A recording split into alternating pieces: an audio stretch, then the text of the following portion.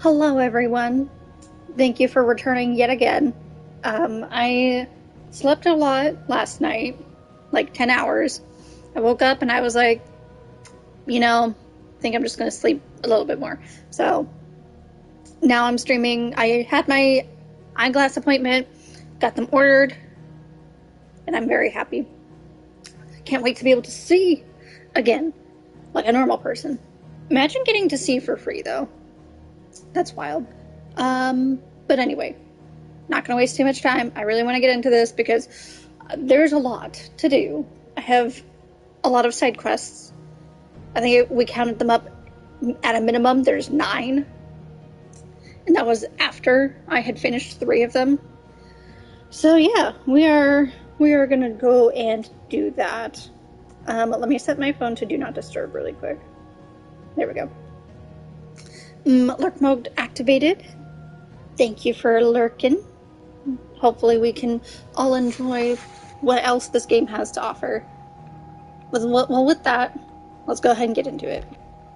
Because the longer I waste just chatting, the more time I waste not doing what I need to be doing. It's so creepy, just ominously in the background like that. Sorry, can't take you where you need to get to, but the Argo and me will be waiting when you get back. What do you think that thing is? It's a damn distraction is what it is. Now back to work. Bardolph is great. And how the hell is Sid gonna deal with that? I'm gonna get creative, okay? We have a plan, it's fine. Everything is fine.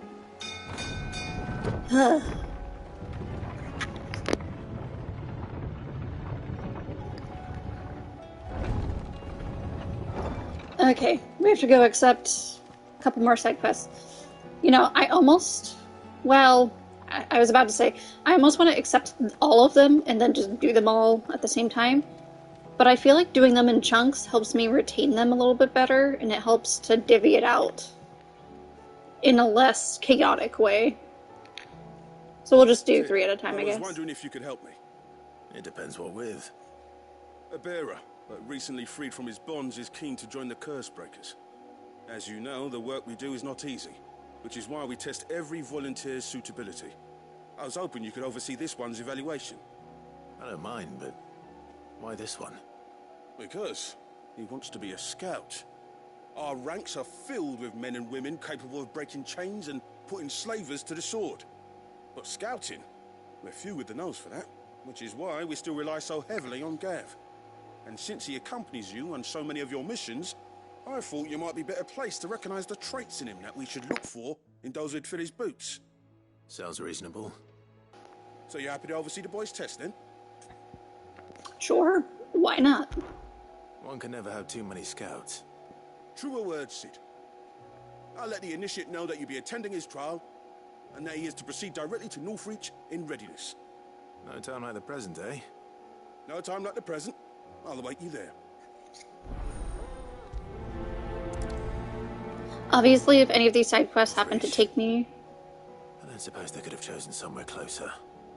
If any of the side quests happen to take me to places where other side quests are happening locally, we will switch over and do those first, and then get back to these ones. Sid, do you have a moment? By all means. It's my old master. Seems there's no escaping her. She found some way to send me a letter. And something else. Records from a Waluda prison. Seems they were keeping a lot of bearers there. Of course they How were. did she come by such a thing? Finding bearers always was her strong point. And it seems the cells of Balmung Dark are full of them. Foreign captives, the masterless. Bearers no one would miss. And even better for her, bearers with no one to look after them. When Ether started lapping at the walls, the jailers fled. Leaving the bearers to be liberated by whoever happened to come along next. Sid, I'd like to believe that I've earned your trust by now.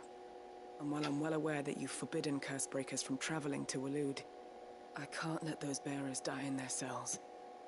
I'd rather risk shipwreck on the Shadow Coast than leave them to starve. Well, you're not going anywhere. Don't worry about it. We will take care of it. We'll be needing the Enterprise if we're going to navigate the Narrow. Oh, we're Does gonna that escort mean- her there. Never I'm mind. making an exception, that we travel together. And we stay no longer than we have to. Ash is an inhospitable place at the best of times. We save as many as we can, and we leave. Thank you, Sid. There was a name in the prison register. A name from my past. Chadwick. Another of my former master's protégés. A gifted soldier, and the closest thing I had to family. The thought of him held captive in that place. He must be very important to you. He was. Is. Then we find him. The entrance to the prison lies in the shadow of Ravenwit Walls, just beyond the portcullis. We should head there as quickly as we can. I only pray there are still bearers alive to save. As do I, Doris.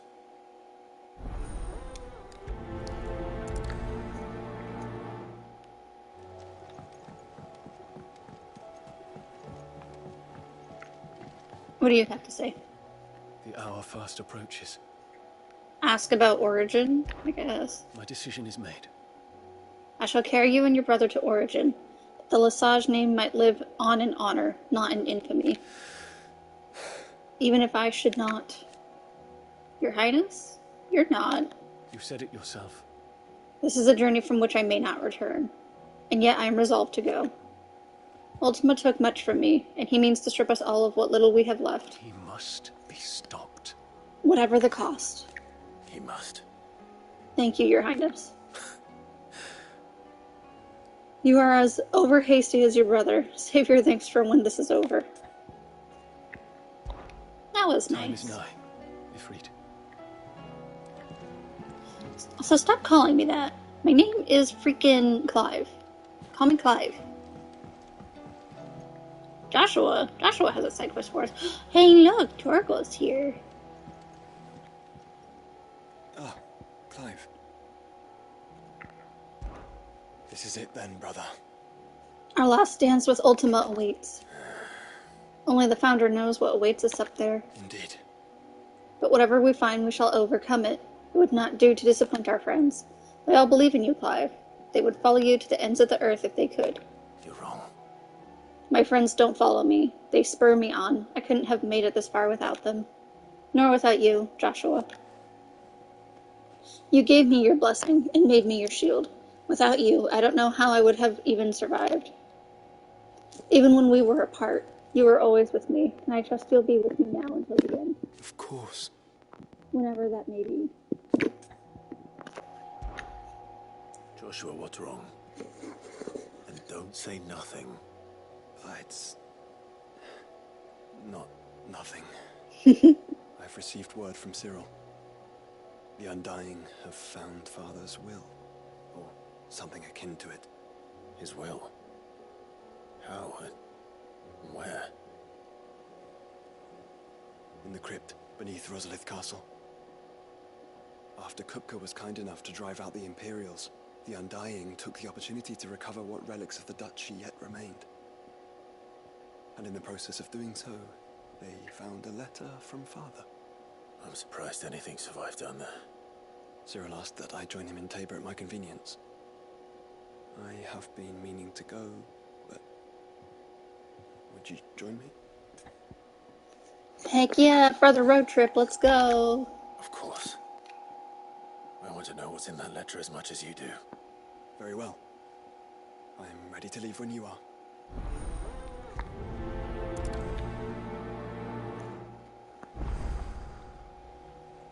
Part 16, let's go. Yes. This is going to be the last part, or I will cry for a different reason. FF16, Part 16, I'm trying to make it match up. Which worked out kind of brilliantly since I got tired last time. So hopefully that doesn't happen again today. But we'll see. If I do end up getting kind of tired, I might just grab a Red Bull and power through. But we'll see. Now we have some side quests to get to. So we're gonna go do those. I pressed the wrong button. Let's see. Let's go down here to Tabor first. Kind of want to know what was in Father's letter.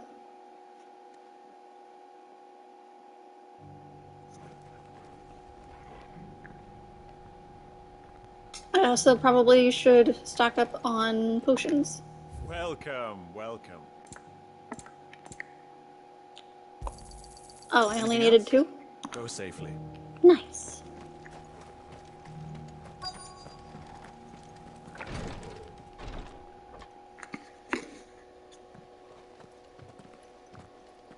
Your Grace, my lord, I trust your journey was not overly onerous. Cyril, you found a letter from Father? Yes, I have it here.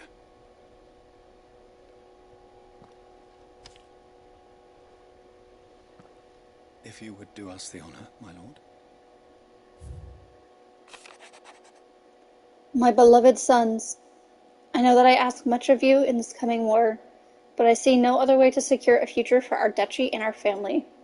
Even should we succeed in subduing the savages and winning back Drake's breath, the threat of the Blight still looms, and only with Rosaria striving as one might, we at last overcome it. I think I read that kind of wrong, where it wanted me to enunciate. And only with all of Rosaria striving as one might we at last overcome it. Yeah, there we go. I have made plans to see us through, but such are the obstacles that stand in our way. It shall likely fall to you to continue my work. I know that you have the strength, the courage, and the will to do so. This shall be an arduous inheritance, and so I offer you another, that you might be reminded of the love and the faith that I hold for you both, your father. An inheritance.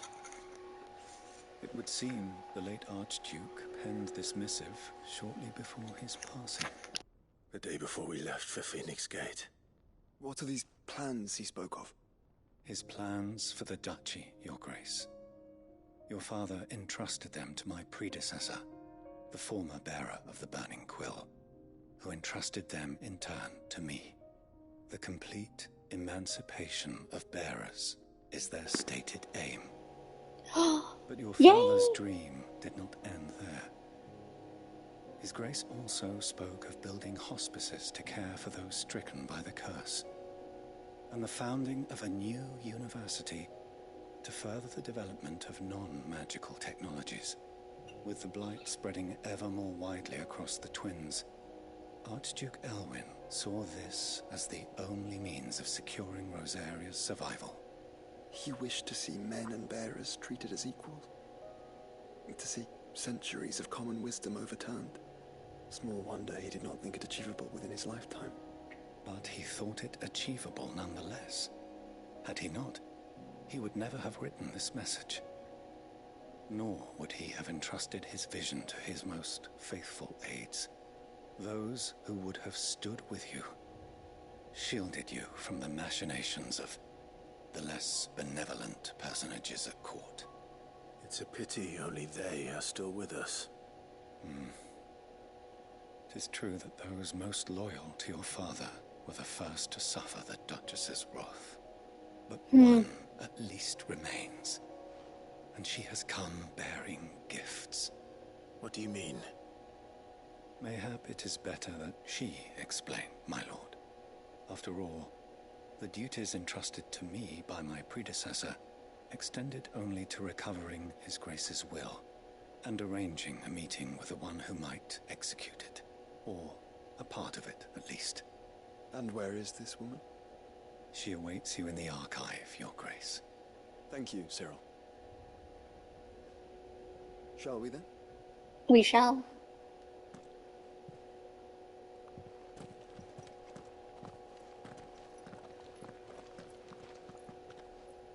Well, clearly Cyril also has a side quest for me, so I guess we'll be coming back very shortly.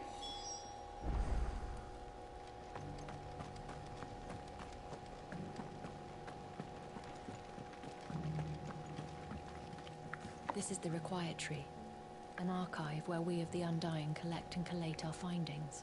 Ooh. Fragments of Ultima's true nature surely lie buried within these pages. We have only to unearth them.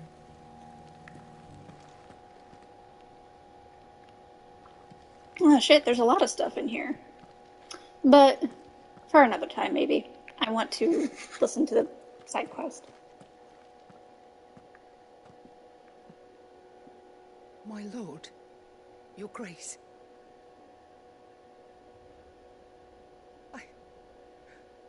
I hardly recognize you. Who are you? I am Goditha, retainer of House Rosfield, loyal servant to the Phoenix and his shields. Your father, the Archduke Elwyn, entrusted me with the delivery of a gift. I only hope you can forgive my tardiness in bringing it to you.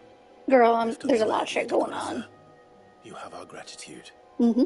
for your service to our house and to our father. I merely did my duty, as any proud Rosarian would. My lady, perhaps you could explain a little more? What exactly is the gift you bring? As I'm sure you know, it has long been the custom for the children of House Rosfield to be presented with certain keepsakes upon their coming of age. Indeed it has. Our father often spoke of the day when our turn would come. And had he lived to see it, he would have presented you with the treasures I bear. Matching armbands for you both. Matching armbands. He did not live. Indeed, he was taken from us even before they could be completed. He had intended to claim the Heartstone with which each armband was to be finished himself, but it was not to be. And his gifts remain incomplete. I see. It saddens me to bring them before you, as they are.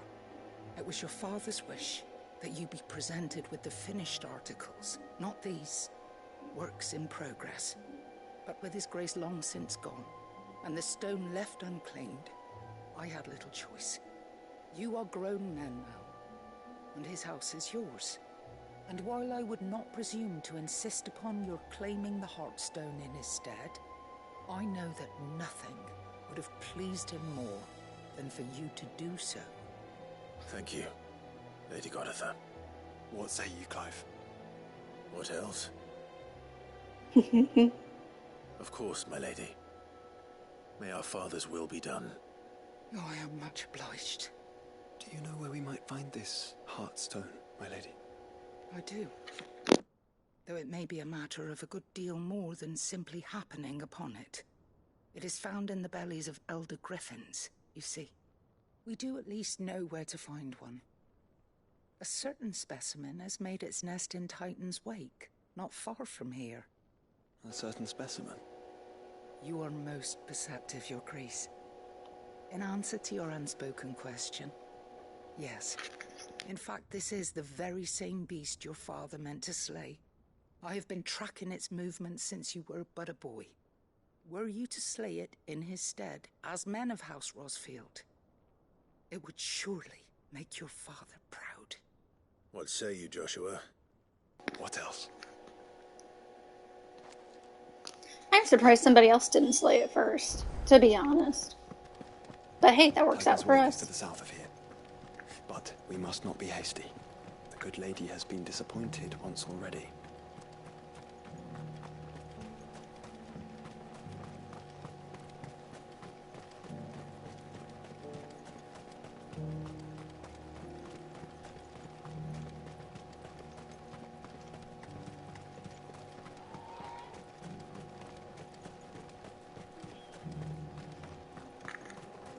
I think this is the right way. Well, I guess technically there's two ways, but the fastest way would be to the left.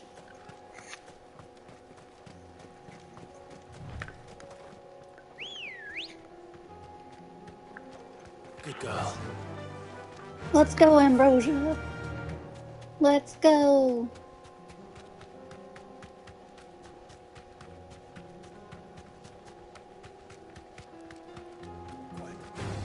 I don't want to fight them. No, thank you. I'm good.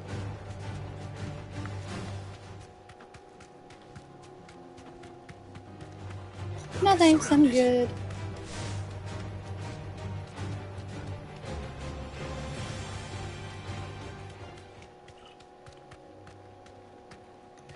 Eyes peeled, Joshua.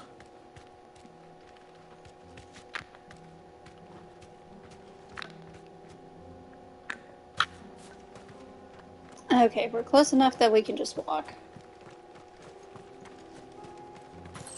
Oh? Hello? There it is. For House Rossfield.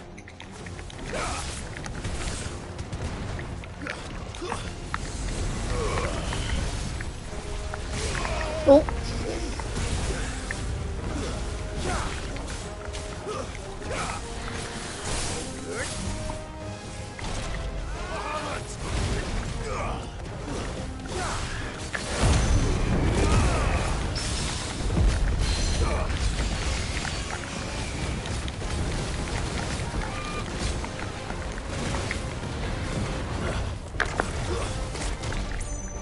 Ow.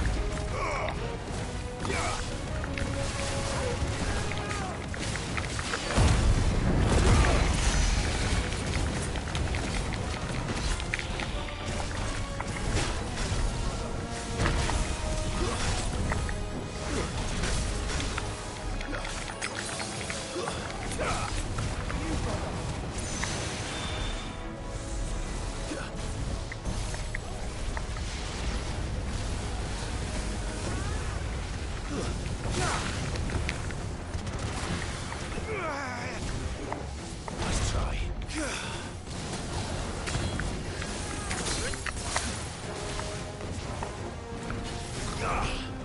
Oh, wait, no.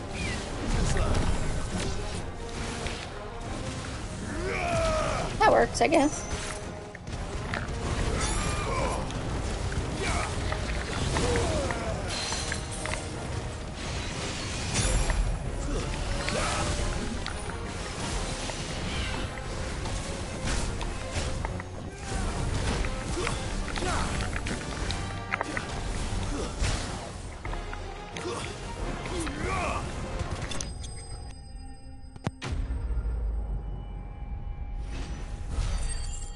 I didn't realize that my thingy wasn't plugged in all the way. Oopsies.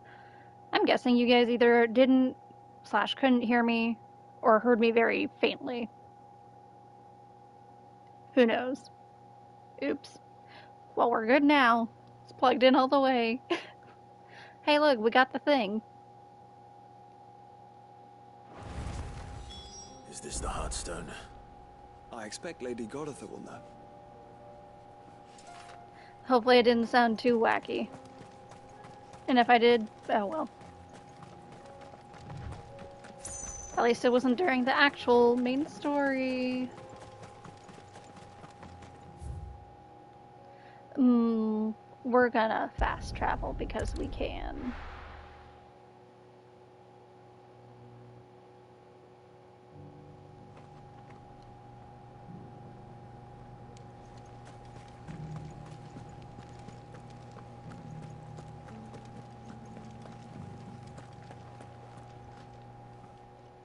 Thank the Founder you were safe. The Griffin is slain then? And the Heartstone claimed.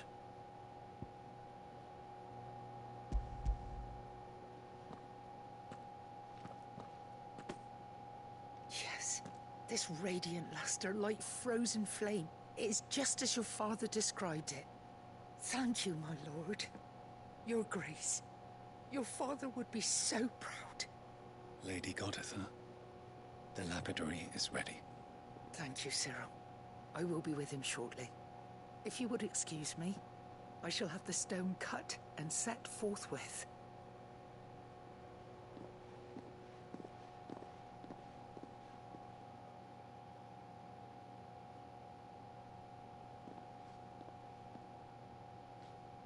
The armbands are complete. Pray, Yay! take them. They are yours, after all. Heartstone is harder and more enduring than garnet, or even ruby. It symbolizes unwavering will and devotion. Well, that's and cool. the graven vines encircling the stone represent the unbreakable bonds between you. It's a message.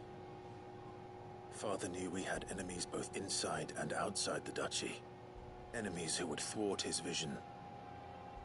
Only with unwavering devotion would it ever be realized. And only if we stood together, as Phoenix and Shield, as brothers in arms, only then might those enemies be overcome. Indeed. His Grace knew the enormity of the task he would entrust to you, his heirs. But this was more than just a message. It was a promise. That he would always be with you. Thank you, Lady Goditha, for That's so remaining the sweet. steadfast custodian of our father's will. Forgive me, my lady, but there is something I don't quite understand. The Undying told me that after Father died, Mother claimed all of the ducal treasures for her own. Even if the armbands were incomplete, she would surely not have overlooked them. So, how were you able to keep them from her? Because I was the keeper of the vault. Though I was but a lowly servant, your father spoke to me of his intentions for the bands, of the deep love he had for both of you, and his hopes for your future.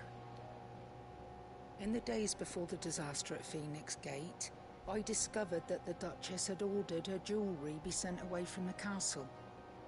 It was then that I knew she meant to betray us. I tried to Dang. warn your father, but it was too late. When word No. of the fire reached Rosalith, I knew my time was short. So I took up the armbands and I fled into the night. Hey. Thank the Founder you did. Yet my duty to your father was incomplete. Not knowing what else to do, I followed the Griffin, thinking I might claim the Heartstone on its passing. And so my pursuit continued, until Lord Cyril appeared before me. He informed me that His Grace's will had been recovered, and that his sons were alive and well. Lady Goditha, on behalf of my father and all the people of Rosaria, I thank you for your loyal service. As do I. Thank you, my lord. Your Grace, for coming back to us, for giving my service meaning.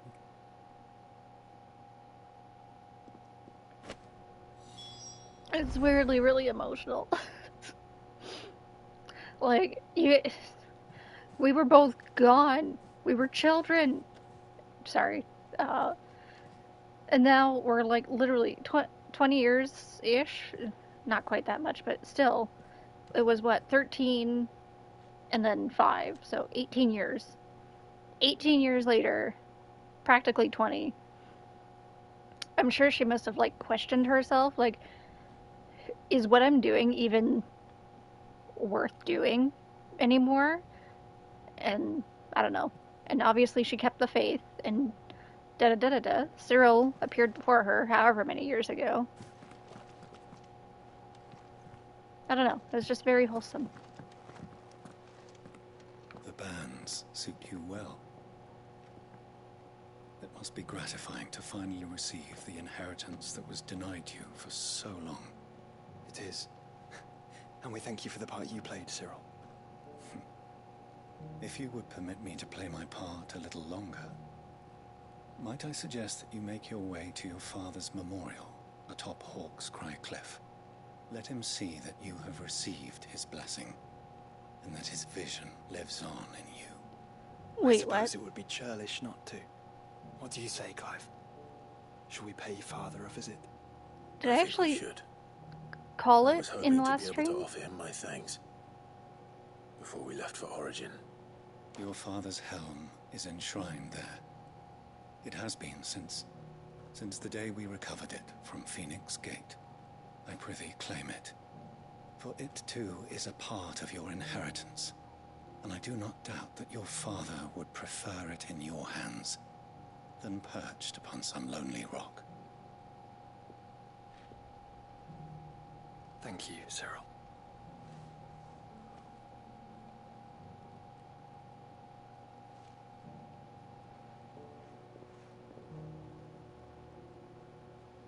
Come on, Clive. He's waiting.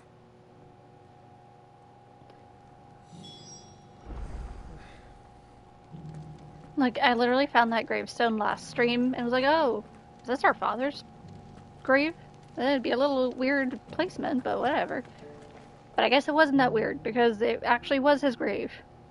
If it's the same place that I'm thinking it is. Oh, but before we leave for that, we're actually going to do this other side quest. Whoopsies. Oh. What do you mean I can't go in through the window? Lame. Fine, I'll use a door like a regular person.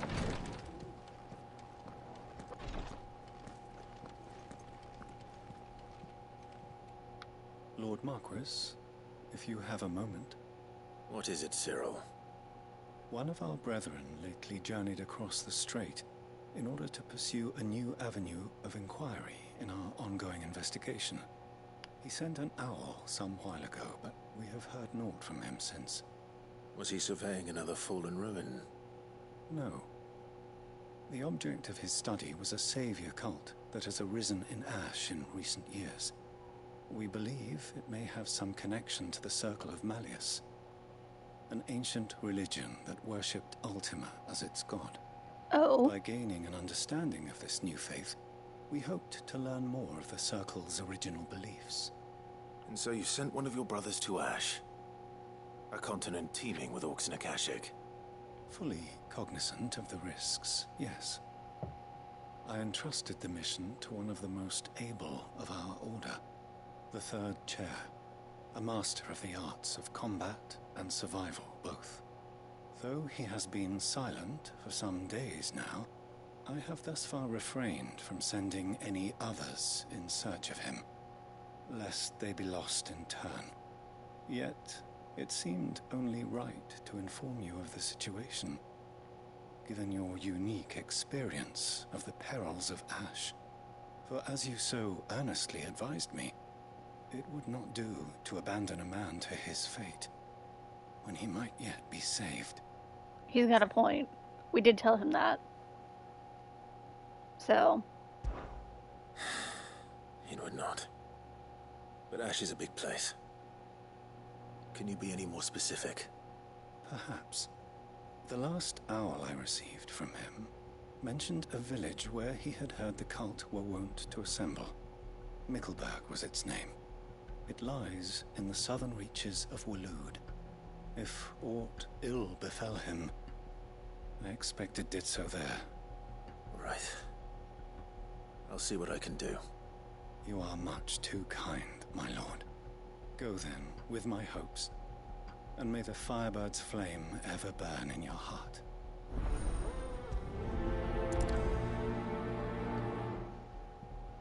Well, heck.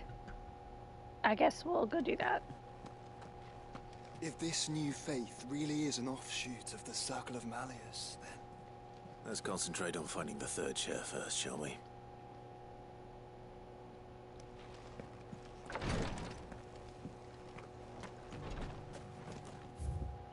I just thought about something. If I have other people with me when I do these side quests, is there different dialogue? Because I didn't expect our brother here to say anything after that. But then he did.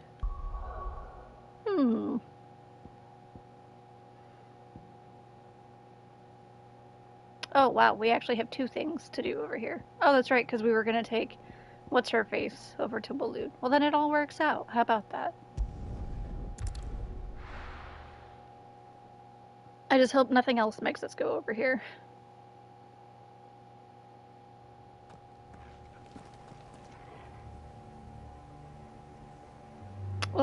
Well, isn't that funny? That one is closer this way That one is like way the heck over there.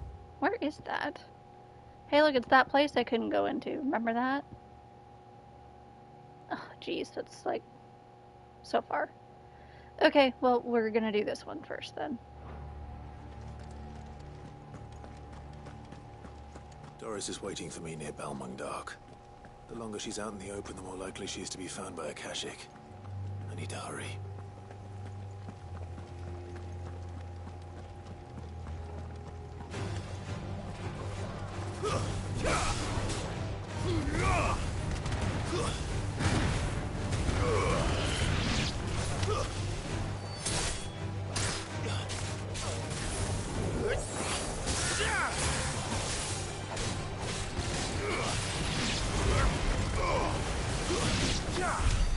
Oh, well, that was easy.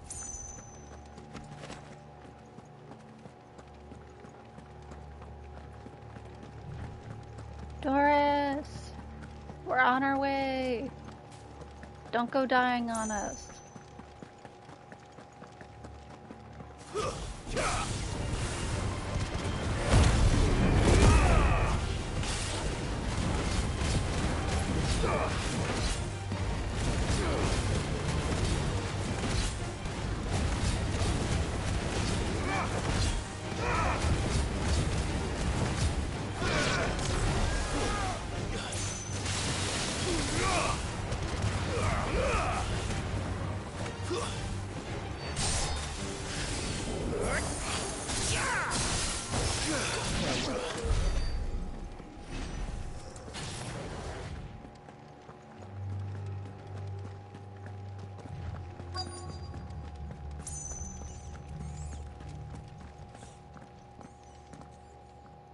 Why does this feel like a trap?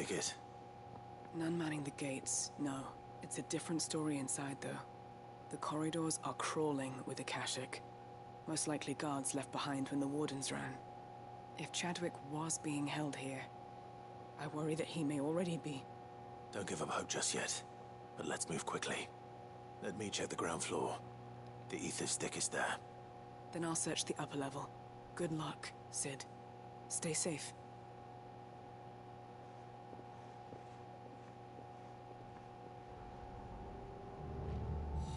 Just how bad are the floods inside the walls? Bad enough to turn a bearer? I hope not. We're risking a lot just being here. Better keep my eyes open for signs of life.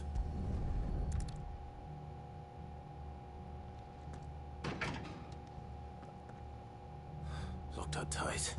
What? But I used the key. Okay, well, I guess we are forced to go this way.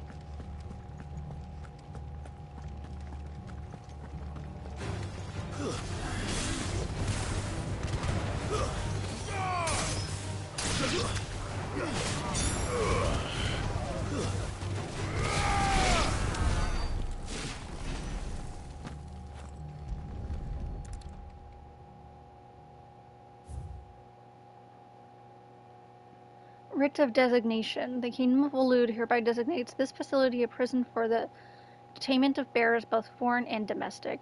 The purpose of this facility is to rear and train a Kuza beast for deployment in the field. The aforementioned purpose is a matter of strictest secrecy. Any mention thereof is to be punishable by death. Damn.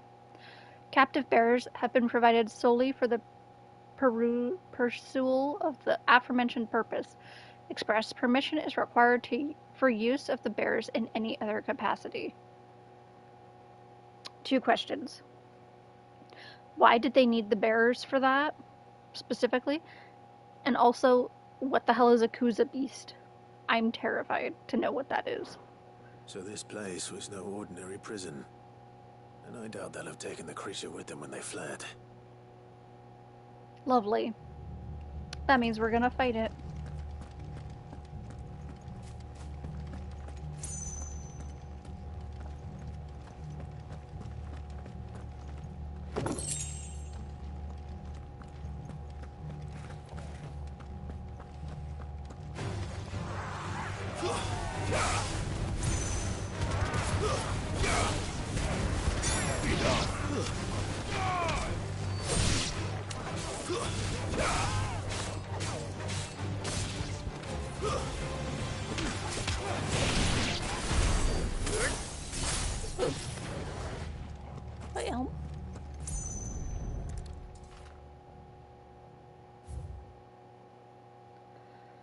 Recommendation concerning Kuza beast deployment. The Kuza has long been recognized and as an especially aggressive species. This being the case, it was hoped that successful deployment on the battlefield might be a means of inflicting heavy casualties to the enemy. In exercises conducted thus far, however, the beast has proven incapable of distinguishing between allied and enemy combatants. As such, deployment alongside regular troops is not recommended. It is proposed instead that bearer captives be employed in order to draw enemy focus, and the beast then driven into the fray in order to achieve maximum benefit with minimal loss to Waloeder lives. We'll just use you as live bait. Hope you're okay with that. Minimal loss of Waloeder lives. And what happens when they run out of bearers? Yeah. Even the Imperials take better care of their branded than that.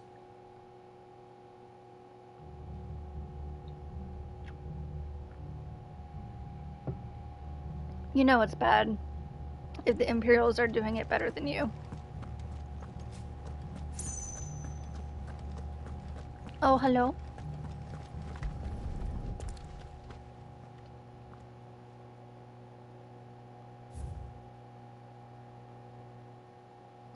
Memorandum on Kuza beast feeding. Recent supply shortages left us with insufficient resources to feed the Kuza entrusted to our care. Fortunately, the creature was observed to kill and consume the bearers assigned to fight beside it in a mock battle conducted as part of its training. The beast was further observed to enter a state of visible contentment upon feeding in this way, suggesting that live bearers may even be its preferred source of sustenance. I hate it here already. While this behavior is unexpected, it is not unwelcome. Yes, it is. It is so very much unwelcome. Bears no longer of use for training purposes can now be repurposed as required. F all of this to high hell. They were feeding bearers to it. This is even worse than I'd feared. It's not looking Nothing so better good. caching down here. Hopefully things are looking better upstairs. I should go and see how Doris is getting on. Can we leave? This is really depressing and sad and generally just very awful overall.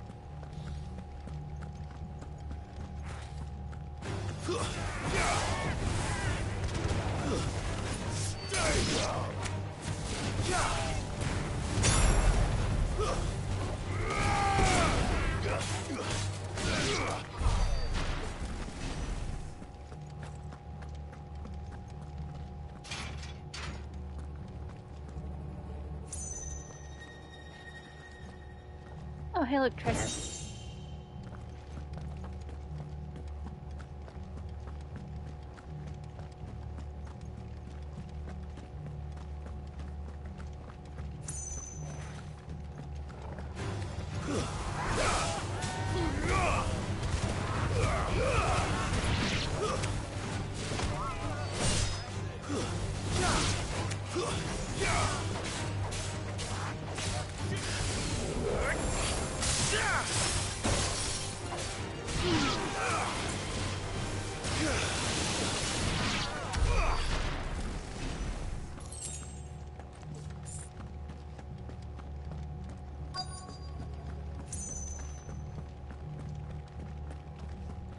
No? Okay.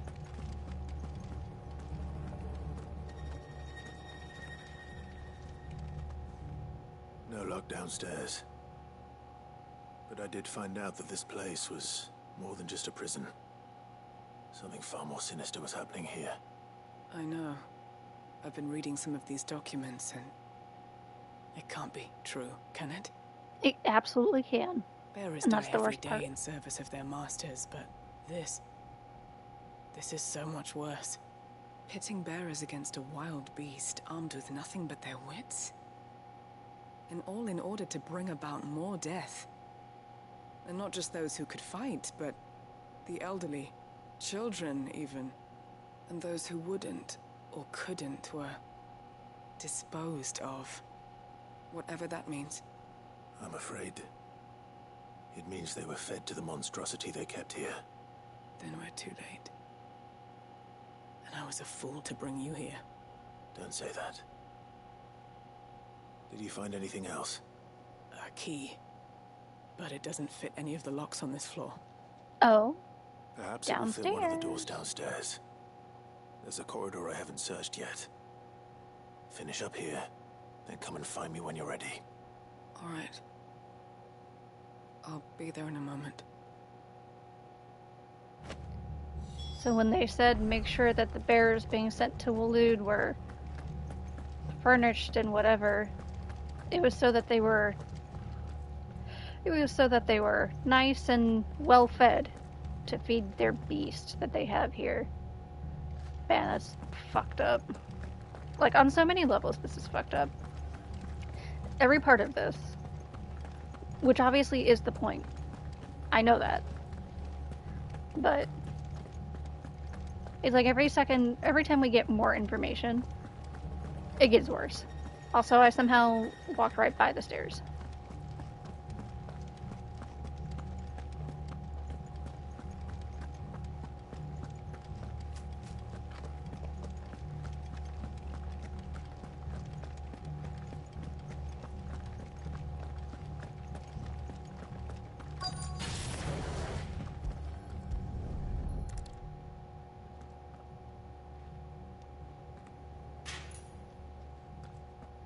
Let's see what we can find down here.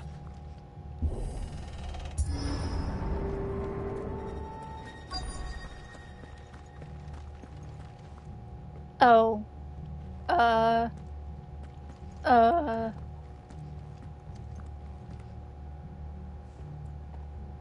I don't think that was supposed to be like that. Well, I don't want to go to the center. That's where the fight's gonna be.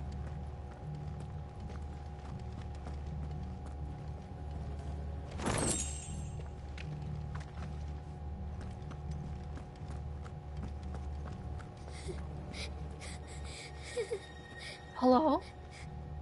A survivor. She sounds close. Well, let's go past that really quick.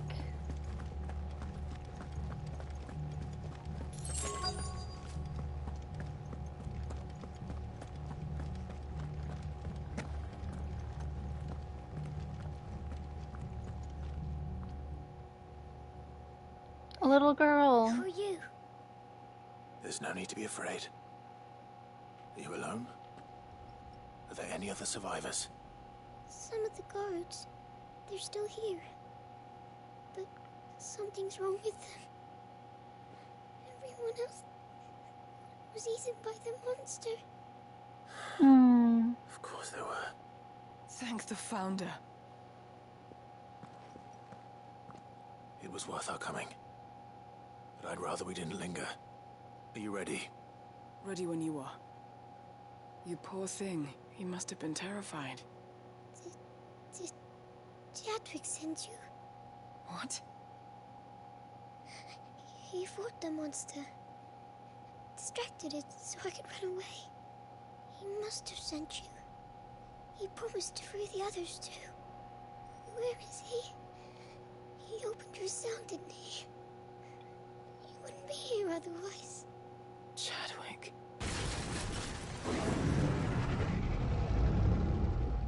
Was that? The monster. Monster's back! Chadwick, help! We have to get out of here. Doris, keep the girl safe. All I right. will fight the You monster. put that bearer-eating bastard in the ground. My pleasure. It's out there waiting for me. I can't let it live.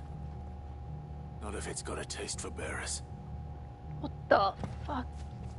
It's like a behemoth, but blue and with wings and like significantly more terrifying. I knew the middle would be the arena for the fight. I knew it. Well, kind of want to save really quick, just in case. Just in case. Granted, I beat the last behemoth.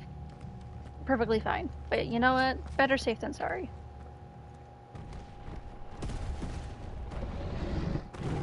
And you are terrifying. Oh, it's a notorious beast, too. How about that? I feel a little bit smarter for knowing that there would be a notorious mark here. I can't let that happen. I dodged that. That's so rude.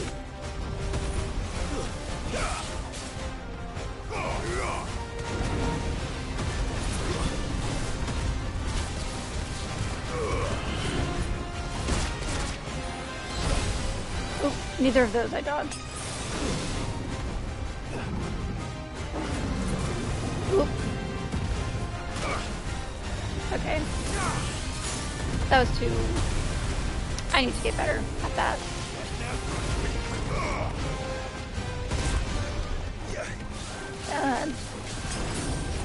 Nope, that's not what I meant to do, but that's fine. It's fine. Too slow.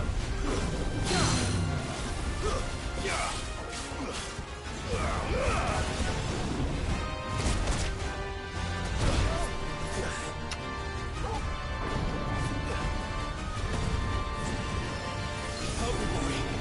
To me, boy. Help me, boy. Okay, more practice. Let's go. Never mind. There we go.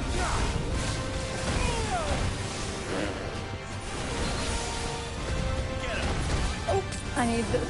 There we go.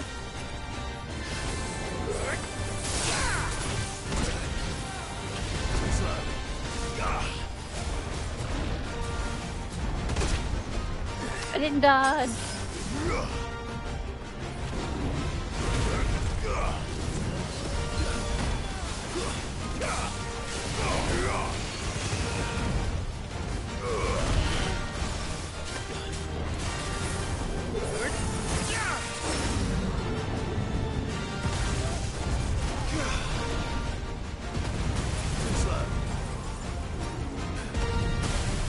Oops.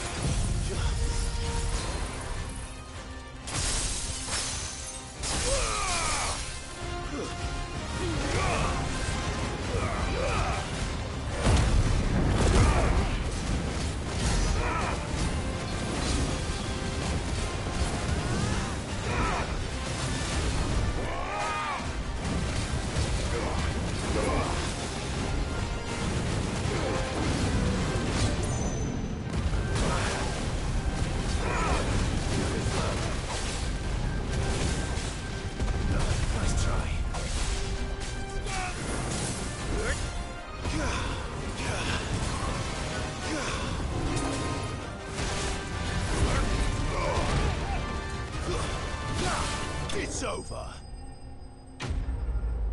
We got him.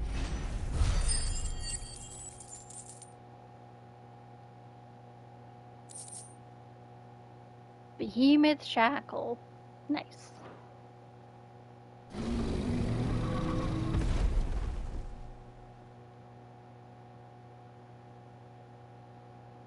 Can't hurt no one no more. Finally. Cid, are you hurt? I'm fine. I think.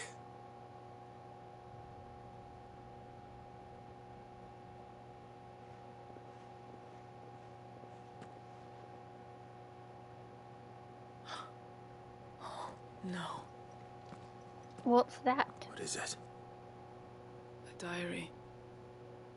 I gave it to Chadwick before we went our separate ways. He was here. Do you think that creature? Probably. I'm sure he fought bravely to the last. The girl is safe thanks to him. Chadwick. You fool. Come on. We have to get her back to the hideaway. We don't want his sacrifice to have been in vain. No, of course not. I'll see that she's looked after from now on. It's the least I can do.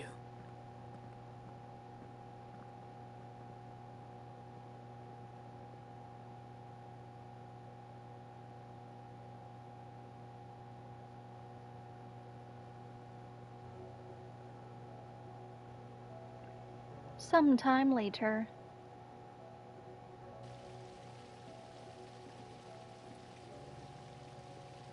From what I hear, you've barely left the girl's side in days. I hope she's recovering from her ordeal. She is. Slowly but surely. She's far tougher than she looks. I thank the flames we found her. If we hadn't... I know. But we did. I'm sorry we weren't able to save Chadwick. There's no need to apologize. Without your help, I would never have found out what happened to him. How he fought to the bitter end to save her. To save Hyde Marie. That's the man I remember. The man I thought of as a brother. I wish I could have met him. I'd like to hear more about your past. If you don't mind, that is. Of course. You already met my former master. She trained Chadwick and I to do two things. Kill and obey. We were supposed to be sold to the highest bidder when the time came. But no bid was ever high enough to convince her to part with us. For years we were her daggers in the shadows. But we could never quite shake our doubts about the things she made us do. And then, one day, we just couldn't do them anymore. So we escaped. But staying together was out of the question. They would have found us too easily. After so many years of training, the pull to serve was always strong. It scared me to think he might have taken another master, become a dagger in someone else's hand. But even in captivity, the battles he fought were his own. And he died not as someone's tool, but as a hero. Hyde Marie is proof of that. Bearers can cast off their shackles. And the Cursebreakers will show them how. I'll fight until my dying breath to see it done. For Chadwick, and for all of us. Thank you, Doris. We'll be counting on you. That was a good story.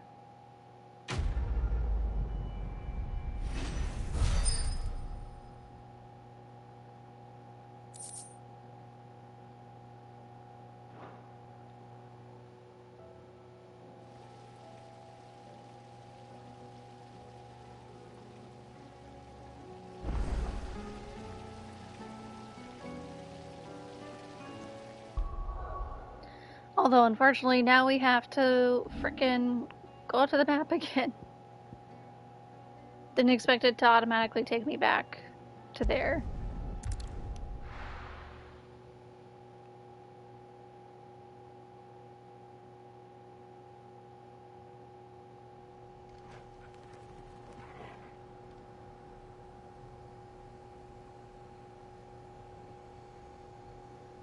Sorry, responding to something that someone messaged me about, or a message I should say.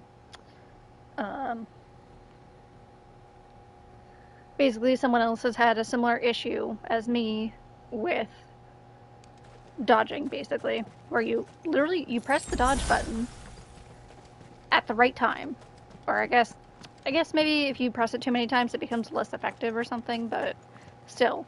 You press the dodge button, you're like, I should have dodged that. And then you didn't dodge that, and you take damage. And I was like, I don't think that that's right, but okay. Also, I'm going the wrong way. This way.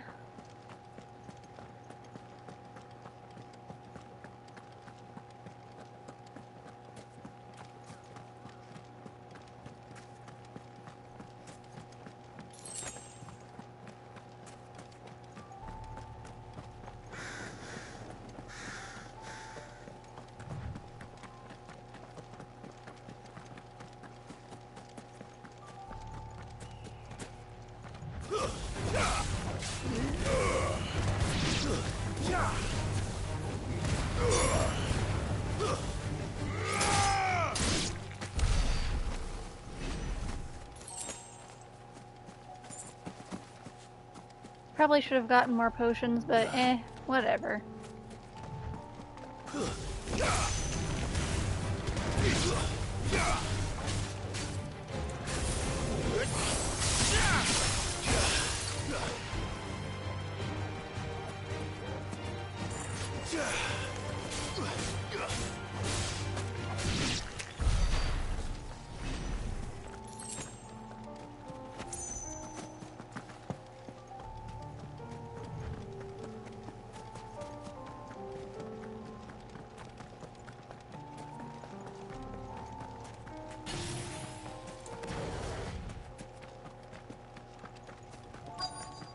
This be Mikkelberg. Oh, hey, another door that I couldn't go through before, that now I can. Does that mean that one of these side quests is going to let me go through the door back in Rosaria that I couldn't go through? Maybe? Whoa.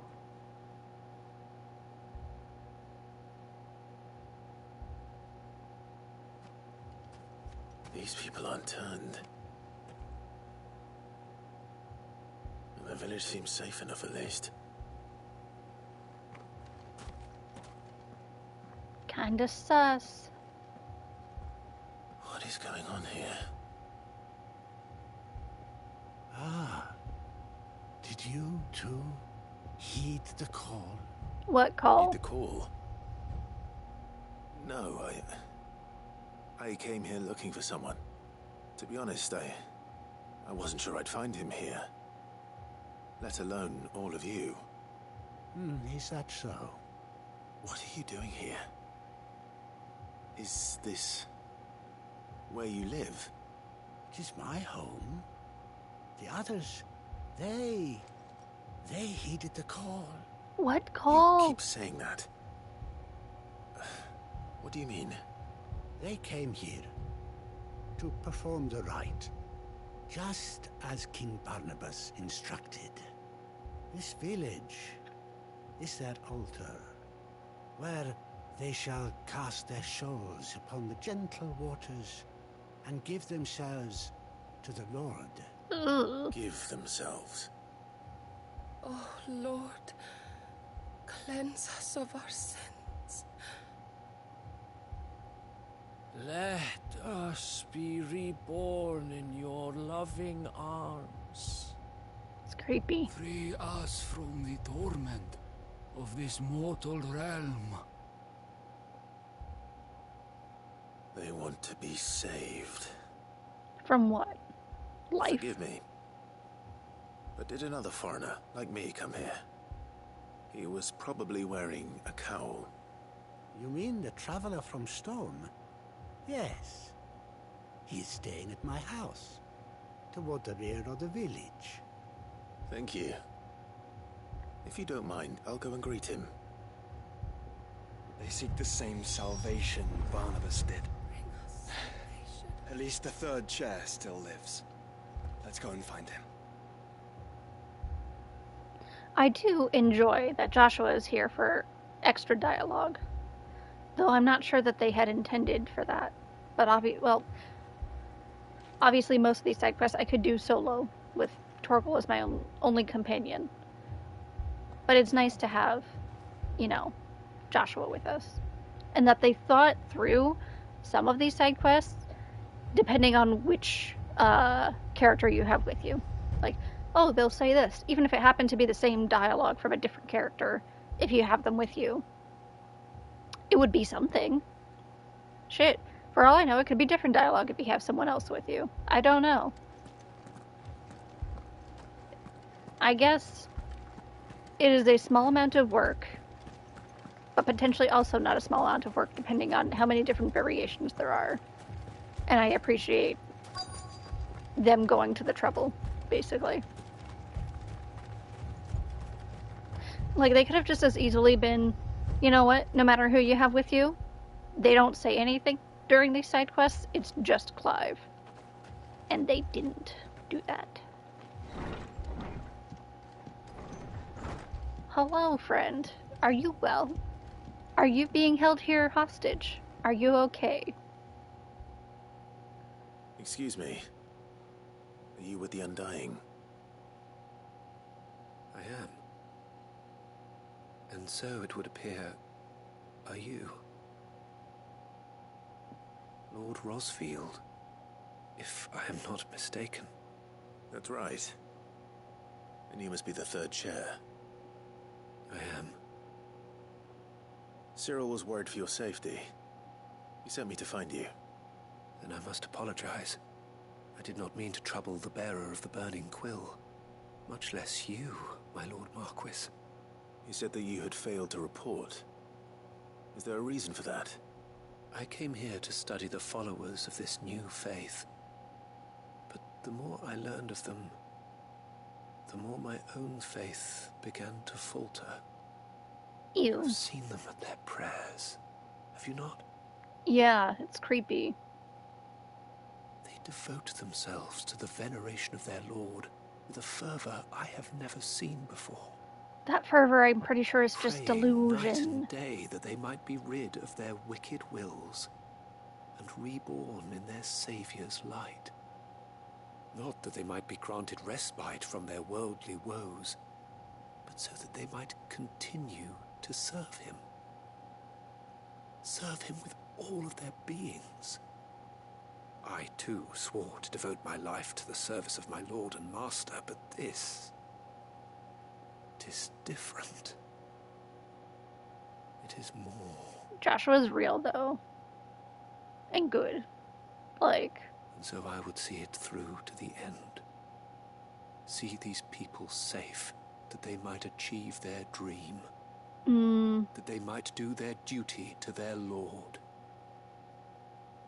Even if it should keep me from doing my duty to mine. You do understand what their dream is, don't you? I do, my lord. They would cast aside their wills and become Akashic. I know that it may be hard to believe, but to these people, that is the very essence of salvation. Okay, then go walk in an Aether flood and be done with it. But I must remain here. If you are to return to Master Cyril, I would consider it a great... Did you hear that, my lord? Something is happening. Oh, so that may... Find out what. Stay here. That may sound really harsh. I don't mean it to sound that harsh, but I'm just like... I guess I just don't get it. In this particular sense, where... Oh, well, here comes the Aether Flood, I guess. They're getting their wish. An Aether Flood. Oh no. There must be something I can do. There's literally nothing we can do. Echoes as well. Found her. Well, shit. Ready, brother? Ready.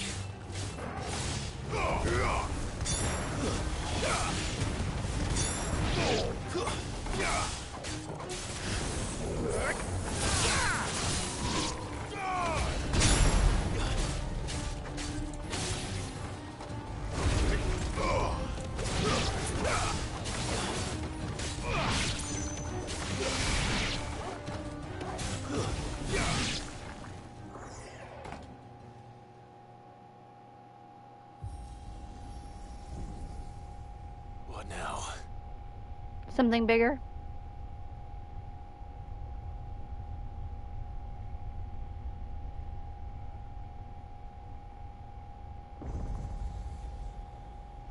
Oh. What the heck? What incarnation is that? We meet again. What do you mean again? Who are you? Titus. Your kind before. Oh. This is basically a very extra spicy version of something we've already got. I mean, I knew it was the same model, but I'm like, I don't know this guy.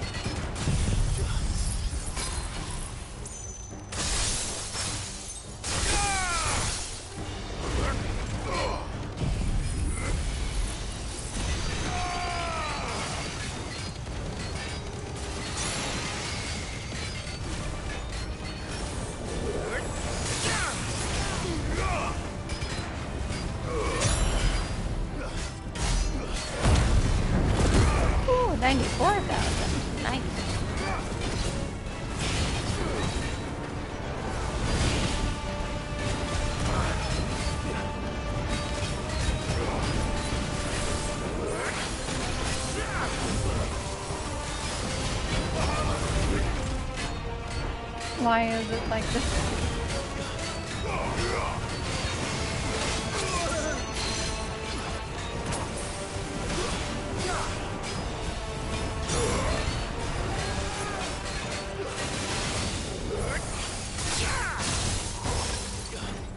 Too slow.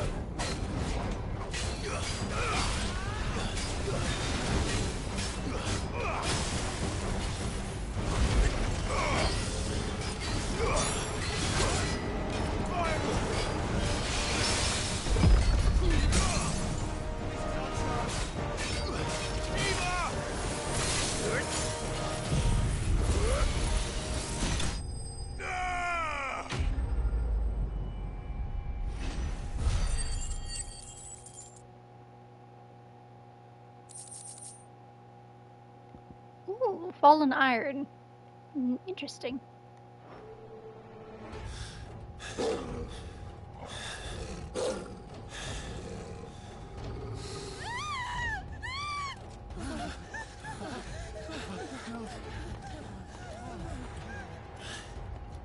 Damn it. Well, no! God damn it. Bro, why'd you have to go and do that?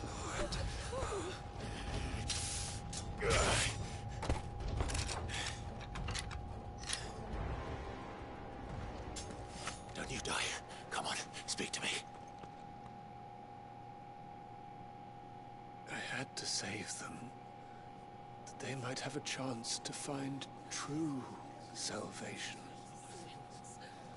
By devoting themselves to the service of their lord. Oh, they're turning Akashic. Just as Lovely. I did.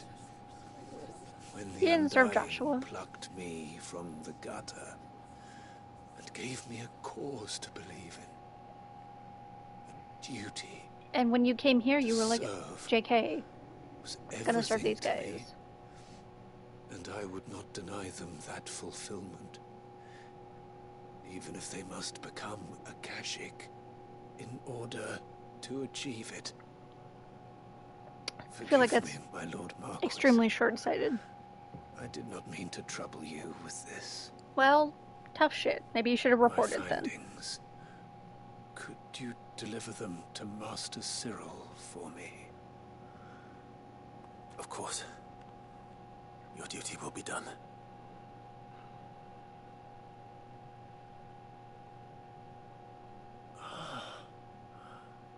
Look, my lord. They are saved. Are they? Because now I have to freaking fight them. Because they're not just gonna let me leave.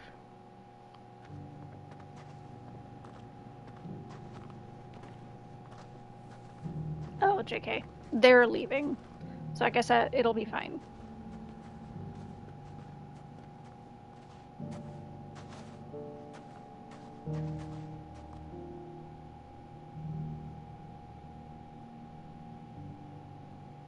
Do I have to fight them the moment we leave this place, though?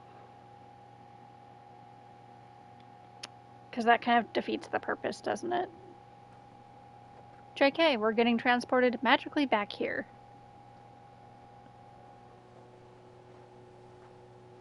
They are saved. Founder. I should get this report to Cyril. Cyril, you're not gonna like what I have for you.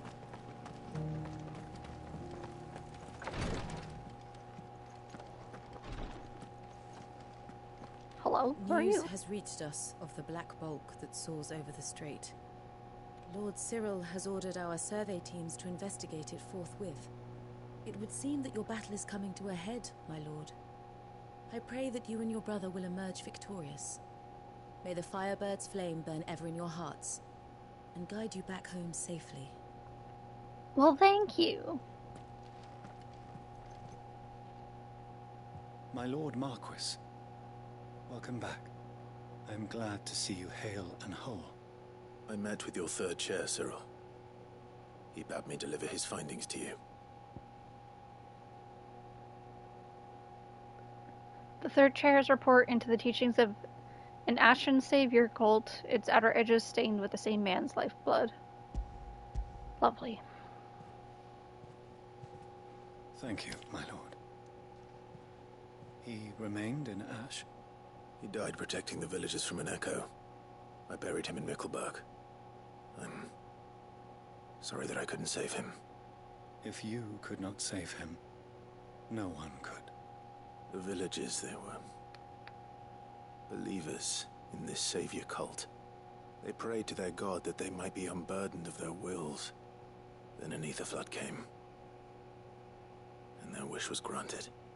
Your brother sacrificed himself that they might live, even knowing that that life was death by another name. Then he perished defending liberty. A hero's end. For the right to choose how one dies is no less sacred than the right to choose how one lives. Sid would agree. He wanted to build a world where people could die on their own terms. A noble ambition. To die for one's cause is the most perfect expression of one's faith. It matters not how misguided others might judge one's decision to be. True. Only that the decision is one's own. Also true. We live according to the teachings of our order. We believe in them. We protect them. And yes, we die for them. For better or worse, that is our creed.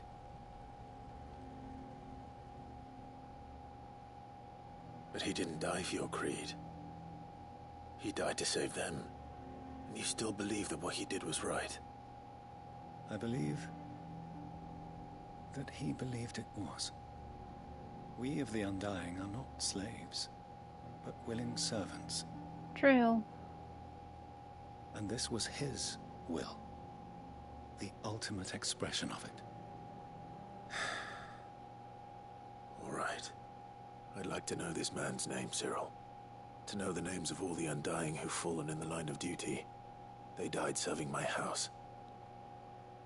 It's only right that I remember them. That is my duty. Of course. I shall fetch the Book of Martyrs at once. They have an entire book for My it? lord, it has been, and shall ever be, the greatest honor of my life to serve House Rosfield. Though our duties may differ, yours is no less important. I pray with all my heart for your success. And were they here, I have no doubt but that every one of my fallen brothers and sisters would feel the same. I think I like Cyril a lot more after this quest. Not gonna lie. Like, I wasn't his biggest fan. Like, hey, look, Orichalcum. That's one part of the thing that I needed. Sorry. It's not that I didn't like him, but I was like, he was an in-between sort of vibe zone, like, eh. But I definitely like him more now.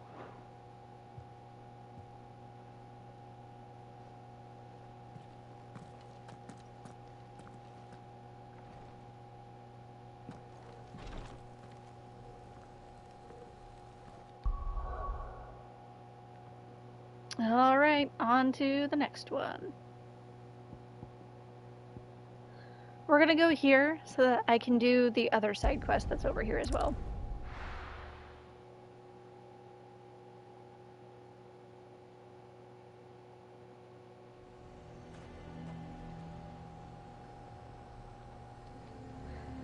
I also really hope it's not like 3 hours of side quests, though. Nazaire might at least have mentioned where in Northreach he'd be testing this recruit. The garrison is threatening to pull their sentries from the market. Oh yeah, we have a loose end. We have a loose end to tie up here in Northreach with the captain just now. Duke or whatever. Oh wait. Yeah, and what about the captain? I know he quit last time we were here. What are you four talking about? What say you then? Will you stand with me against my father? Of course we will! This is our town! As it should be. It's not only control of the garrison he wants, it's the whole of Northreach. Oh, the other guy has nothing to say? Okay, well, guess we'll move along. I'm guessing this is going to tie it up. Put the loose end into a pretty bow. Do you have a moment, Clive? What is it? It's the Duke, unsurprisingly. His Eminence has assumed full control of the garrison and put every able-bodied man to work on the fortifications. The town was left all but unguarded, so Philippe was compelled to form a citizens' watch to fill the void. And though my dear boys have been characteristically willing to assist him in this, they want for bodies. So I was wondering if you would lend them your strength, that the people of Northreach might sleep easier, if only for a few nights. Sounds like something easy enough. Of course. Whatever you need. Thank you, Clive. What would I do without you? Philippe told me he had men stationed at... Where can I find the mistress of this establishment? Here, my lady. Hey, look, it's Sabine. To whom do I have the pleasure of speaking? My name is Sabine, and it is my displeasure to be the daughter of the Duke of Oriflamme, who I understand is causing you and your town no small amount of trouble. I wish to speak to you about what might be done. Very well. Let us speak. I trust you'll forgive me, Clive. Absolutely. Our conversation can wait. Please, proceed. As you know, my father is a most overbearing and supercilious man, and I join you in objecting to his every action. Indeed, I owe you my thanks for continuing to argue against his reckless plans. Yet I fear he is not one to be swayed by reason. No. He must be made to face the consequences of his actions. And who would make him do this? I would. Myself and several other like-minded individuals. Were you to join us, we would surely have the strength to drive him from Northreach for good. Does that not seem a trifle... drastic? Drastic action is precisely what is called for. Unless you are content to see your people downtrodden and dispossessed. My father would have it that citizens exist only to serve the Empire. That they should be forced to make every sacrifice to ensure her revival. But he is wrong. It is not the people who must serve the Empire, but the Empire who must serve her people. He's always been like this. Scornful of the opinions of anyone he judged beneath him. But he cannot be allowed to ride roughshod over the common folk any longer. We must fight him. By all possible means. Fight him? No. My purpose is to quell the tension in Northreach, not to stoke it. Respectfully, my lady. Our only chance of saving this town depends upon every one of us uniting against our common enemy. Your father and his followers included. While I understand your frustrations, I cling to the hope that he may yet be won round. False hope, I assure you. But I see that your mind is made up. I shall bother you no longer. If you will extend me the same courtesy, I bid you good day. She certainly has spirit. Indeed. But unfortunately for us, that spirit is only likely to harden the Duke's resolve, which may be enough to seal the fate of this town. Not that she cares. This is all about her and her father. Families. I'm sorry, where were we? Ah, yes. I was about to tell you of Philippe's plans for the town watch. But perhaps it's better that you heard them from him. I believe he's in the market, if you'd be so kind as to seek him out. Right away. It's just a pity I cannot join you. I'd like to see the two of you in action together.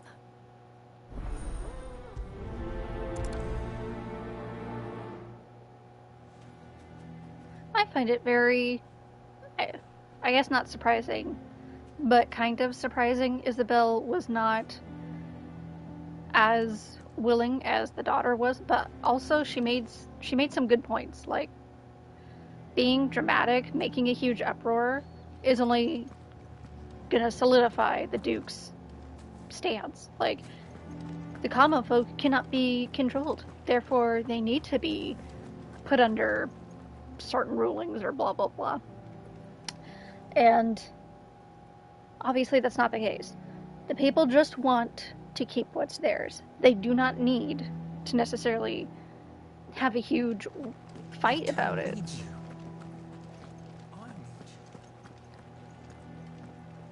And for a man who's prideful, like the Duke or whatever his face is, it would not do for him to give in to the pressure of the common folk, as they say. Misguided as that approach may be. But the other thing is that if you're proven to be a pushover, people are going to push you over. And then once you finally stand up for yourself, people will be like, oh, now you're standing up for yourself? Or they're going to try and gaslight you into being like, you didn't stand up for yourself this time, or that other time. Why are you doing it now? Or not quite like that, but you get what I mean. I see the logic. What does the dame have to say about all this, I wonder? Surely she can't allow it.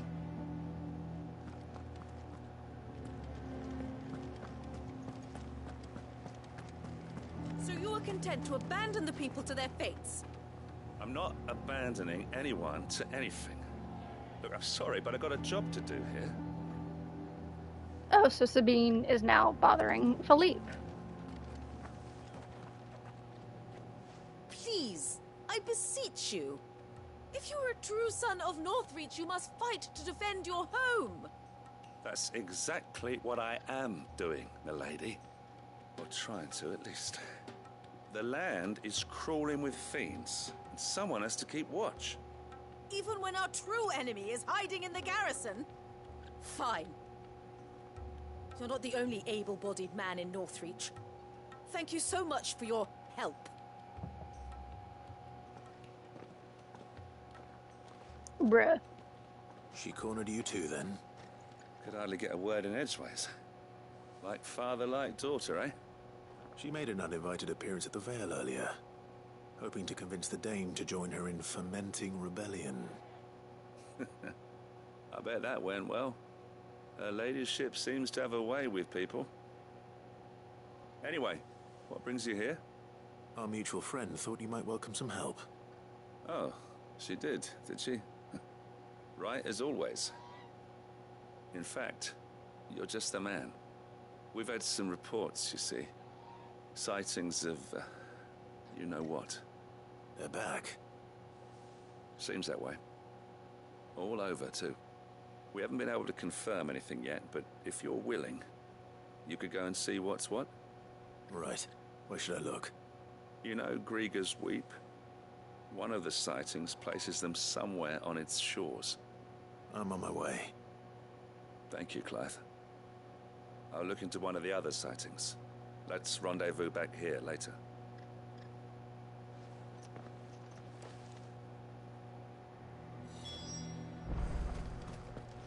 And off we go.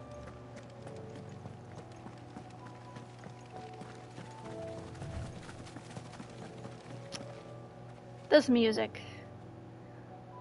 This particular region reminds me of the nighttime music in... I'm trying to think of the zone for 14. I feel like it's the floating island section. I forget the name for whatever reason. From Heaven's Word.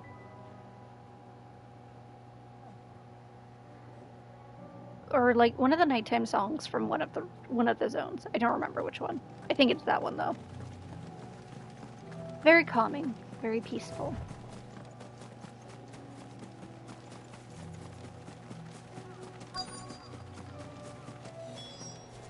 Damn it. The reports were true. I need to stop them before they get to the town. Oh,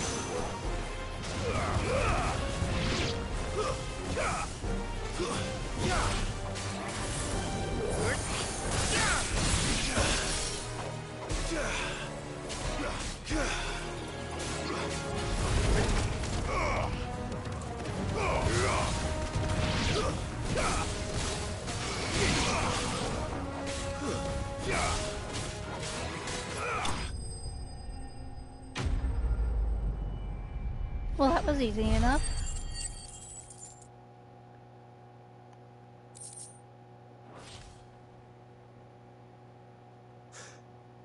Call that a test, Ultima? Clive, it's me. Philippe. Are you alright? I am. But it seems the reports were true. The thralls have returned. I dispatched the few that I found, though. Well, there's something, I suppose. But what were they doing south of town? They all came from the north last time. We might be able to fend off an attack from one side or the other, but from both? Do you have eyes in the north? Some. I should probably go and have a look, though, just to be sure. You head back to Northreach. I want you there just in case war breaks out while I'm away. What do you mean? Her ladyship's been busy working her magic on the townspeople. Stirring up ill feeling towards her father. She'll have her marching on the barracks if we're not careful. What? This is exactly what the Dane was afraid of. I'll do what I can to calm things down. Be careful out there, all right? Don't worry, I'm not like you. One sniff of those things and I'm running back to town screaming blue murder. That's a little funny.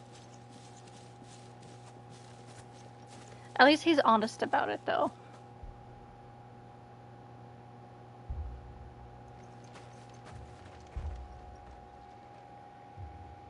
Do you not see, Father? The people of Northreach have given enough, and only a fool would ask for more. Listen to me, Sabine. Where would our people be without their country, hmm? The Empire is their sword and their shield. It is she that ensures they can live without fear. And now she teeters on the brink. Without their sword, how will the people fight? Without their shield, how will they protect their kin? Can the unarmed stand against the advancing hordes? No. But there is yet hope. A new shield, a new sword. A new empire. We can rebuild Sanbreque, just as Great Griga wills it. Perhaps we could, Father. But we don't want to. Not if it is built on the broken backs of the people. Please, let us not quarrel in the street. You must see that no good will come of this. Our fight is not with each other, but with the threat that draws ever closer to our gates. A threat that your sword has yet to rid us of, Your Eminence. You will hold your tongue, whore. Excuse me? You may have filled my daughter's head with your heresy, but I will not be corrupted. Bruh, other way around. Your daughter's opinions are her own, as you would know if you had ever deigned to listen to her. At least I hope they are your opinions, and not posturing born of a family feud. Northreach deserves better than that. Northreach deserves better than you, Carla. Oh. Yes, I know who you are. The slut of Twinside who bedded a Branded.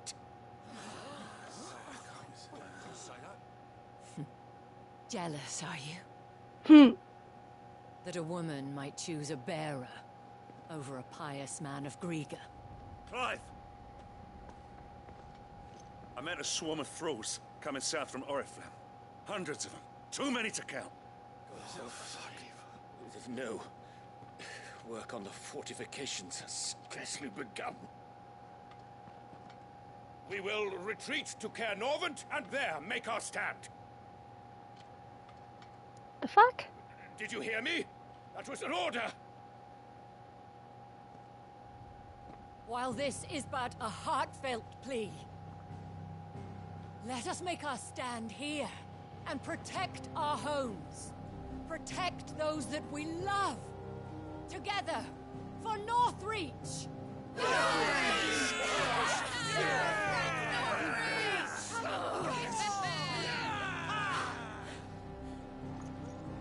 with the dame? What are we waiting for? Pikemen to the gates. Archers to the roofs. Quickly, come on! And they still listen to their captain even after he put in his resignation. But she is but a common whore, yes. And we'd follow her to the gates of hell. Ayo. Philippe is great. I love him.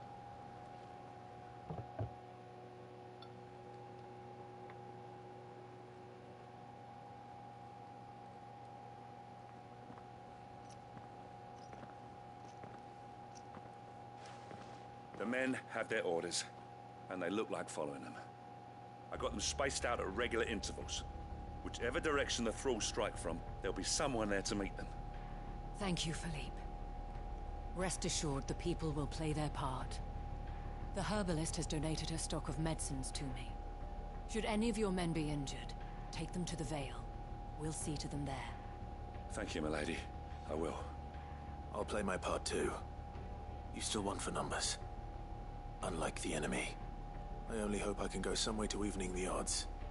Philippe, can I leave the south in your hands? I doubt the thralls by the lake were the last of their number. Of course. I'll lead a party down that way so we don't get taken by surprise. What about you? I'll make my way up the road to Oriflamme. I fought a few of these things. While I can't promise to hold them all back, I should be able to thin the herd. All right, but take care. Thank you, both of you. You can thank us when it's over. Till then, madame.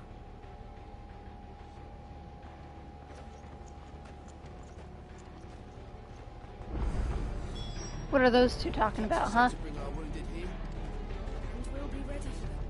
We've got ointments and linens aplenty. I have served the Duke for many years, and I hope to do so for many more. But I cannot turn my back on these people. Our people. That's the right mindset. Good for you. What about you two, huh? Merciful Creek. Wherefore would you forsake me? Father. Father. Oh my god. Clearly this was just a family grudge for her. I want steel in the hands of every man or woman willing to fight.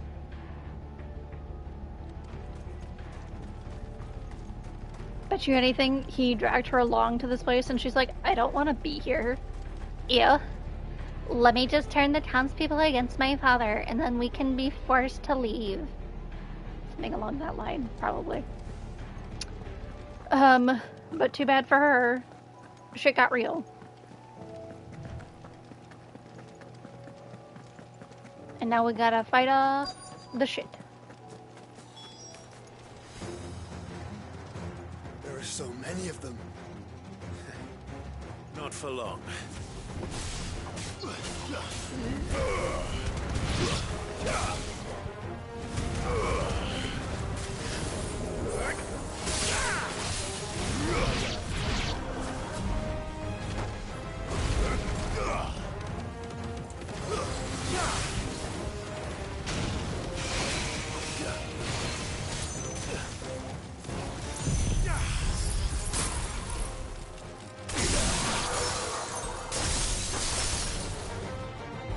Is it over? No. No. It's only just begun. Ah, shit. Too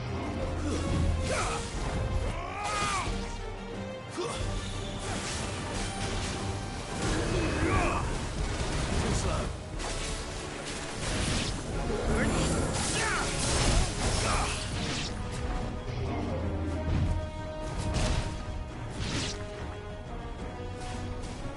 I actually do want Mega Flare this time around.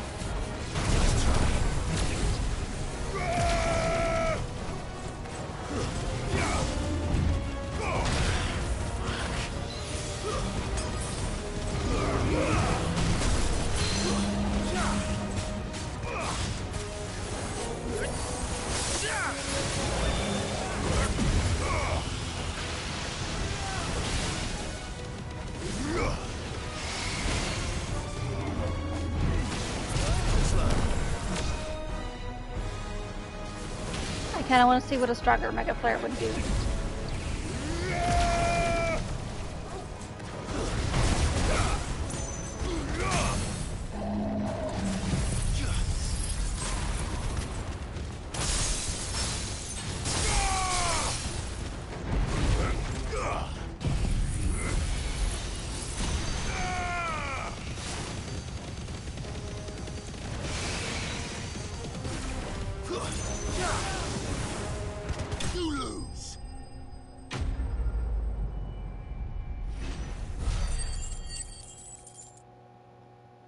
Well, that wasn't very much, to be honest.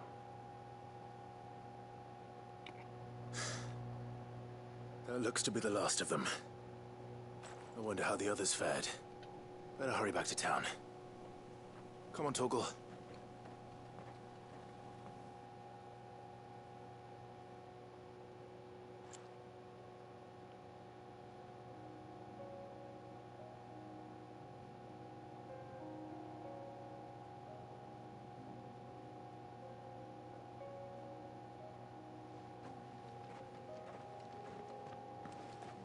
Clive, it's good to see you.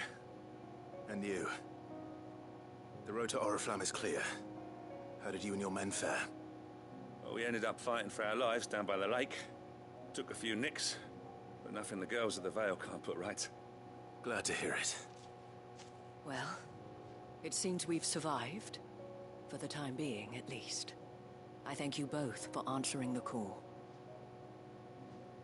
You were right. And I was wrong. About everything. Yeah, no shit. I had thought that the only way to unite the people was under the banner of Empire. That without a strong hand to guide them, they would drift apart. To be borne hither and yon by the eddying currents of fate. But you brought them together. Not by force, nor by the exercise of goddess-given authority, but by simply being one of them. By knowing what they feel, because you feel it yourself. Our purpose was ever the same, Your Eminence. You were merely distracted by a loftier vision of empire and glory, while our eyes beheld matters closer to home. You have the right of it again. As did you, Sabine. His Radiance said it himself. Sanbreque is naught without her citizens. I forgot that. And I am sorry. I'm sorry too, Father. I should never have taken things so far. I only wanted you to understand how the people felt. How I felt. But my anger got the better of me. Do not blame yourself, my dear. This was my doing. I should have listened to you. To all of you. Your Eminence, your Ladyship, I do not doubt that you came here with the best of intentions. But I believe the same could be said of us all. We all want safety, security, prosperity. Not just for Northreach, but for the entire realm. And we may yet achieve it. If only we work together. Will you join us in this? Yes. We shall. Thank you, Your Eminence. Now that that is settled, I must go and see to the wounded. The Vale's doors are always open to any soldier in need of relief. And today there are more than ever before.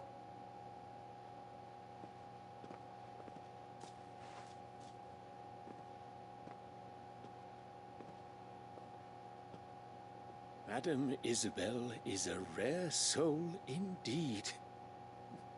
In these dark times, I see that it is not men like me who should lead the realm, but women like her. You're right. If only I'd listened to her when I had the chance. You still Forgive me for can. saying so, milady, but you still do. The Dame said it herself. We can turn things around. We just have to work together. And that goes for you, too. You're one of us now. One of you. Well said, Captain. Let this be a new beginning. Not only for Sanbreque, but for us. Well, since there's nothing more to be done here, I should see if Isabel needs any help moving the wounded. You know, we love to see people changing for the better. Oh, Torgal, I want to pet him. It's gonna do a treat, isn't it? Yep. It's always a treat first, no matter what.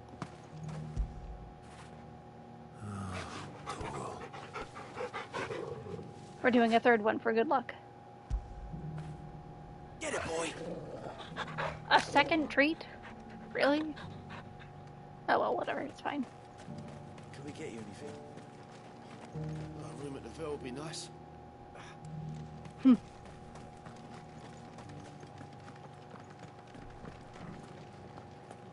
There's no need to worry any longer. That's it? Okay. I saw several soldiers being carried to the Vale. They'll be well taken care of, I'm sure.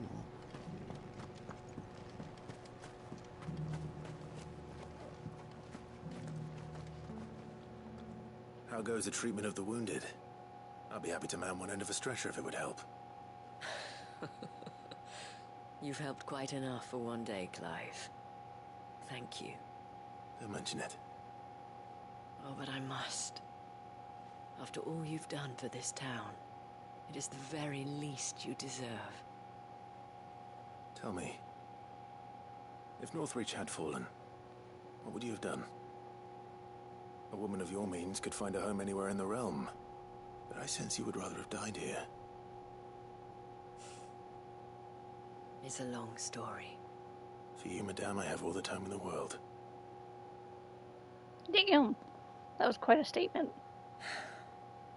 Very well. Long ago, I had a life in the Crystalline Dominion.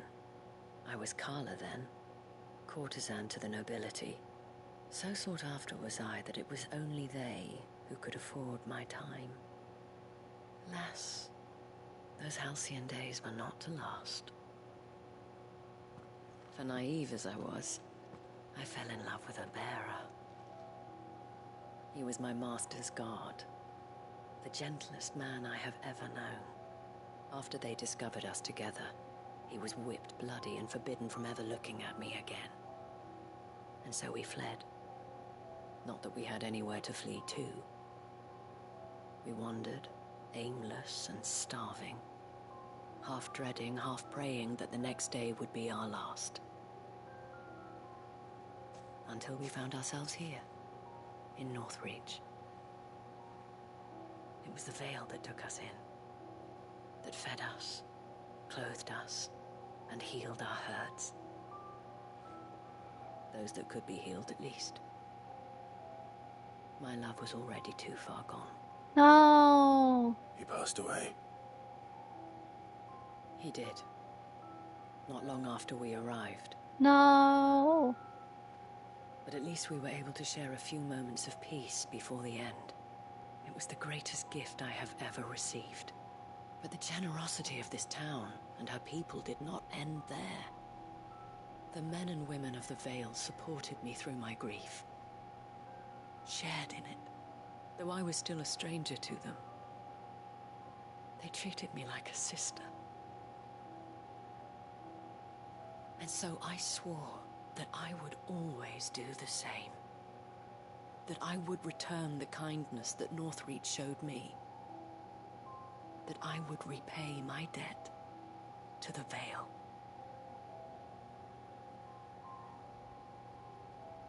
Thank you, Isabel, for sharing this with me.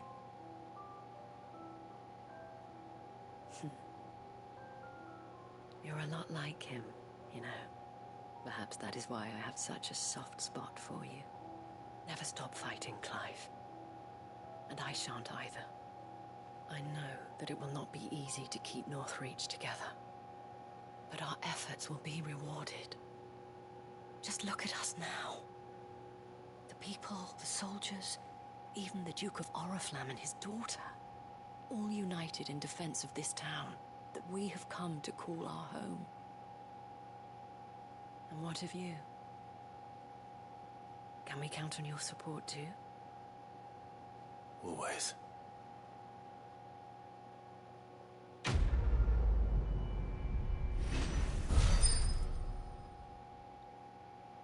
Well, they certainly did tie up a loose end. Hey, look, they gave me the other orichalcum that I needed. Veil signboard. We added another thing to our collection.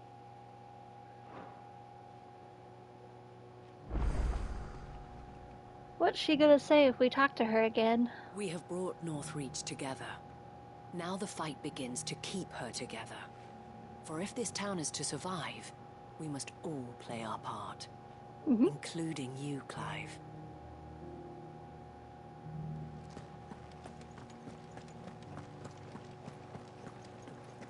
This the last one?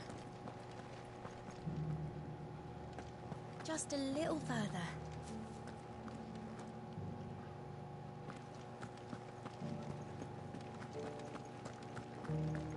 Will you lend me a hand?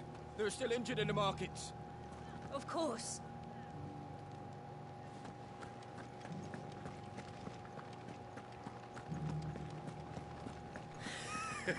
You held your own out there. Held me own.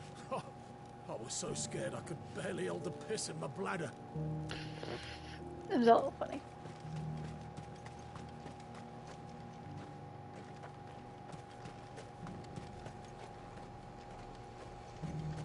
We rained fire down on their heads. And burned them to a crisp. I could give you another elixir, but what you really need is a bed.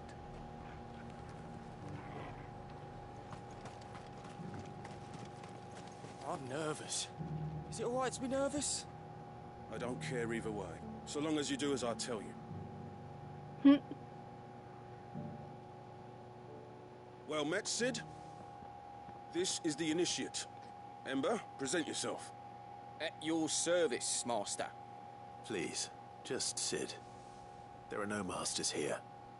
Your life is your own. Oh, of course. Thank you, Cid. The Sergeant says you'll be evaluating me at my trial. To become a scout, yes.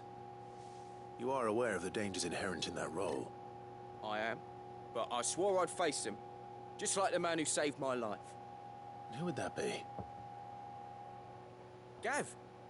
It was him who found me and freed me. No magic, no support, just one man and his nose. Came and sniffed me out. It taught me what one man can do if he puts his mind to it.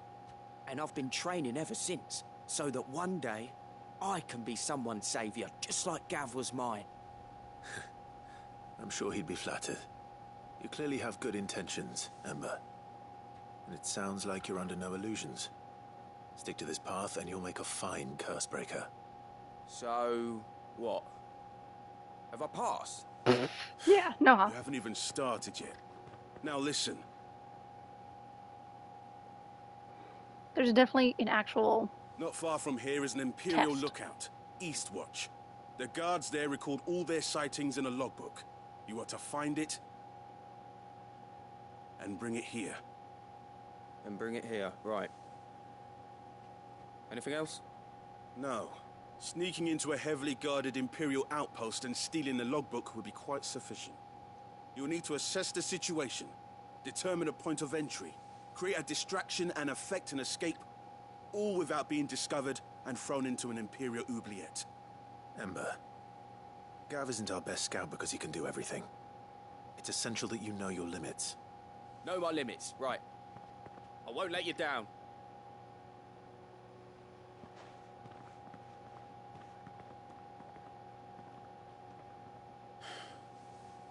It shouldn't be as dangerous as I made out. But keep a weather eye on him all the same, would you? On my way. There's no more babysitters. Got it. All right, Ember. Impress me.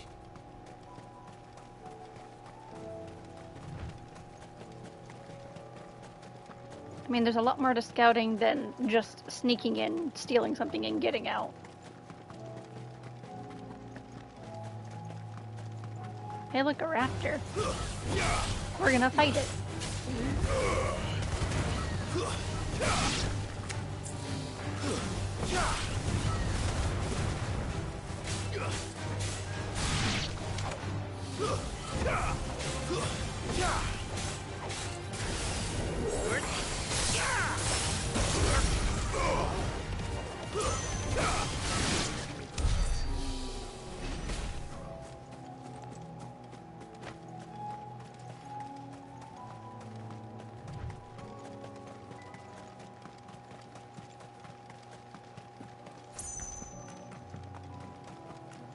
Not gonna lie to you, I didn't know that this path was even here.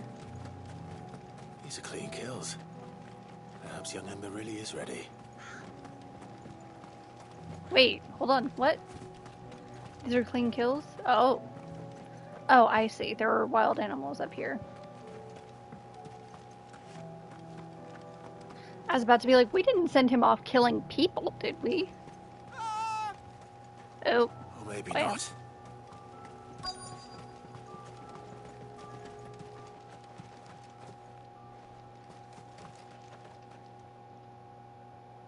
Damn it. Ember, draw your sword! I can't! What do you mean you can't? Then run! He's frozen in fear. You'll have to go through me.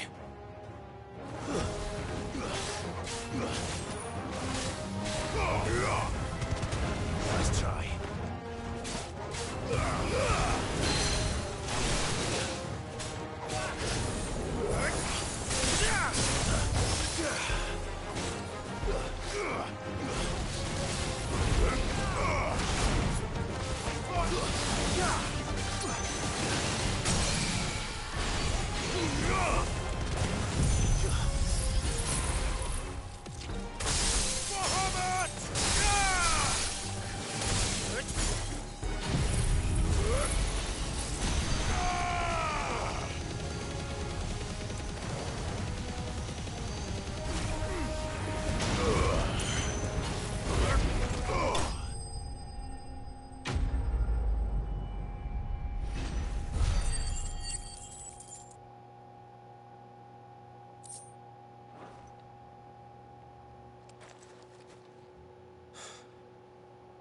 Ember, are you?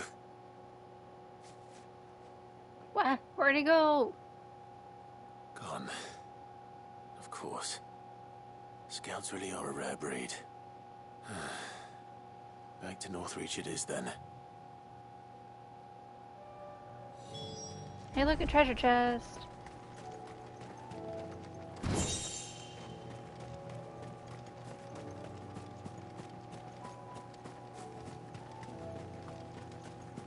Was that it? That was it.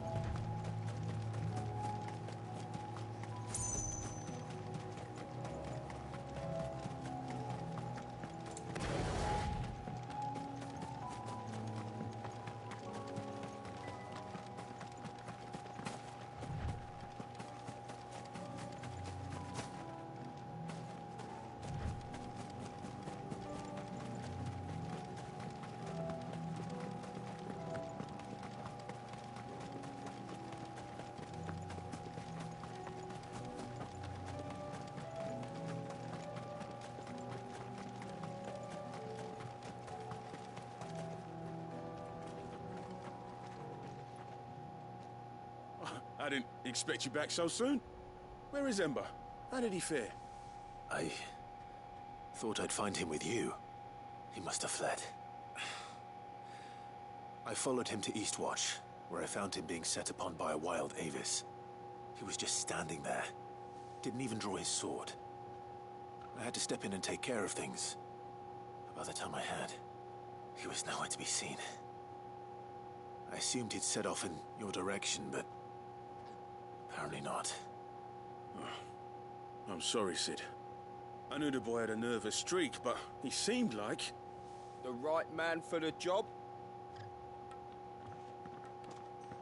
I believe this is the logbook you tasked me with retrieving. Hey? How did you... Don't you tell me you breached the tower while Sid was busy saving your skin. What? Wasn't that what you asked me to do? To bring the thing back without getting caught? He has you then, his heir. And he did it all on his own. But Sid, he did what he thought was best. And now I have to decide whether I agree. Of course. We'll await your evaluation back at the hideaway. Don't you leave my sight.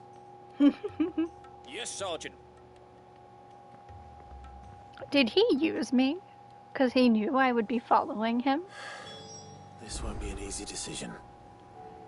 Or was he genuinely just terrified? Also, it's getting a little hot in my room, so I need to readjust my fan really quick. Give me 1 second.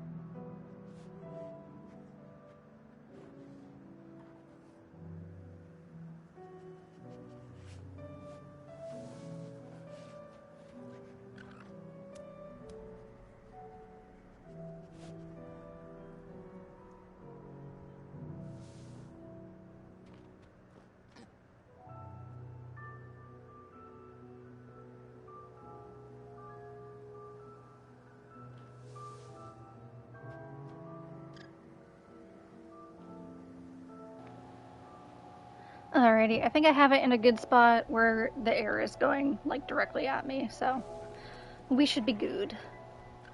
What else is there for me to do? Side quest-wise. The one is having us go back here. We don't want to do that yet. Oh yeah, we have to go visit Dad's grave.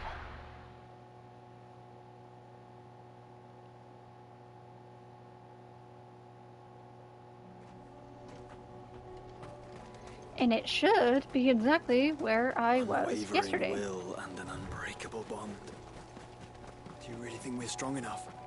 To save the world? Of course. To have overcome Father's political enemies? Of that I'm less certain. Especially knowing what we know now. What Mother was truly capable of. But perhaps these bands would have helped. Knowing he was with us would have made all the difference.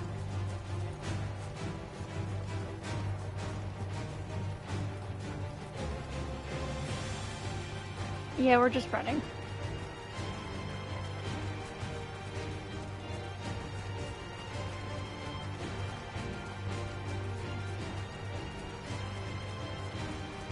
It's just back there.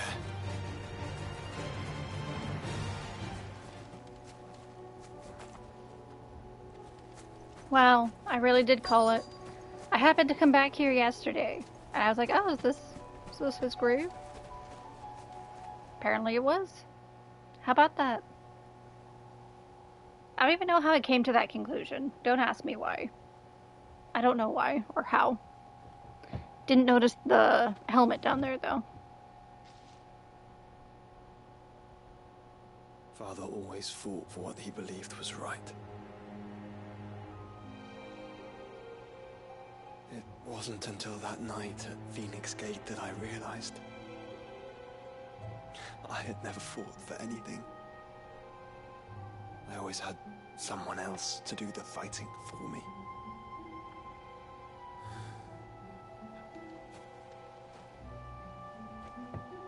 No matter how fate conspired against him, he never lost heart, never looked back, never stopped fighting. To me, he was the greatest of men. I I've been trying to live up to his ideals ever since.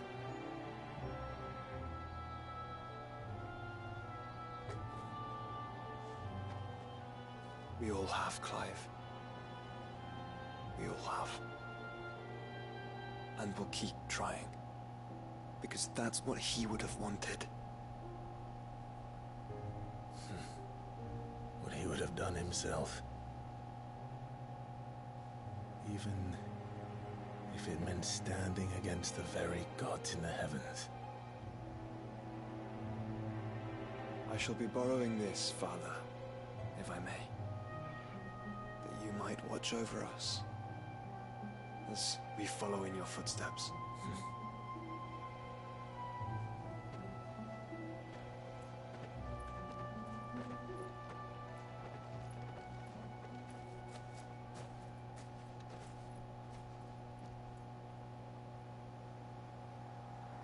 No.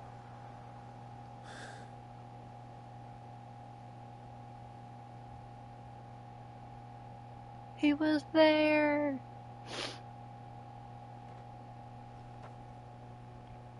Father. I won't lay you down.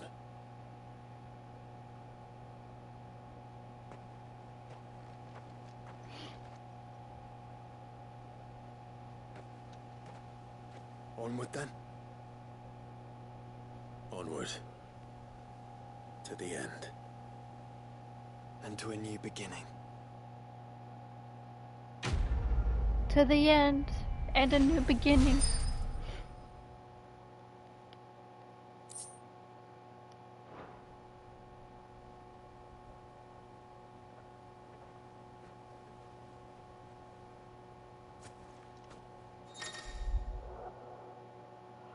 Joining hands with Joshua, Joshua has joined Clive's party and will remain with him until departing for Origin.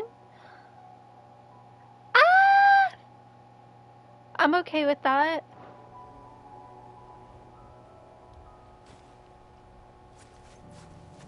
It's too bad I can't, like, give him a pat on the head like I can Torgal. Unfortunate. Torgal, come here.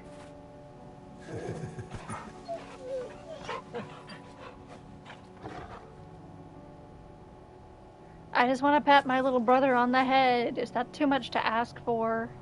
I guess so. Well.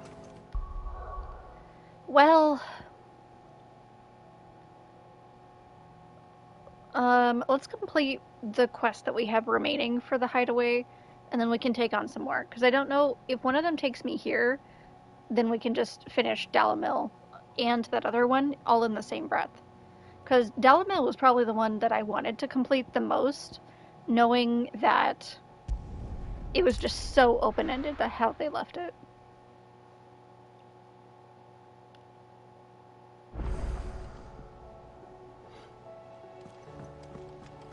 Doris! You should have seen him. The thing Or, didn't stand no, a this is chance. Nazaire. We already finished Doris' quest. Neither did Whoops. you, I hear.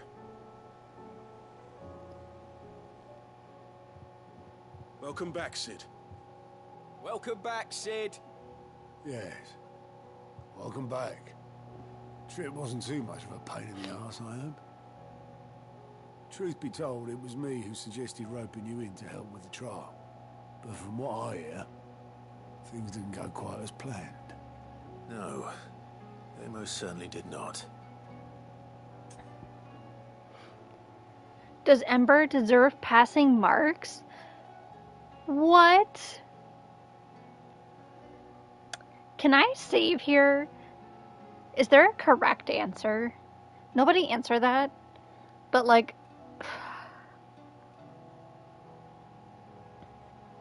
The task was, he was supposed to sneak in and get it himself. But we also told him, know your limits. If his limits were not fighting an Avis, screaming for help, and then knowing that I would come help him, yes, he passes. But also he kind of used me, which is maybe not the greatest thing. Oh, fuck.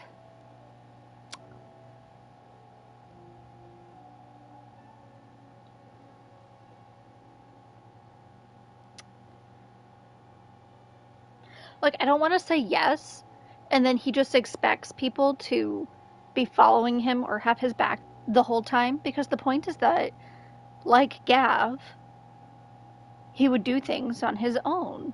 And if he gets into a tight spot, guess what? That's it. You need to have a plan to get out of a tight spot should you find yourself in one. That one time with Gav early on, when we were with Sid, was like a one-time thing. Beyond that, Gav hasn't needed us to save him.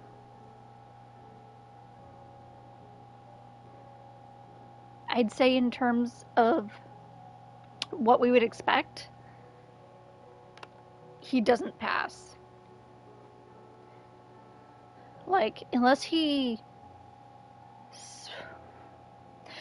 says that he knew he couldn't take on the Avis and that's why he screamed.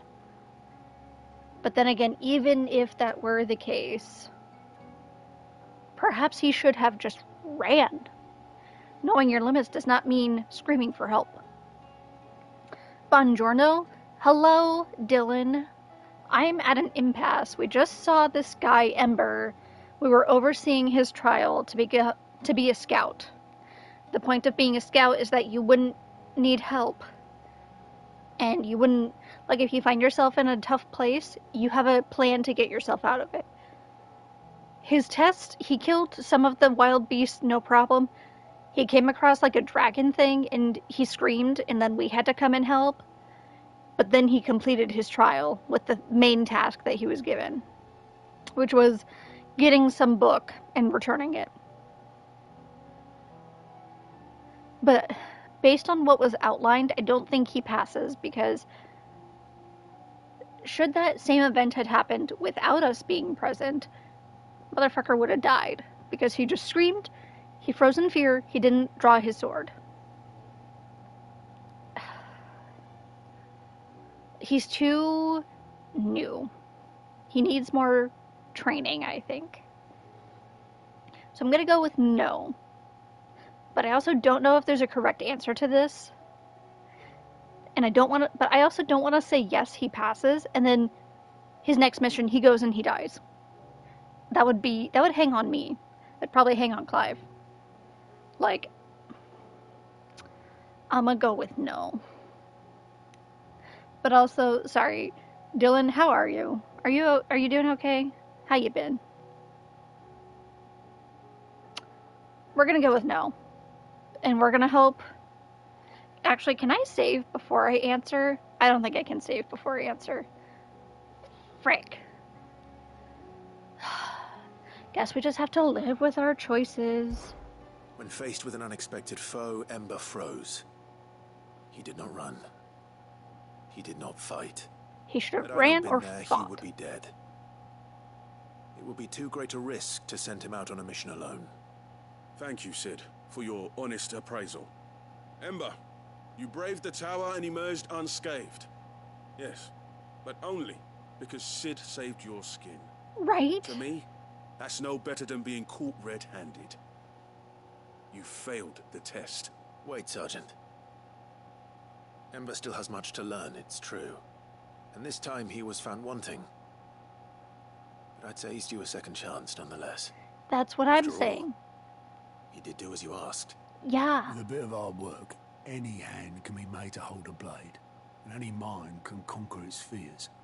But a scout's nose is different. You've either got one, or you ain't. And by sniffing out that log, young Ember here has shown he has a conch and a half. Wouldn't do to waste it now, would it? Fine. One more chance. I'll do whatever you ask. I'll spend my days and nights in the pit if I have to. I'll show you. Just you wait. I look forward to it. Daft as a brush, that one. But his heart's in the right place. Just like someone else we know. And if you ask me, we've been leaning on him for far too long. That time the Cursebreakers took some of the weight off his shoulders, I reckon. Good nerd. Just don't tell Gav I said so, will you? I won't have him thinking he's been hard done by. Next thing you know, he'll be asking for a day off. Charms would be a fine thing. Back to work. Forgive me, Cid. This did not play out as I expected. Things rarely do these days. But that's why we need men like Ember more than ever. Men who can make the best out of a bad situation. Remember that. I will, Cid. Thank you.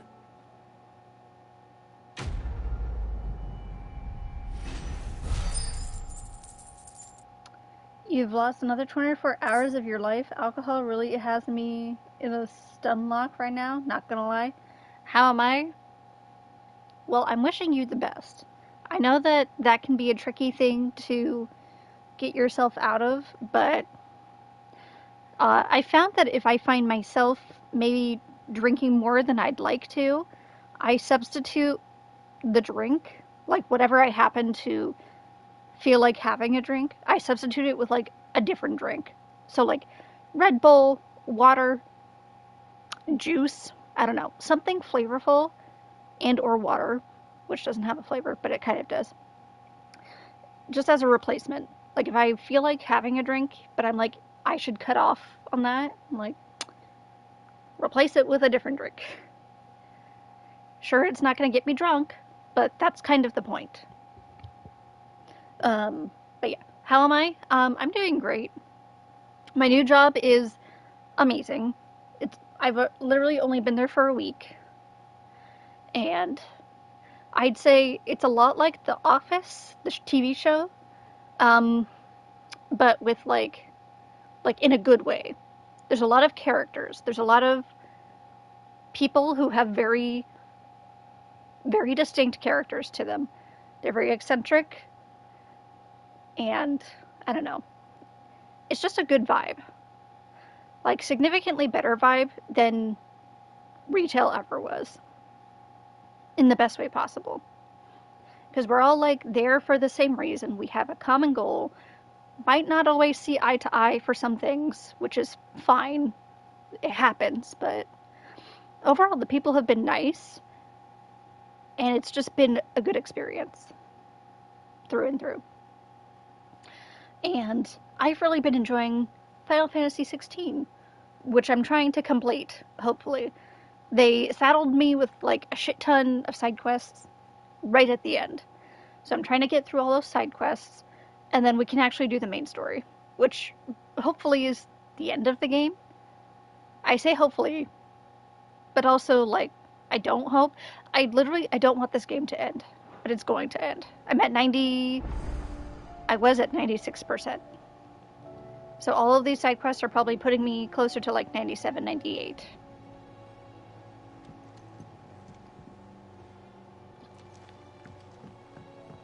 And we just completed quite a set, so we're gonna go get some more. Oh, hey, wait. We need to get the stuff here. I wasn't expecting you back so soon. Didn't know you started that already. Glad you got out of retail. That's a whole shit show that nobody should deal with ever. Yes. I got the call for them formally offering me the position on my last day of retail. Kind of. Like for me, the last day, but also the other last day are two different things. The last day open, like store-wise, the last day for the store was Sunday. The last day for managers, aka me and two other people, was Friday, like that following Friday. So, not 2 days ago Friday, but a week ago Friday. Got the call then. Obviously, I immediately was like, yes, I accept the offer. I accept the position. I'm very stoked and excited for this. And then I was told, okay, come in at 8:30 a.m. Wednesday. And I was like, thinking to myself, well, that's really freaking early, but I'm gonna do it. And then I did it. And then I kept going in every single day that I needed to. And yeah. I'm excited. This new job is so good. And I don't know. I can't even express how excited I am, because it's just... If you can picture, like, if my world had been grayed grayed out like old TV shows and all that. Now it's in color. In fact, at this point, I would almost say it's oversaturated in color. There's almost too much color, but that's okay. That's good for me. And I'd say I've made a lasting good impression this first week with a good chunk of the people I'm going to be working with. Obviously, I have a shit ton to learn, but it's all good. It's good shit. Also, I need to actually accept this stuff because I came here to get this stuff. We are the shadows that quicken in the firebird's wake, and from the shadows we serve our Lord and those who would be his wings, the Undying. Ring of Swift Shot. I don't know what that is, but we're going to accept it. Continental Acclaim. If the drunken galley captain I shared a table with last night is to be believed, word of your exploits has made its way across the seas to the great continent. What is more, she claims there are those who would see you flourish, herself being one such woman. Neat. Genji gloves. Am I going to play Overwatch now? Fallen Enigma, the Sail Forbidden Seas Orchestrion roll. How about that? Come again. I may have more for you.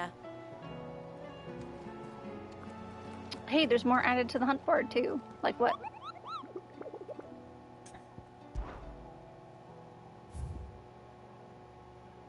Oh my god, they actually added kind of a lot. I already did that.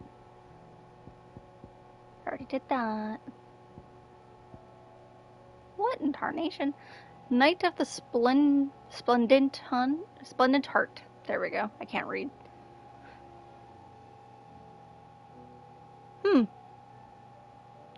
We might go do that at some point, but not right now. Glad to hear it. Hope it continues to go in your favor in the future. I would say I was actually almost convinced that I was actually cursed for a little bit there. Like, a lot of stuff was going very, very downhill for me for a lot of things. Work, my car, Final Fantasy XIV, which I play a lot. Everything just kind of like blew up in my face all at the same time. And then slowly but surely, everything has gone back uphill. Like 14, because of the macOS update, I wasn't able to play. Like, it literally wouldn't launch the game. So the developers for 14 had to literally update the launcher entirely. Like, the launcher looks completely different now and more modern, which I'm happy about. And so that's really cool. I can't change my FPS in the game anymore, but that's sort of a minor thing comparatively. They may have fixed that by now, but I can play my game again. I got our other car up and running after a couple weeks of having chaos with that as well. But we got a second car, kind of, got it up and running, and then got that new job after finding out that my other job was, ending. So everything went downhill, and now everything's on, like, an uphill. So it's like, my curse has been lifted. And in fact, it's almost the opposite. Instead of being cursed, I've been blessed. Obviously, a lot of this has to do with my own work towards stuff, but I'd like to think that that fate is real, and as long as you put in effort towards what you want in life, it all works out the way it's supposed to. At least, that is how it's happened for me, and maybe that just makes me lucky. But everything has its purpose. What do you think happened to Miss Midadol? I heard she was kicked out of the university. Oh no, the children are gossiping. We have to set this straight. No more gossiping, children.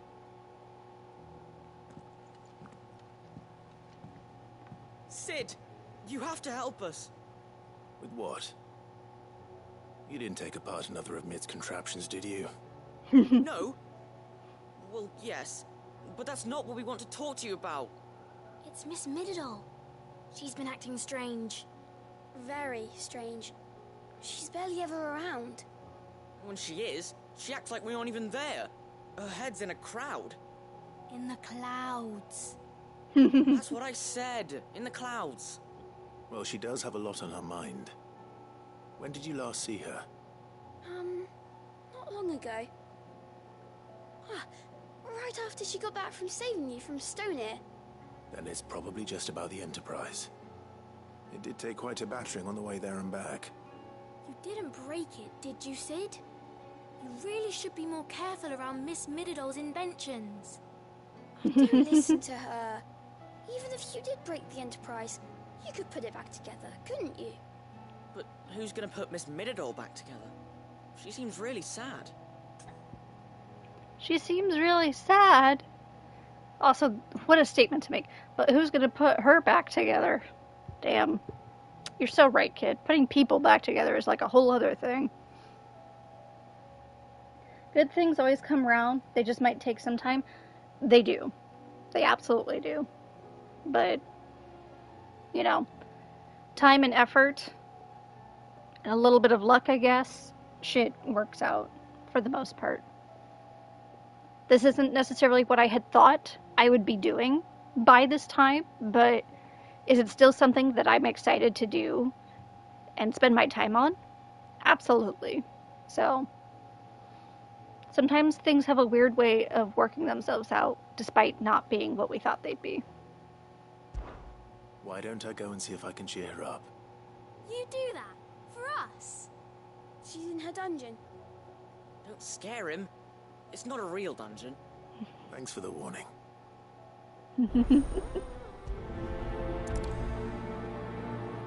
Hopefully the bright days will come around for us all sooner rather than later. I have also found that every time, it's a little funny actually, every time I say that I'm going to dynamis something into existence, it happens. And for those unfamiliar with like 14 lingo, sorry if it's a spoiler, but dynamis being like a material thing that cannot be controlled other than by like emotions and feelings. So like for 14, dynamis is an energy that can create literal a world. It can tangibly create something from feelings. There we go. That's a good way of putting it. So like the last few times that I've said that and then something happened, I said it for in my FF14. We were looking for a new free company house, which I happened to be the person that was scouting around looking at stuff. And I was like, me and all of the raid people that I had been doing high content raid with, I was like, I'm gonna dynamis all of us a house into existence. I say these things as a joke. And then lo and behold, when the day comes for us to check about housing, every single one of us got a house. I said I would dynamis into existence tickets to FanFest as a joke. I actually even reserved a hotel room the day before the tickets were to go on sale. And then we stayed up until the tickets went on sale. And lo and behold, I was the first person to get tickets of the people in the voice chat that I was in. I forget what else I dynamist into existence, but it's happened so many times, at least 4 distinct times, maybe 5 now, where it's like I've convinced people, and myself I think a little bit, that I can actually do that. I can't explain it. Willpower can be a wonderful thing. It goes beyond willpower. Like I can say a specific example. It doesn't relate to dynamis, but it may have something to do a little bit with logic, but also a little bit of me just guessing. So in high school, we would have fire drills like once a month sort of thing. And it was getting towards the end of a specific month, but not quite the end. Like we were within a week's worth at the end of the month. And it happened to be on that day, I was like, we're going to have a fire drill today. No one had told me that, by the way. No one had told me that that day was going to be a fire drill. And I had art class for first period. I said it to my friends in my art class, right? And we only have, I think, 6 periods throughout the day, or maybe it's 7. I don't remember anymore. But I'm quite certain at like 5th period, lo and behold, there's a fire drill. I can't explain it. I'm just good at predicting things, I suppose. There is no logical explanation for all of it. I just happen to be very good at guessing, I guess. But only sometimes. Not all the time. Ed, if you have a... That's it! I knew it! The answer was right here under my arse all along! If this doesn't take it to the skies, nothing will! To the skies? You aren't trying to give the Enterprise wings, are you? Yes. What else would I be doing? The children seem to think you're avoiding them. They're worried about you. Is this really so important that you need to shut yourself away from everyone? The Enterprise is already the fastest ship in the realm, and that's with the sea beneath her. But what if she weren't bound to the waves? What if she weren't bound to anything at all? It's not fair. The gods get the skies all to themselves, so I'm gonna do something about it. The Fallen had their chance, but they relied too much on magic. And see where that got them? But not me. I've discovered how to do it without. Well, almost. First, I need to make a prototype. And is that a one-woman job? Are you volunteering? I'll have you know the Enterprise is my baby. But if a godfather's offering to lend a hand, I'd be happy to take it. First, I'll need oil, and not just some old drippings from Miss Molly's spits in the Tub and Crown. Refined stuff, like they make in Ordil. Then I'll need some bone, or shell. Light, strong, preferably no longer attached to the beast it belongs to. If it's beast bones you're after, I'm sure the Cursebreakers will know where you might find some. No, they'll know where you might find some. You're the one who offered to help, remember? I should speak with one of the Cursebreakers before I set off for Old Hill. See if I can't find this bone while I'm there as well. Maid is certainly one of a kind. I love her.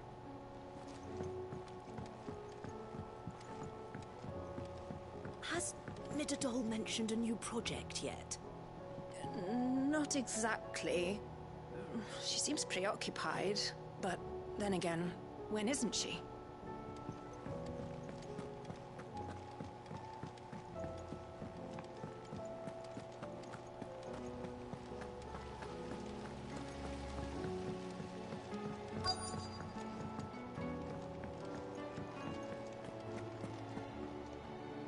All right, Sid.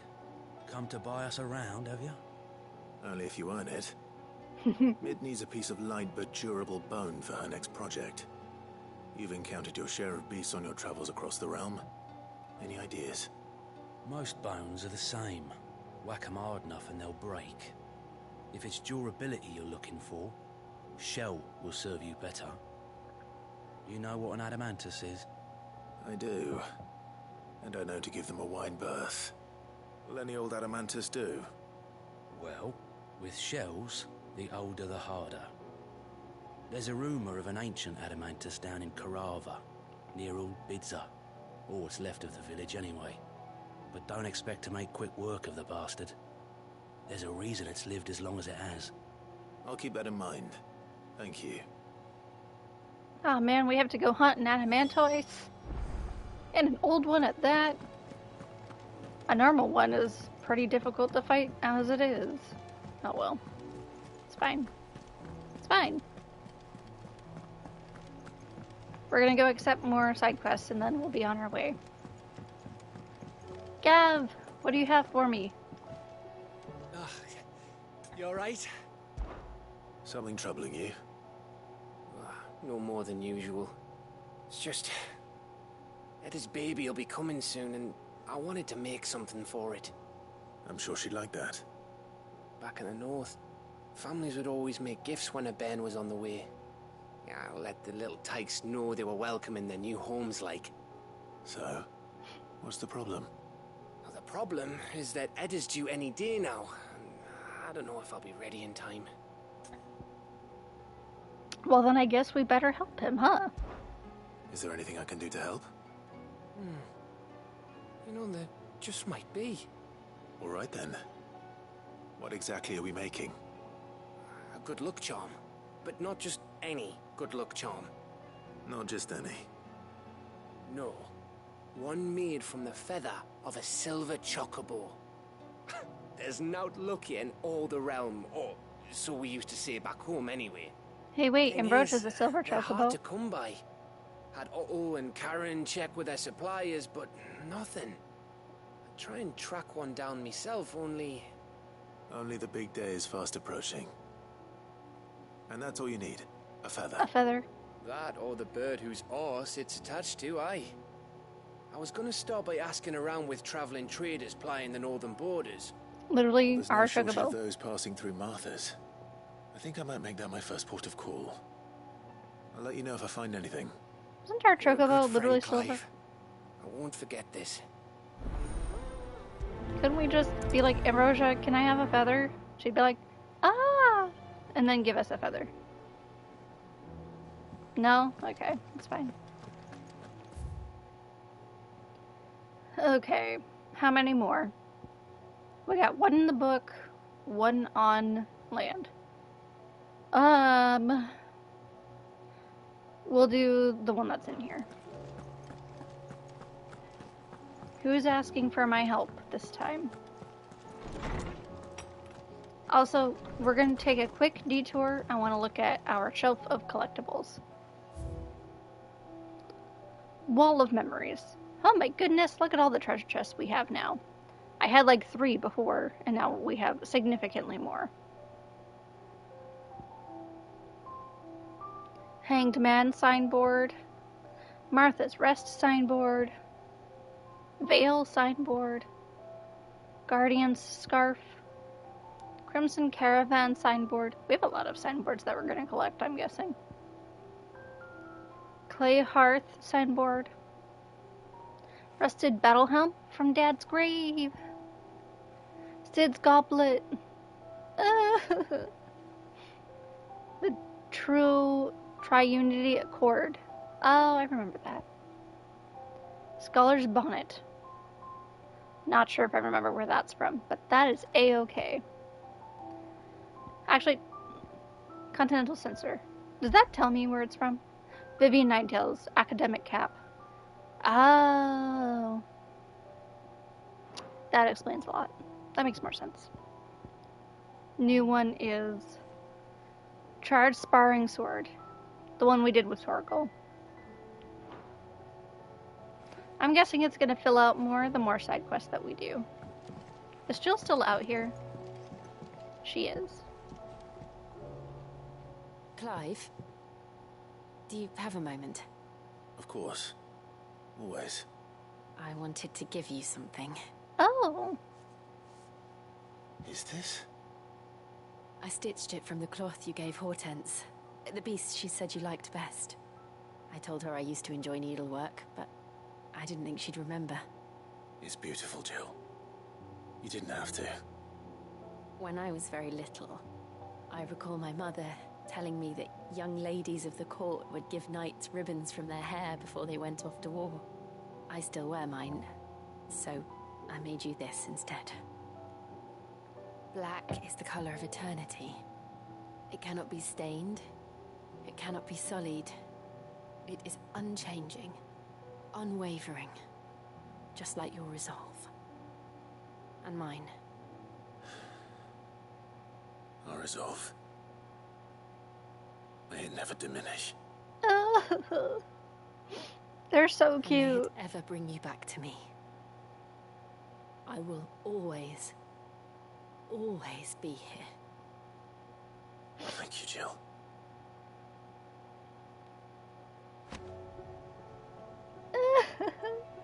Was that just added to my collection over here? It should have been. It better be. Wall of Memories? No, it wasn't apparently, but... well, what happens if I talk to her again? What's on your mind, Clive? Somewhere in the back of my mind. I always knew it would come to this. It was only ever going to end this way, Jill. Either Ultima dies or we do. I know. but I still don't think I'm ready for it. And the thought of what you have to do makes me want to cry. Girl, same. Then cry, shout, scream, laugh, do whatever you feel. Our feelings make us who we are, make us better than Ultima. Thank you.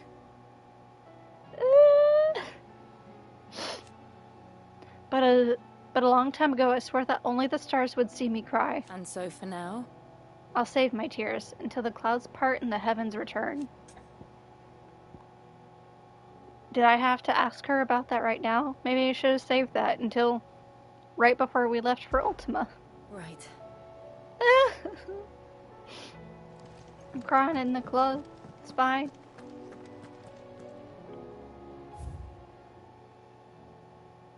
Oh shit, we actually have 2 side quests in here. Making amends and concern for Jill. Well, shit. We'll do this one first. Master Clive, I am aware there are matters of much greater import which demand your attention, but should you find yourself a moment, I bid you visit me in the shelves that I might ask a single favor concerning His Highness Prince Dion. Oh? It's usually me making demands of Hippocrates. I wonder what this is about.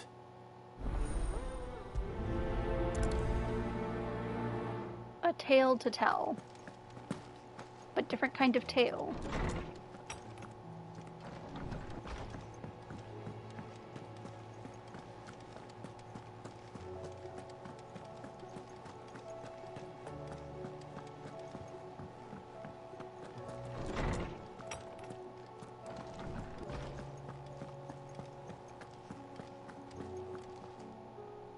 Lawsman Hippocrates.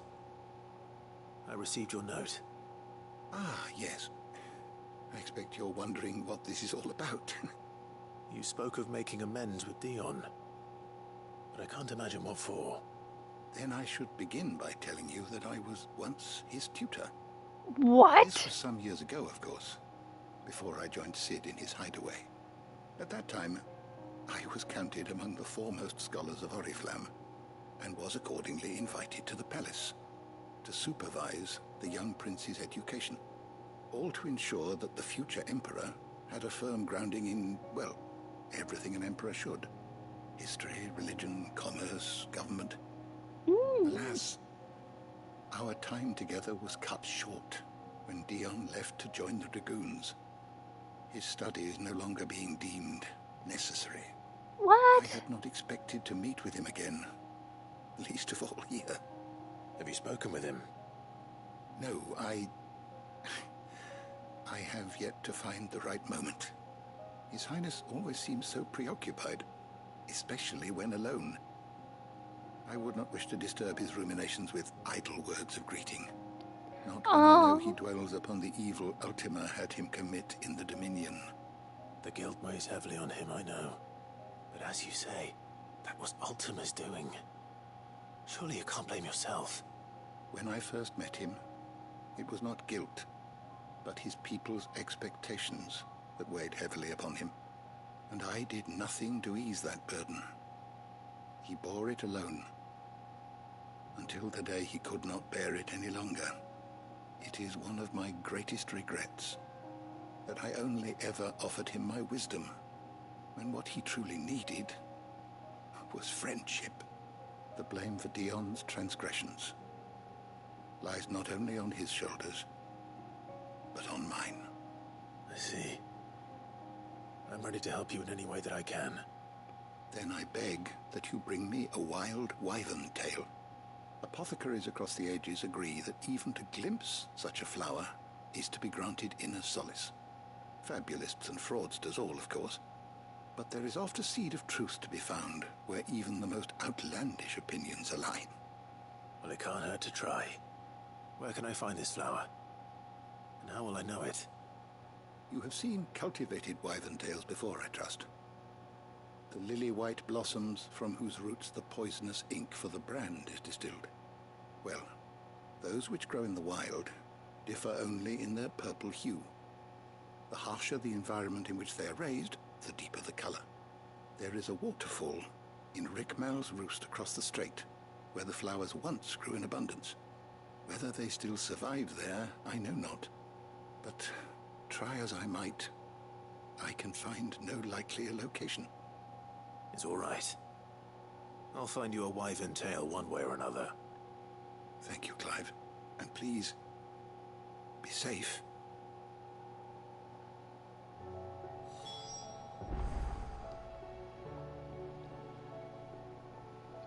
Best be Fluffy. I forget what that was in reference to, but... Hi, Zalotl. How are you? And off we go on another set of side quests. Ever side questing until the end of side quests. I think we only have 5 left, so hopefully they won't take that long. We can only hope. We'll go up this way.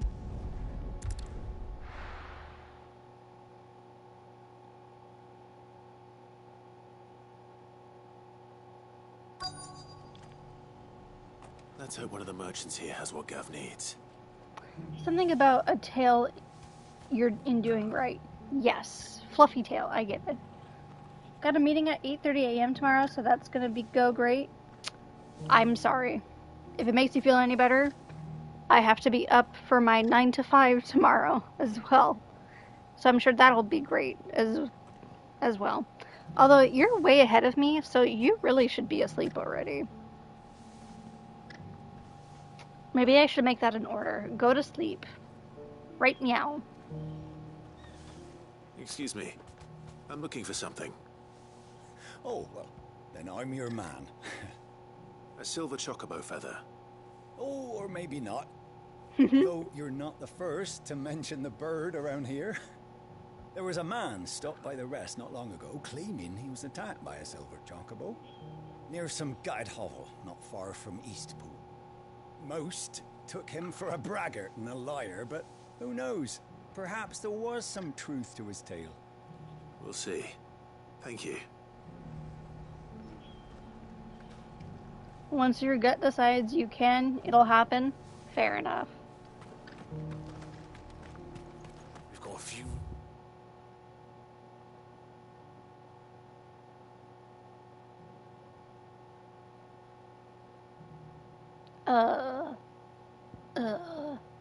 So like down here, maybe? Who's going spare now? You want a bed for the night? You speak to Martha.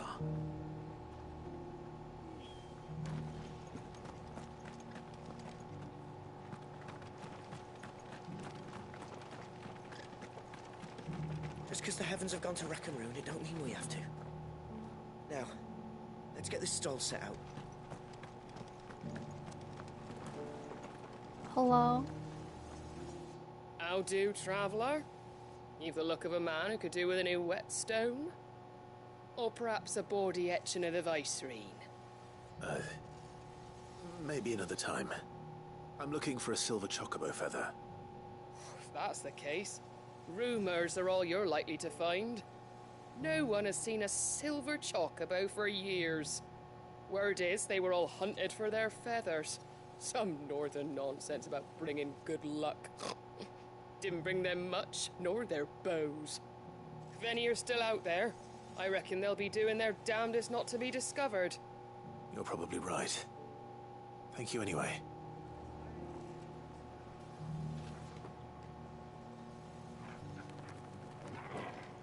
Am I supposed to ask around about it? Guess so. What happens if I take the elevator down, though? Like, I don't know why we're doing all this rummaging around. Literally, isn't Ambrosia a silver chocobo? We could just get a feather off of her. Hello?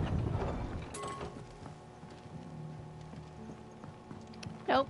It's literally up this way. Okay.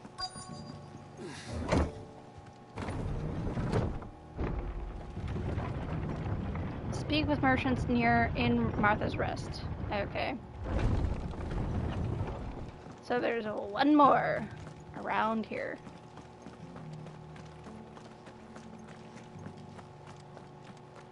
Show yourself.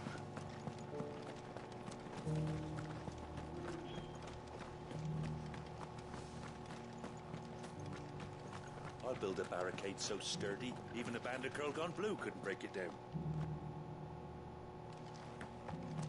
Oh, right over here. Can I help you with something? You wouldn't happen to sell silver chocobo feathers, would you? I deal in fruit, not fancies. But if it's fancies you're after, I suggest you try Rhiannon's ride. Was a silver chocobo seen there? Oh, yes. If you believe the ravings of a madman. It wouldn't be the first time. A silver chocobo sighted in the hills near Rhiannon's ride. It sounds almost too good to be true. But since I'm already here... Since I'm already here, let's go check it out. Can hardly make out.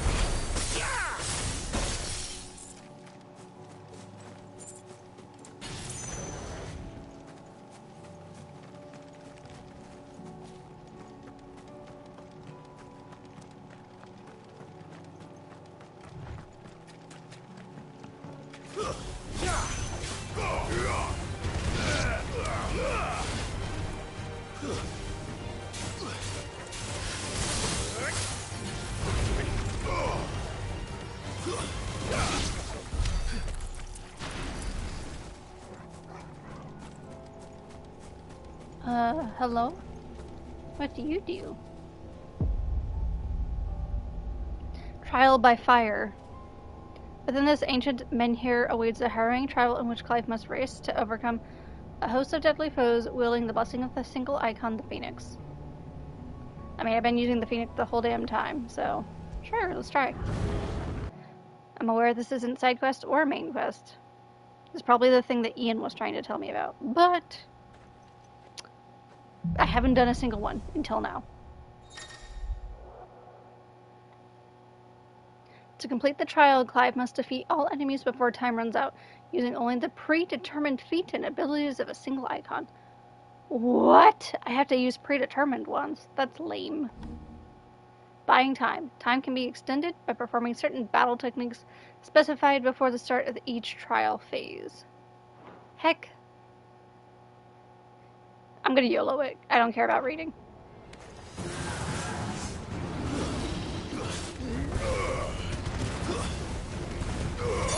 It's the same two that I've been using the whole time, so it's fine.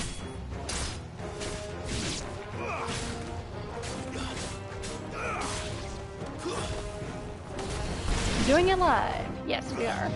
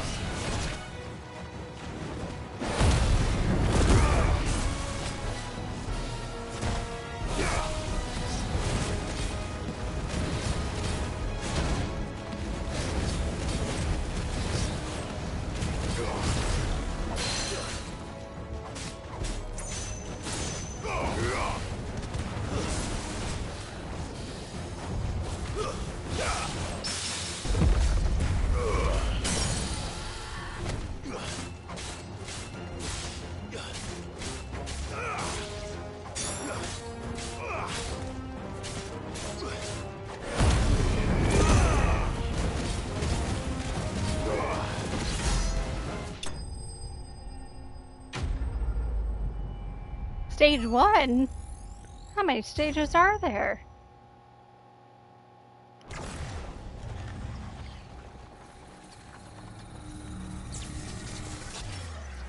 Hey look, a little portal. I wonder what that does. Why does this give me, like, mild Genshin vibes? There's definitely a portal in Genshin that looks very similar to this. Just a little bit more purple and slightly less blue. Proceed to the next stage. I guess so. Didn't realize there were stages to this.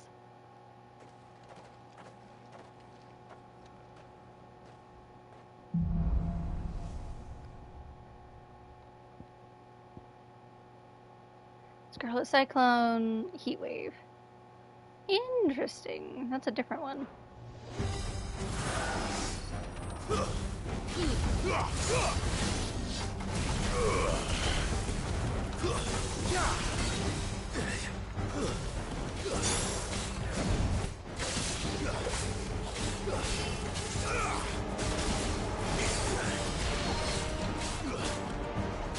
You know what I just realized? I don't have any heals, so I literally have to just dodge shit and not die. Oh. As I proceed to not dodge shit and get closer to dying.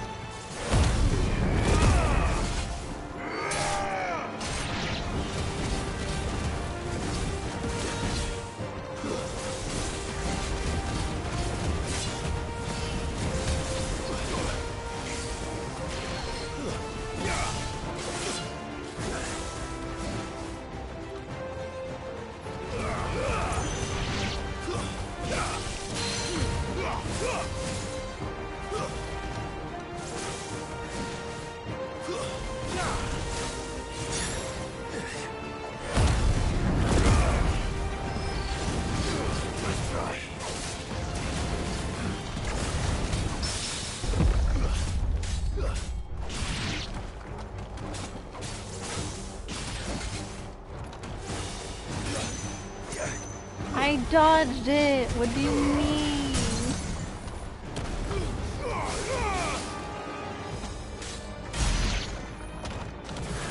But there's more in there, yep.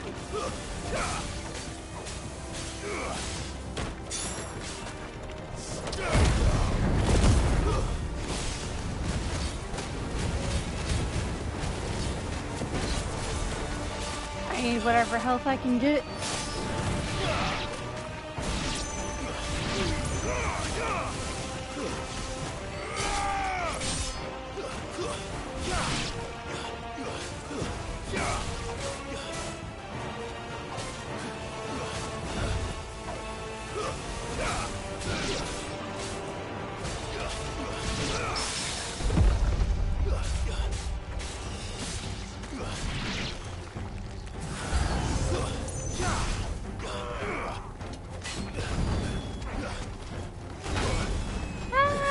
I'm gonna die.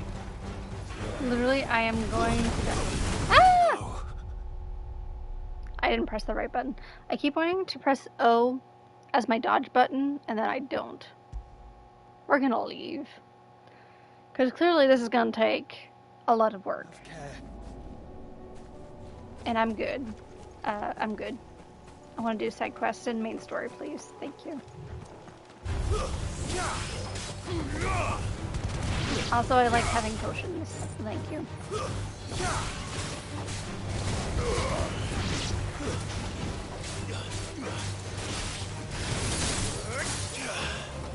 Stay down.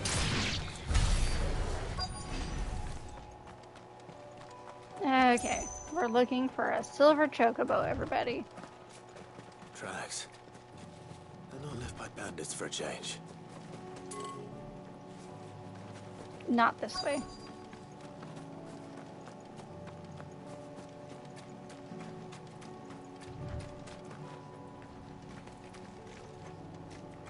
This way.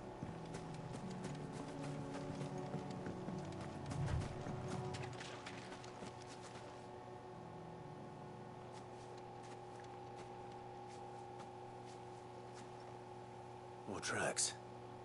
And these look fresh. The Chocobo was here. And recently. Perhaps it still is.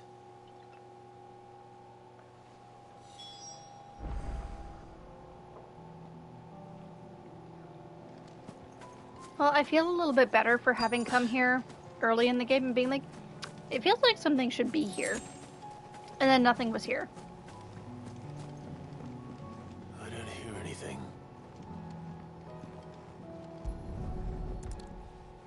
Hey, look, a feather and a nest. Well, I'll be damned.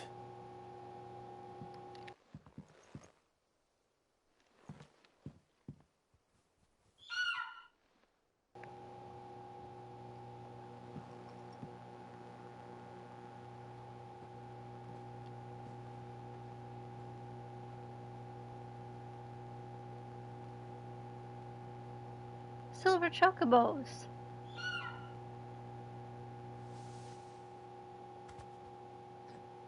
Okay, well clearly ours is gray by comparison. I'm not going to hurt you. Just borrowing a feather for my friend.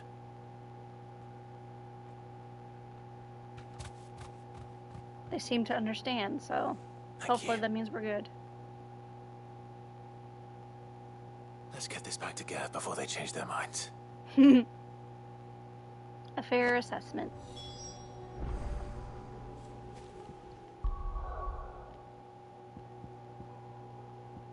I think we're gonna go over here really quick to do some more other side quests.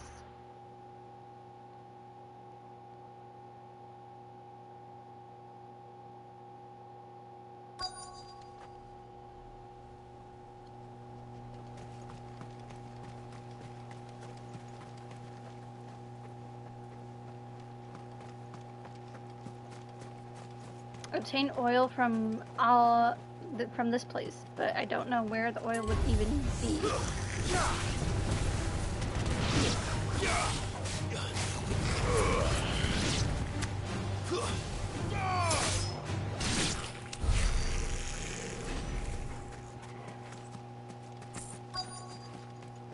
Oh, on the other side.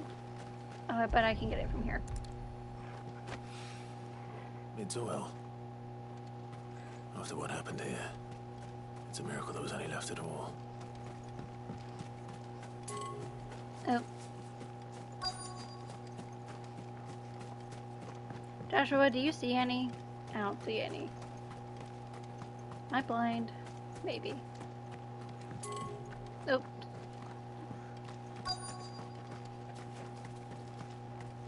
So maybe back this way? Yes.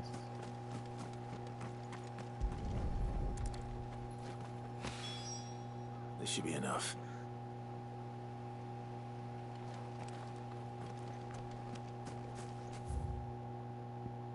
Anything else in this region? No? Okay.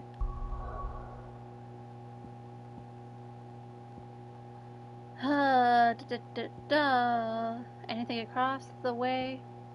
Oh, actually there is.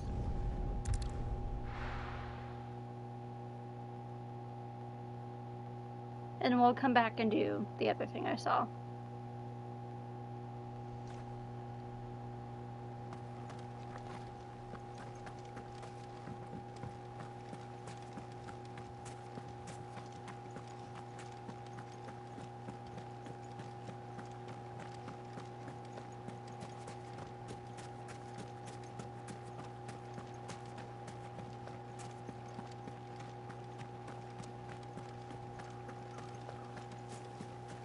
Oh, we're going back across the giant scary bridge. But not before I go get this treasure chest that I just saw.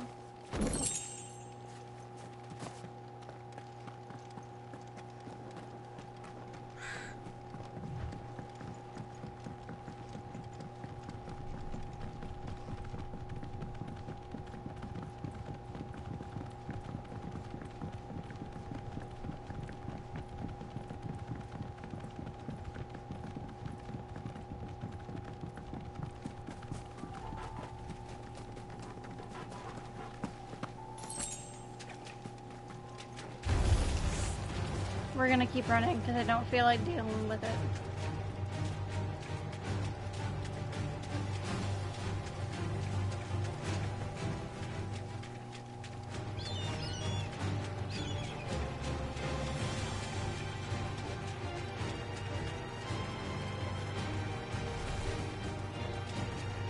We're gonna just keep running.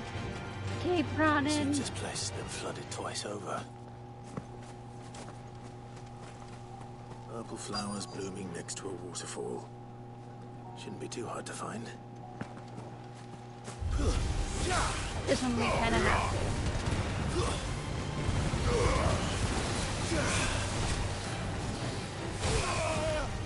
Ow.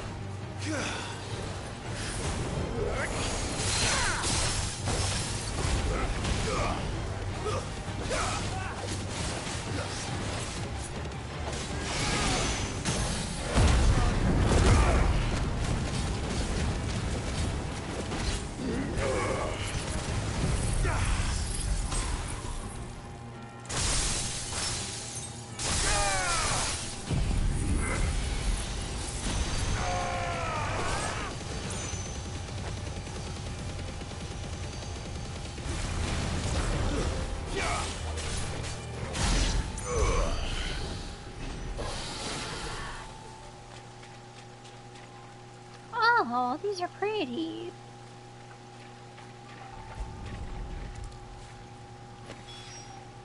Here they are. Might as well pick enough for a bunch, I suppose. Is that it? Is all we needed? Okay, then we're leaving. We will go to Dravost.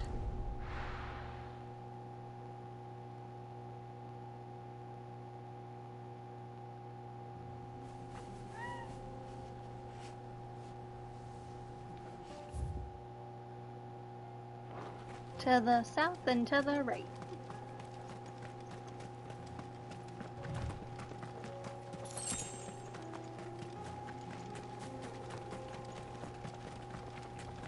It's still really crazy that we're the reason that that crater exists in the mountain.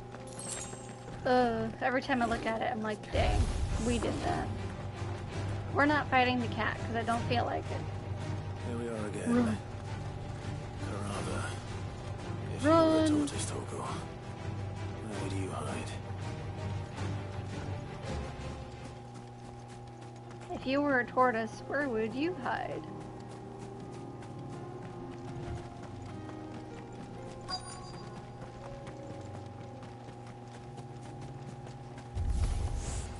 It looks like we found him.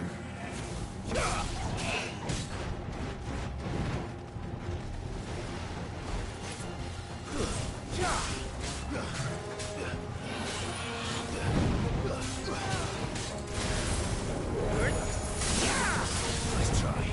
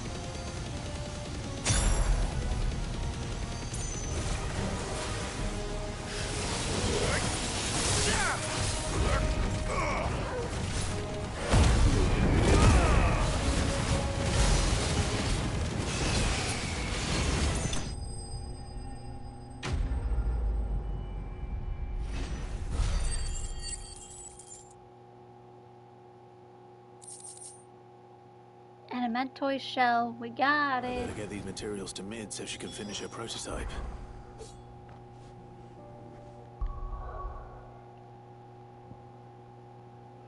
Anything else? Not at the moment. We have the one over here in Dalamil, but we will do that after we're done back at the hideaway.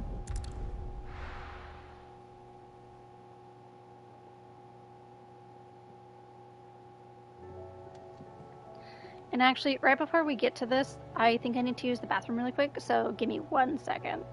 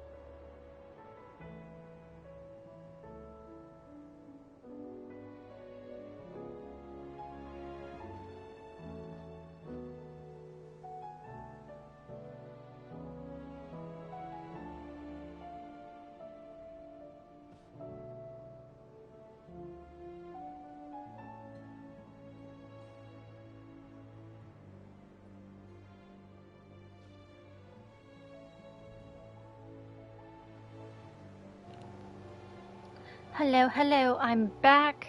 We are able to continue with what we're doing. Not very many side quests left, so hopefully we can get through them pretty quickly. And we can actually finish up the main story. Which, if I had to project actual main story, it's probably going to be like 2 more hours beyond any side quest that we do. Which we're already at 3.5, but not very surprising. I'm not surprised. Obviously, side quests exist as side content, so you don't have to do them necessarily to understand the main story. But I feel like that's an oversight in a lot of cases. I personally want to know as much lore about this world as I possibly can. And even if it means that it's a little bit tedious to do all 12, 13, 14, 15 side quests that I've been dumped with in this moment, so be it. Because, you know, this is the end of the game. Loose ends are being tied up. It's more, I don't know, it's interesting to do these side quests, regardless of how monotonous or how tedious they may seem. It was no trouble at all. Still, I appreciate it. What?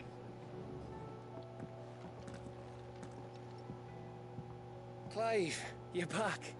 We're How'd back. you get on? Any luck? Any luck, you say?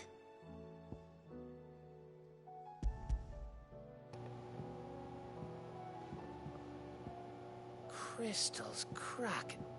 Is this what I think it is? It sure is. Where in the hell did you find it? It's a Magic. long story.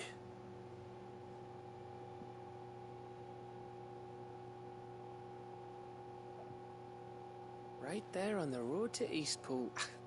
Who'd have thought it? Everything up there's been abandoned for years. The empty cabin made for the perfect shelter. Though I fear my presence may have forced the poor creatures to look elsewhere. Don't blame yourself, Clive. The Blight's right on Eastpool's doorstep. They'd have had to move on before long, even if you hadn't have turned up. They'll find a new home. Trust me.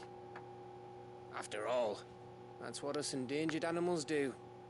Anyway, what matters is, you managed to nick us one of their quills before they could run off. And now all that's left is to fix it to the carving. I didn't know you could carve. Reckon there's a lot you don't know about me. Probably. Like the fact I'm as good with a whittling knife as I am with a sword. And that bone Ember gave me's a dream to work with. What did you say it was from again? An Avis? But it weren't your Avis, Sid. I slew one of my own at last. So all Oh. those long nights in the pit finally bore fruit. I'm proud of you, Ember. Hey, let's Don't go. speak too soon. I ain't done my trial yet. There You're on your way, though. Oh, it's so cute. What do you think? I think if you ever hang up your scouting cap, you'll be able to make an honest living. Now will I. I should go and see if Ed is awake. Give it my best. You can give it to yourself. Come on. We're gonna go see her.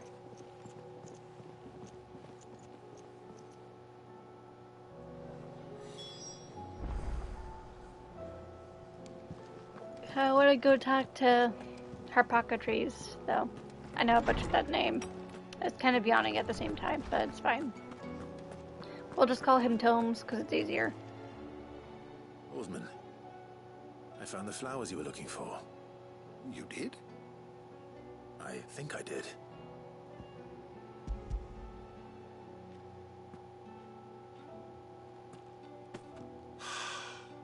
You did indeed.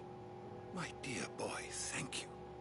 You wanted to make Dion a gift of one, did you not? Shall I invite him to join us? Oh, I don't... It's no trouble. I'll go and fetch him. Dion, get your ass up here. We got something for you.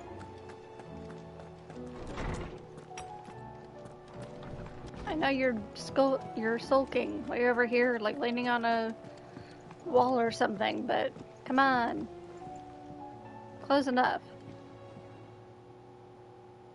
Your Highness, would you do me the honor of accompanying me? No. It is time, then. Not quite. No. Only to the shelves. Our lawsman has something he'd like to give you. Master Harpocrates? Mm-hmm. No. I dare not show my face before him. Bruh. Not after everything I have done. I have taken countless innocent lives. And ruined countless more. All because I was weak. I have sworn to atone for my crimes or die in the attempt. But were I to meet with him again, and see in his eyes what I have become, I fear that my resolve might falter. Then that is all the more reason to do it. Test your resolve. Prove to yourself, and to him, how strong it truly is.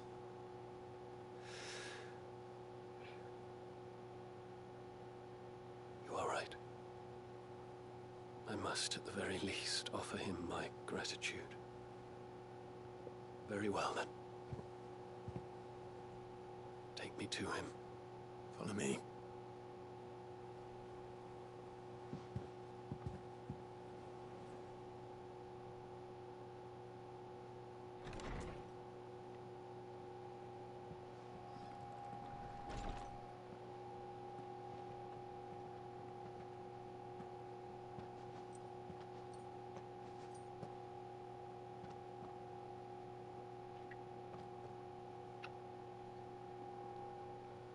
Even now, I hesitate to approach him.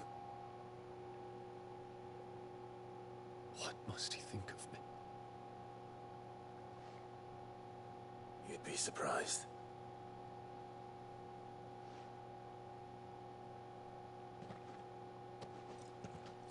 Isn't it funny how that works?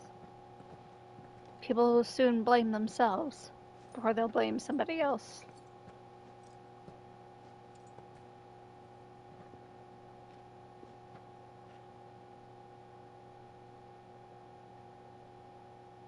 Master Harpocrates, pray, accept my apologies for leaving your tutelage before my studies were complete. Your lessons opened my mind to a world quite unlike the one I had imagined from within the gilded confines of the palace. And I shall be forever grateful for the efforts you made to enlighten me. Lift up your head, Your Highness. The deeds of youth require no apology. That you took the time to visit me says much about the man you have become. Now, there is something I would like to show you.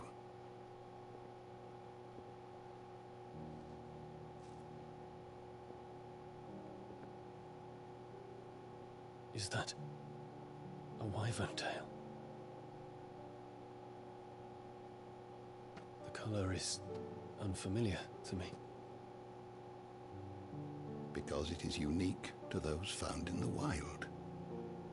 Something in the harsh environments in which they grow lends them this striking hue. Isn't that the same flower his father Their kept roots using? are indistinguishable from those of their hothouse cousins, but once they bloom, the difference is immediately apparent. In this flower, I see you, Your Highness. Its roots were the roots of a wyvern tail, with all that implies. But they do not define it, just as yours do not define you. I want you to have it, that it might remind you of this truth.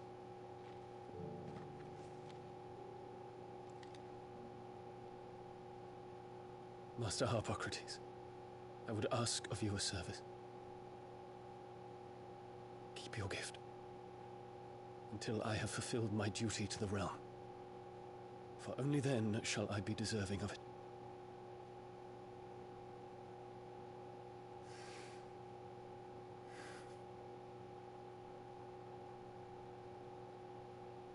As you wish, Your Highness.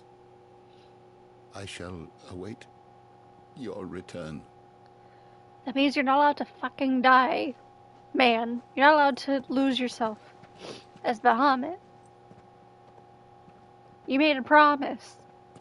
You're coming back. Our roots do not define us. I wonder my stepmother didn't like him. For reuniting me with memories I had thought long lost.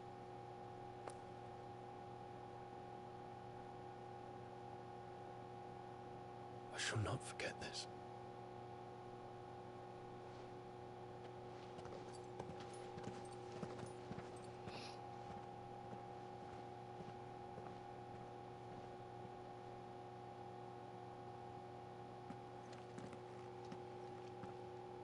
Thank you, Clive. Were it not for you, I fear I might never have found the right moment to speak with him. Not to mention the Wyvern tales. I shall plant their seeds, that I might not disappoint His Highness upon his return.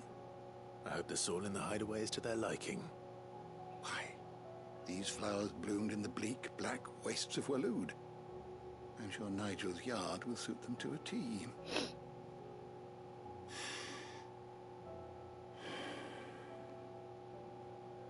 When it comes to expressing one's gratitude, I find that words are seldom sufficient.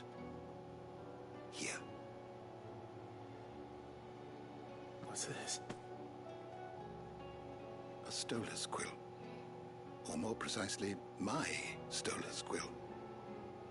'Tis said that an owl's feathers are steeped in the wishes it hears over its long lifetime. All those words just waiting to pour out onto the page. So consider this my wish for you. That one day you may put down your sword and pick up that pen.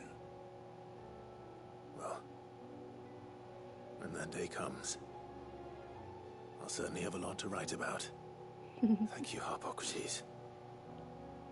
It shall have pride of place in my chamber. These quests, man. They're tying up loose ends. So many loose ends.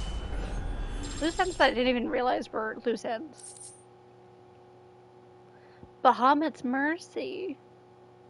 Reduces Giga Flare cooldown by 6 seconds. Yo.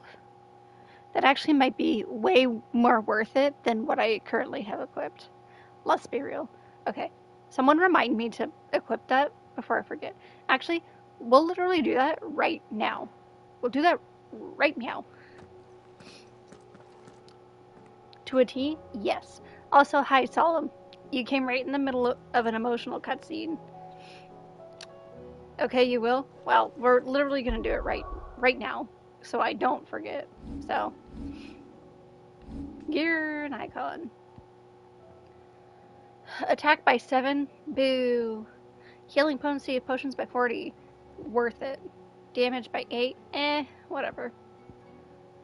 This one's the lowest, so we'll do this instead. Hell yeah.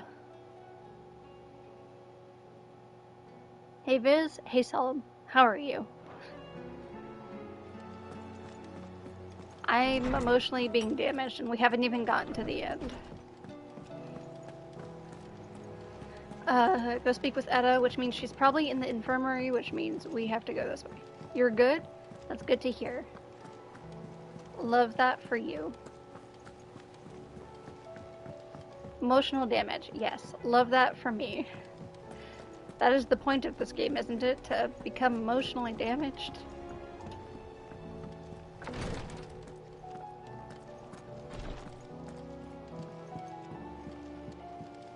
Etta. Man, having that name in this game as opposed to 14 is like so weird. Because it has a complete different meaning in 14 as opposed to what it has here. And I guess to what somebody else may have said separately, I don't remember where I saw it, but I guess Etta overall as a character in Final Fantasies in general is very tragic.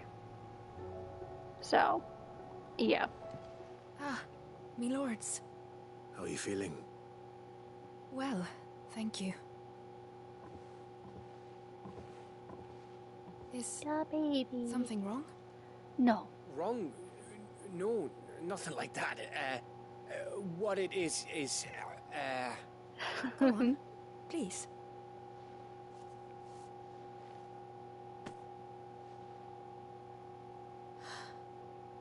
It's beautiful.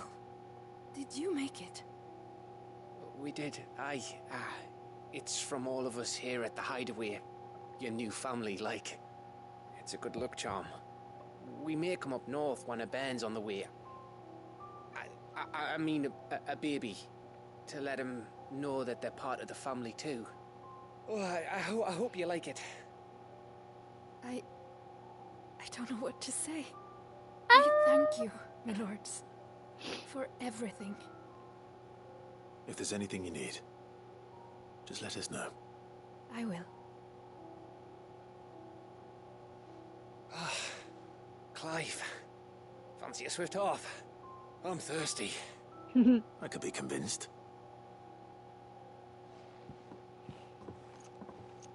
Welcome to the family, lady and baby. Yes. I'm not sure if you were here for it, but we saved her from Waloed. She was literally the only survivor of her entire village. And she happened to be pregnant.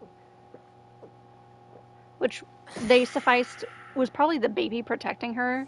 Don't you think you've had enough? As a bearer or something. Oh, we're celebrating. I'm gonna be a father. Are you? I think Edda might have something to say about that. You know what I mean. Bit of light in these dark times. Oh, Gav. Wasn't long after me 10th name day. My mum told us she was with child again. I was over the fucking moon. I was looking forward to having a little one to lord it over. What with me being the runt of the litter.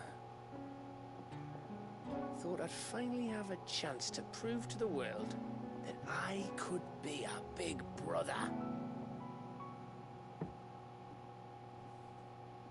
Imperials came the day she went into labour. Had myself a baby sister. And then I didn't. No! My whole family gone in a blink, while I hid in the cellar like the spineless little arsehole I was. Great brother I turned out to be.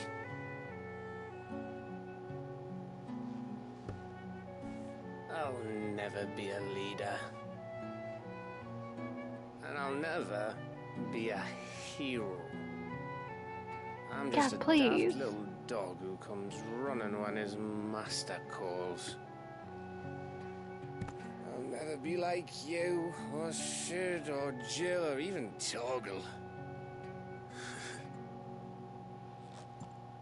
Have you finished? Maybe.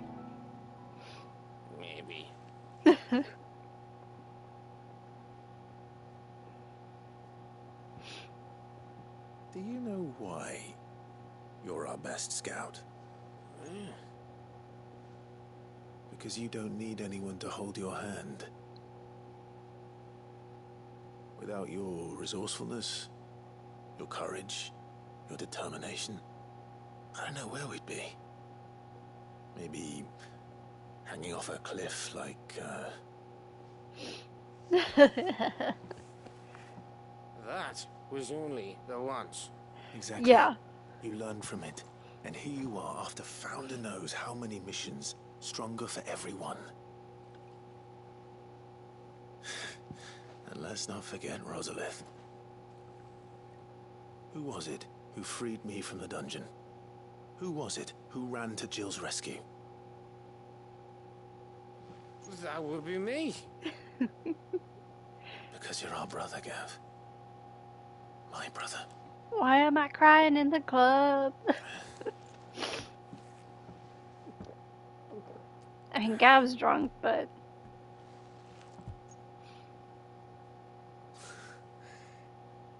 Your brother.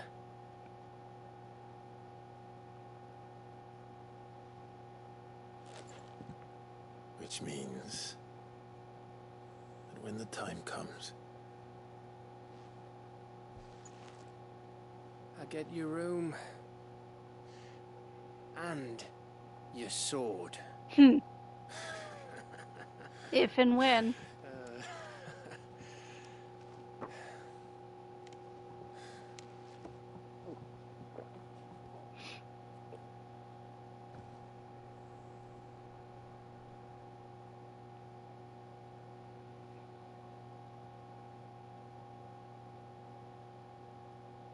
I may have had one too many. One too many. you may have had 10 too many. There we go. I said I was thirsty. Yeah, and you had way too many.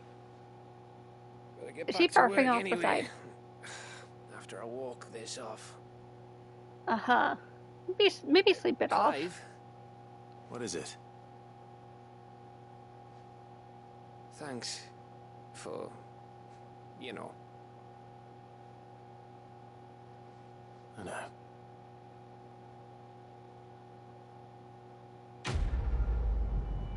And then just like that, quest complete. Man.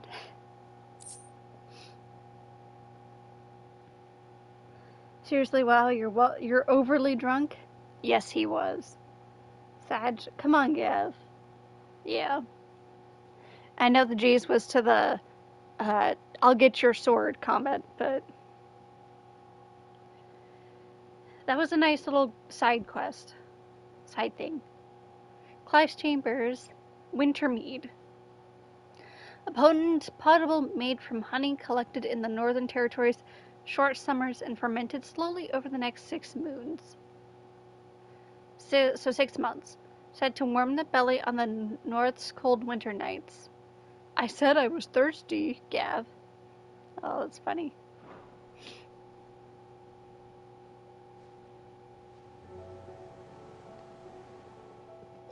One of these days. One of these days, I swear, it's gonna be me who drinks you under the table. Sure. If by under the table you mean retching on my boots half the night. I reckon one of those days was yesterday. Ha ha. You think you're so funny. But just wait till we crack open the bottle I left in your chambers. That stuff's strong enough to burn the horns off a behemoth. Sounds like I'll be needing some new boots. I'm glad we talked to him again.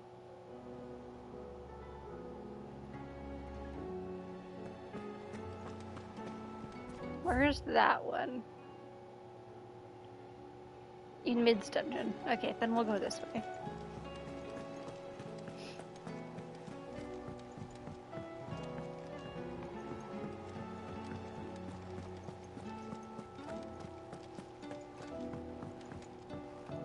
And then we have one last side quest here, and then a different one in Dalamil. I think that's it. That one's actually up? I didn't know there was an up. Actually, JK, I knew there was an up. I just haven't gone up in a long ass time. Because there's almost nothing up here. I will not let them be forgotten. Cid, may I have a moment? Of course. It is an honor to finally speak with you. My name is Herman.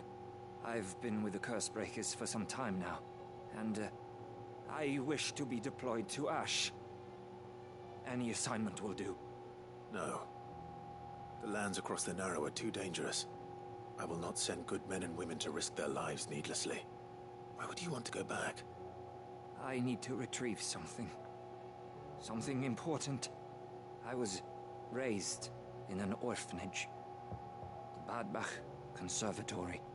Or rather, I was held captive there. Hey, we went there. It was not a place of nurture. It existed solely to turn bearer children into mindless weapons. Well, that's We were unfortunate. tortured until we feared no pain. Tormented until our hearts turned to stone, and few ever survived long enough to become tools of the last king. I can't imagine. I lost so many. I can't even remember all their names, but they must be remembered. They cannot fade away, faceless and forgotten. The Institute was run with military precision. Every child measured, every name recorded, every death logged with meticulous care. Cid, allow me to travel to Ash and recover the registry so that my brothers and sisters might live on. No. That's literally what I was thinking. I was like, no, you're not going. but I will go instead. And then, what's the option? No, I'll go instead. Literally what I was thinking. You were a good friend, Herman. But the fact remains that Ash is simply too dangerous. Sid, please. Even should it cost me my life. No. Too dangerous for you, Herman. But not for me. I'll go to Bad Bach and find the registry. You will? Yes. I won't let you risk your life. I don't know how to thank you. Thank me when it's Start by done. telling me where I'll find this orphanage. Vie de Grace. Hidden in a forest, overlooking the plains. We've already been there. I'll see what I can find there. May the mothers guide you.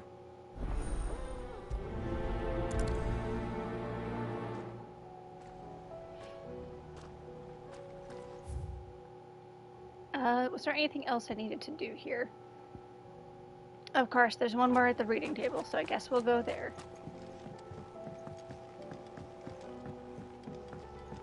Oh, also deliver the materials to Mid, who is literally right down here. So I guess we'll do that first, actually. Mid, you gonna make the ship fly? Like I knew she would. The Enterprise? Flying ships? Sid? Mid? Like, come on. I'm pretty sure flying ships has always been their thing. Mid, tell me this is all you need.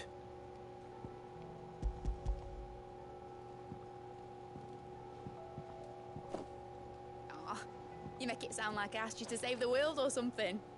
Tell me this is all you need. It's most of what I need. After you left, I went over the figures again, and I realised I'd forgotten a 1 and a 0. And a cogwheel. Just a tiny one. Though, that's the problem. Gears that small are a bastard to make, and I may have lost the one Blackthorn spent a fortnight toiling over. Shit. Wait. The children. When they took apart your scales, there was a tiny brass gear. Now that I think about it, they didn't use it when we put the scales back together. The young'uns? But why would the... You know what? I don't want to know. I'll keep working on the model. You go and find that cog. You know what? Everything is making sense now. It's actually so funny that that would come up again later. Because I remember they were like, did Sid forget to use the cogwheel? And it's like, yeah, I guess we did. Oh well, whatever. But now it's like, oh hey, maybe that's what that's for. Has Midadol mentioned a new project yet? Children, where's the cogwheel? Tell me where you've hid it. Sid! Is Mid still hiding from us? She wasn't hiding. She's fine. She's just busy working on her next project. A new invention? What is it? What is it? Is it an airship? I bet it's an airship! Do you think she'll let us help? That just so happens to be why I'm here. She needs something special, something only you three can provide. A brass gear. A tiny one. One that might fit on, say, a set of scales? Oh, the one you forgot! We remember! We saved it, just in case. It's in the bag of bits. Bag of bits. How many Since bits do you they met him, have? We've been disassembling, then reassembling everything we can find. All the pieces that are left over, we keep under our beds, just in case. Left over. Good to know. Look. Children, stop disassembling everything. They're so cute, so innocent. They don't know any better. Just the gear? We have more parts if Mid needs them. That's all for now. But I'll let Mid know about your hoard. Just in case. Thanks, Sid.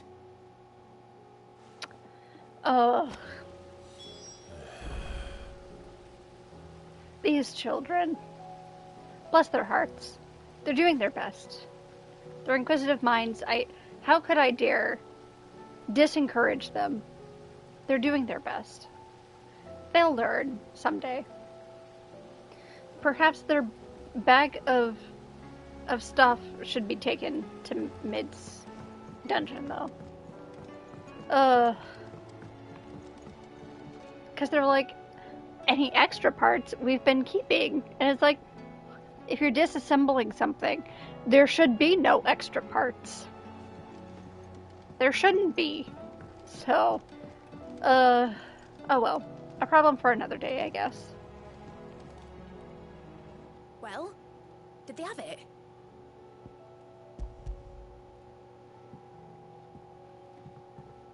They did. And they kept it somewhere nice and safe. Will it work? Will it work? It's perfect! You're a genius, Clive. Am what exactly are you going to use it for? Only the most important job of all. The wings aren't going to move on their own. But with the right cog in the right place... Well, you just wait and see. I'm excited for this flying ship. Does that mean Dion doesn't have to literally become Bahamut and risk himself to do it? That should do it. The prototype. Ah, she's so cute. Here goes nothing. It literally looks like the minion you get as your first minion in 14. I mean that quite literally. It's exactly the same. Titan's tits. It didn't keep going. It wasn't supposed to fly, was it? Of course it was supposed to fly. Wouldn't be much of an airship if it didn't. Honestly, these bloody engines are driving me mad. You're the one who designed them. I'm so sure this would be the day she soared. The Mithril engine was made to make dreams come true.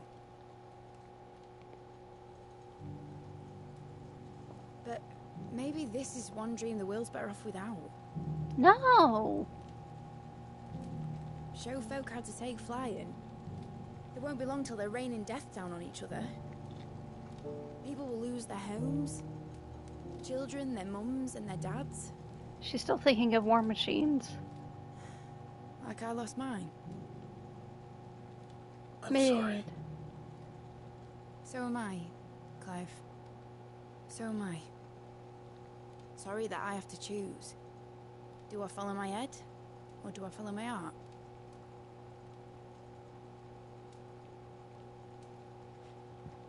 Good question.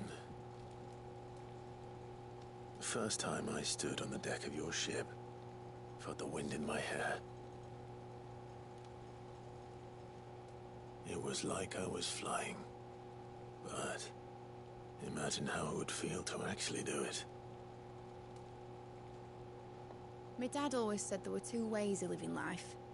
Chasing a dream or shuffling to your grave. And he were right. Right about a lot of things. Not that I like to admit it. People need dreams to chase. Especially in a world like this.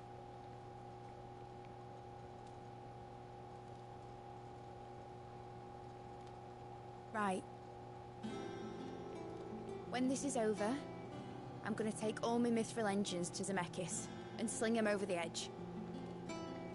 I won't have my dream end up turning into someone else's nightmare. But all that hard work... All that hard work will not be used for war, Jamie. But it isn't like it'll be gone. Tell me, Clive, have you ever been on a treasure hunt?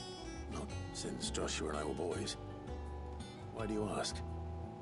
Because I'm gonna bury the engine schematics and leave behind a little riddle telling people where to find them. A really hard one, so that only the most dedicated dreamers will ever be able to work it out.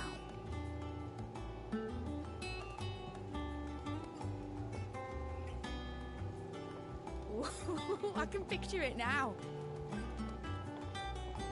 Some daft general squinting at the words with a gormless expression on his mug. Like that one, yeah. right.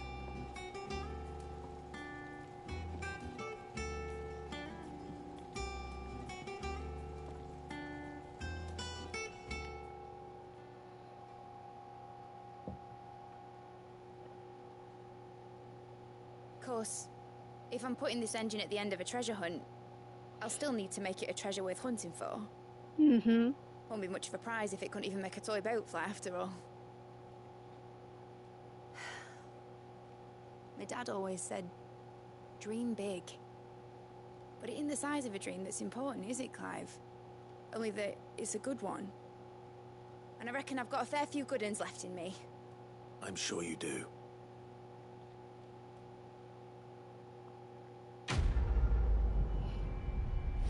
Flying ship is still one of them, though, I'm guessing. Model airship. Displayed in Clive's chambers. Ah! Mid's dangerous dream of flight, immortalized in miniature. My dad always said there were two ways of living life. Chasing your dream, or shuffling to your grave.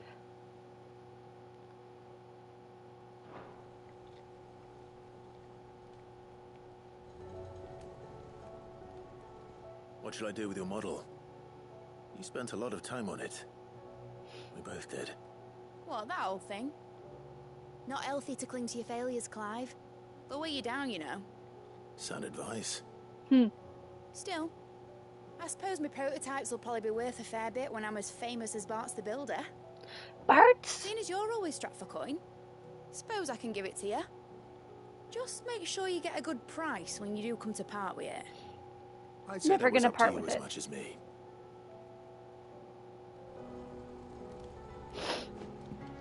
But also, hold up, Bart's the Builder? That feels like both a reference to 14, but also Bart's from 5 at the same time. I think he was from 5 anyway. That is so funny. That is so cute. I love everything about what this was.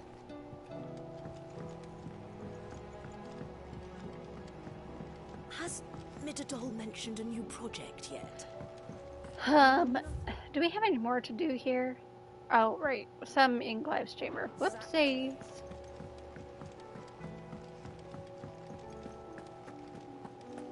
I think the fastest way is this way. I don't know for sure.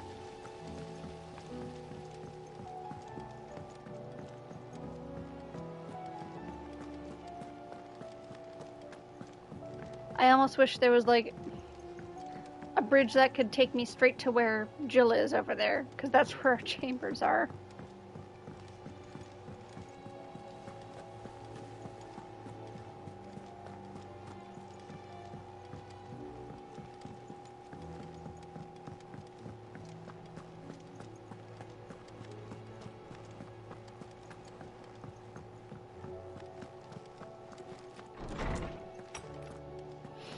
We're going to take a quick look at the Wall of Memories again. The new ones. Model airship that we just got from Mid. It's so cute. Soulless Quill from Gav.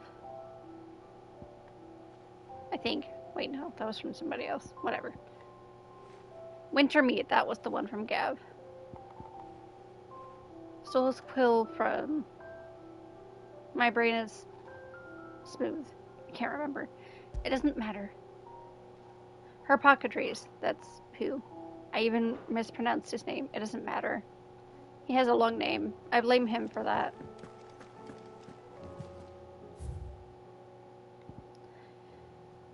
Concern for Jill. From Joshua. Though her icon brought her much suffering, the loss of Shiva weighs heavy on her heart, and would be poor friends indeed if we did not seek to lighten that burden, even but only a fraction, before we depart for the skies. I would speak on this more in private. Man. If Josh Good was old worried Hope. about Jill, Yes. I should go and speak with him. A second side quest from Joshua. About Jill. My girlfriend. I mean, Clive's girlfriend. Same difference.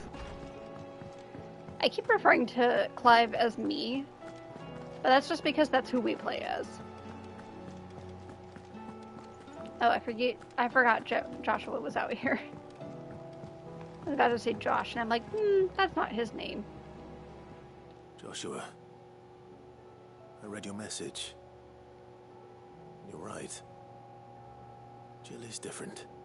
I don't think I'd realized how different, but since we returned from Drake's spine, I've felt it more and more. I suppose it's not hard to imagine why. She doesn't think she belongs anymore. And that's why we need to remind her she is still one of us. To let her know that we still need her, now more than ever. That you still need her. But how to do that? When last we were truly close, we were but children. Of course. Do you remember the time we accompanied Father on his annual tour of the Duchy? And Jill and I broke from the procession to ride up Man's Hill.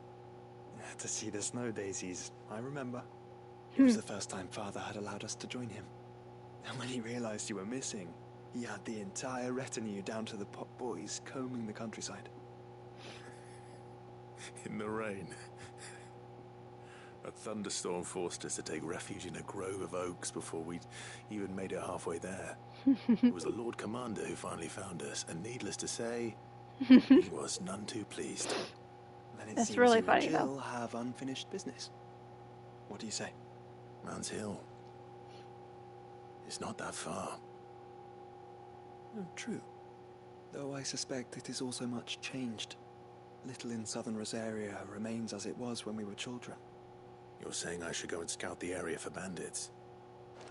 I'm saying we should first go and see if there are actually still any snow daisies left. What would you do without me, Clive?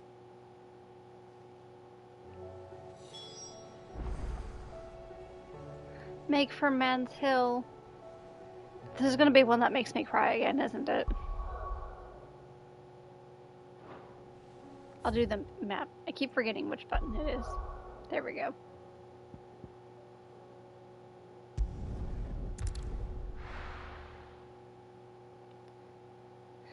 Smile. Thank you. Oh wow, it's like right here.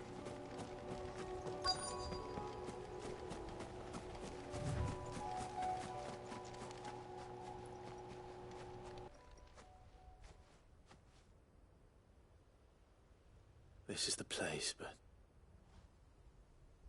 I'm sorry, Clive.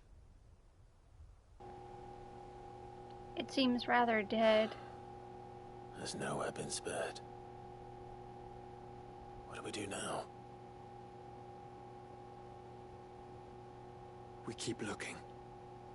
Man's Hill cannot be the only place where snow daisies grow. Perhaps, but... it's the only place I know of. Knew of. Then why not ask someone who might know of another? Someone at the backyard. To the hideaway, then. Came all the way out here just to go back to the hideaway. Man. They're all gone. Of course, the grass is still here, but the snow daisies apparently said, JK, we're dead.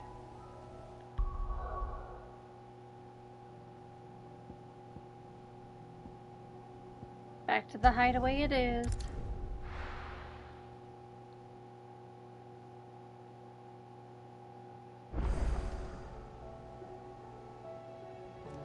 Let's hope one of the gardeners knows where to find snow daisies. Gardeners are going to be down below.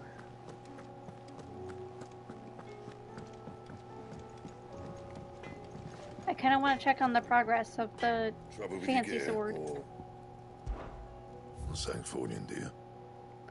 Let's see. Goten Damarong. Only 2? I need 3. I didn't realize I needed 3. Darksteel is what I need 2 of, and then Primitive Battlehorn 1.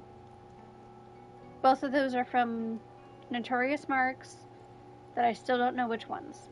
Which, it doesn't matter really right now. But, you know, maybe the side quest will steer us in the right direction. Maybe. We'll see. And? Not my main priority.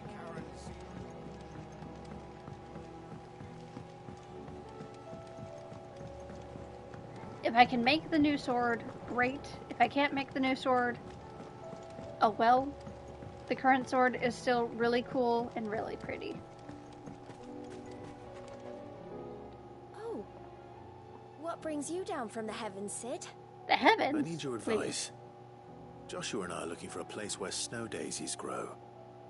Preferably in abundance. Snow daisies. Then you'll want somewhere not too hot and not too cold. And where the winds are strong enough to carry the seeds. I reckon Man's Hill would be a good place to start. There in the Royal Meadows, perhaps? Both have similar climbs and the right elevation. If the Blight hasn't claimed them yet. Right. Thank you. Did you learn where we might find our flowers? The gardener here mentioned the Royal Meadows in Sambrak. Ah, the fields beyond Northreach. Well, if that's the case, then Yote was right. I recalled that she kept a record of our travels, you see. So I asked her if she'd perhaps noted anywhere that snow daisies grew, and she mentioned Oilerfeist Bay. Whose shores border the meadows. Off we go then.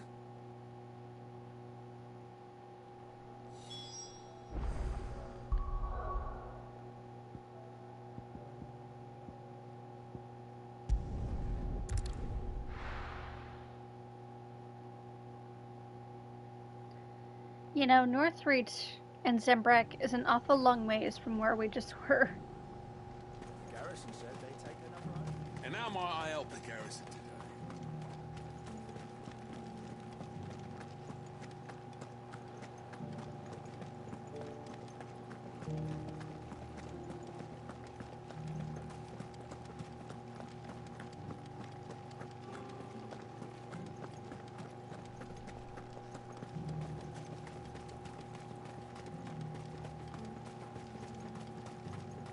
Duke has pledged. Can we go around this? Yes, we can.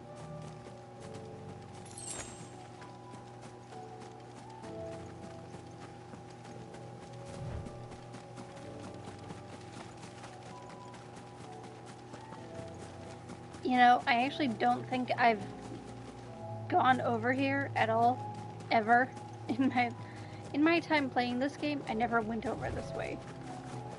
A little embarrassing at this point, but I also didn't know it was here. Hey look, those are probably the snow daisies that I have to go around this rock for. The meadows are vast. Where do we even start?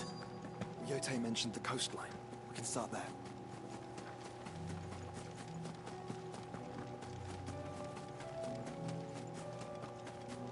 Aether Flood. It's fine. It's not fine. I see something to fight.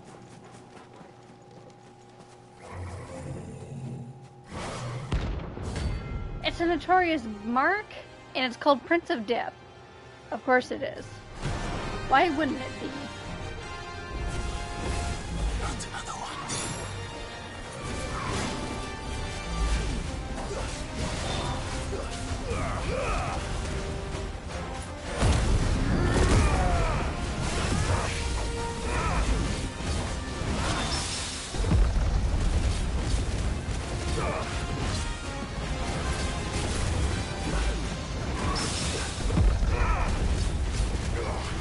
No, don't ask me how I keep parrying.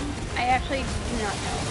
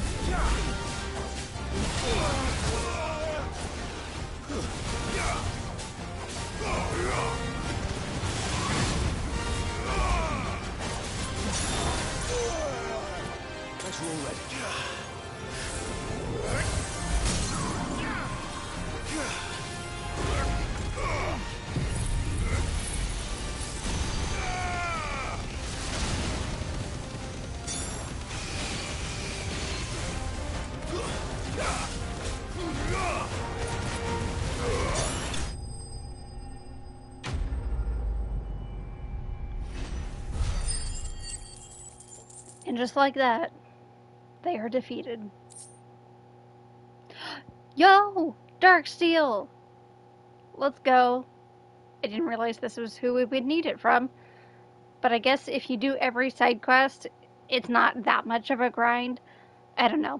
I read somewhere that for the quote-unquote best weapon in the game, you would require a huge grind or something like that. And I'm like, does it? Like, I don't care about grinding. I don't care about the quote-unquote best weapon. But of the weapon that I'm trying to craft, off and on, it's kind of nice to know that I'm getting the stuff that I need just from doing side quests. I just need one more Darksteel, one more Orichalcum, and then the third one is a different mark, but I don't remember which one it was. Well, it didn't tell me which mark it was. It told me what the material was from it, which I'm sure I could figure out if I tried hard enough. I'm tired of these things. But again, not my main priority. But I'm still glad that I'm getting the materials despite it not being my main priority.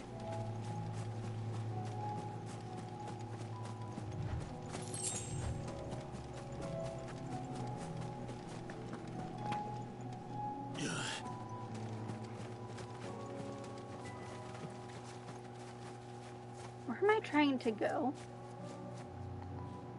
Oh, wait, I saw the flowers. This way.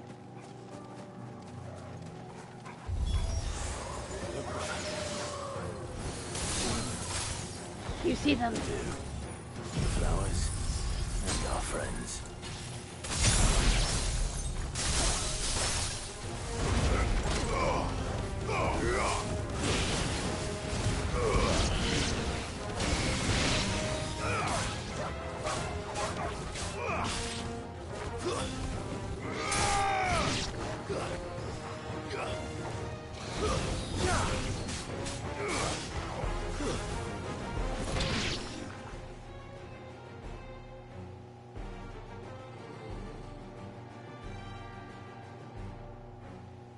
See, boy.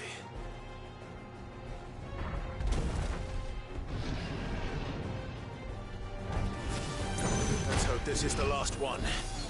Only one way to find out.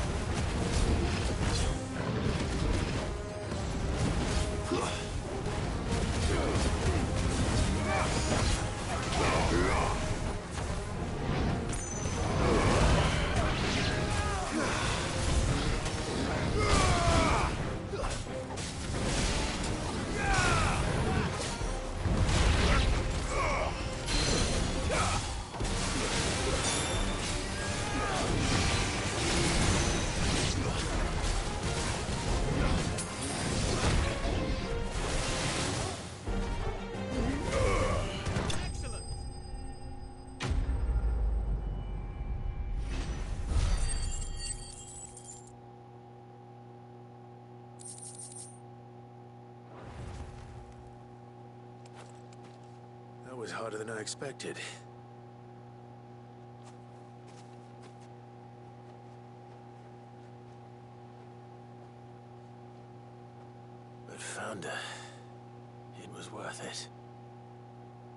They're beautiful. Do you think Jill will like them? She'll love them. Come on. Let's go.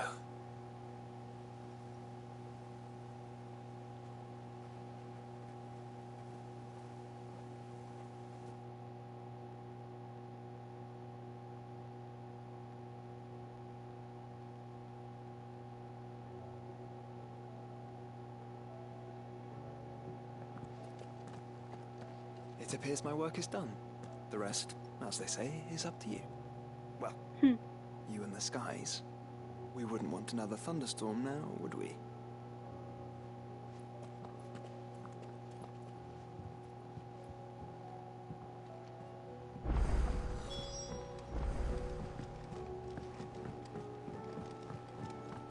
Jill! Jill, I have something to show you.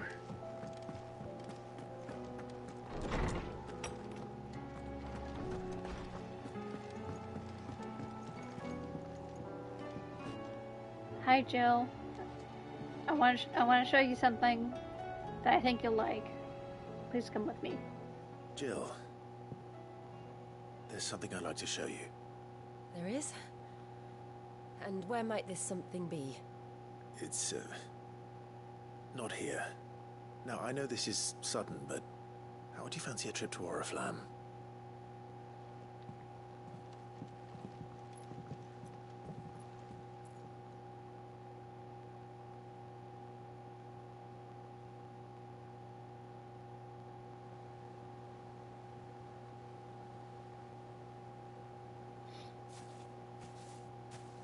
There are so many. This is what you wanted to show me. Yeah, I don't know what to say. You don't need to say anything. The smile on your face is enough. We've been worried about you. Joshua and I. Do you remember when I took you to Man's Hill?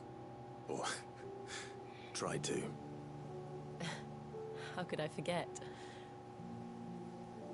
You saw me crying and thought a change of scenery might lift my spirits. In the end, it earned me a nasty cough and a stern scolding from your mother. But I felt wonderful nonetheless. I'm sorry. I had no idea what I was getting us both into. But I couldn't bear to see you like that.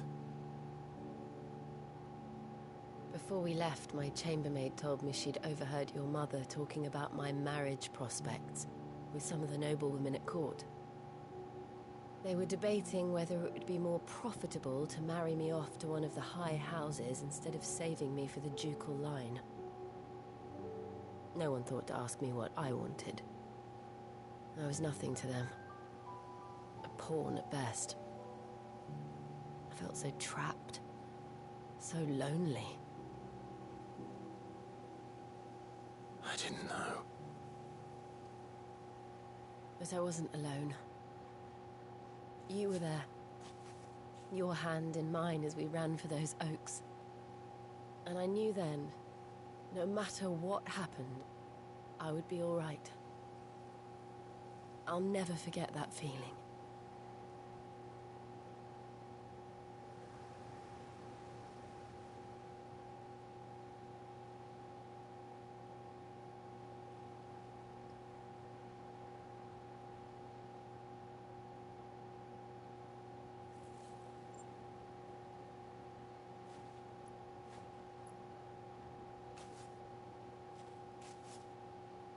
Before we broke camp, the morning after the storm, do you know what I did? No? What? I slipped away from my governess to climb the Tor. And from there I saw a sea of petals, all reaching for the sun. And I realized that no matter how terrible the night, dawn would always come.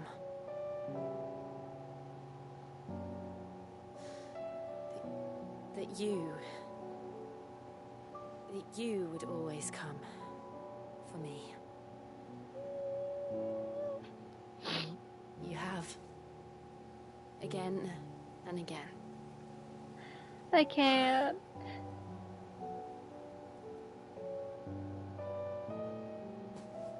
Where do you see us? When all this is over?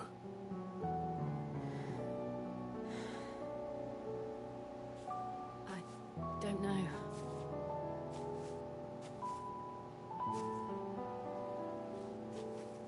Not here, though. I think I've outgrown the twins. After everything we've been through, the realm just seems so small. I'll need some space to spread my wings. Then that's what you'll have. And I'll stop at nothing to see that you do.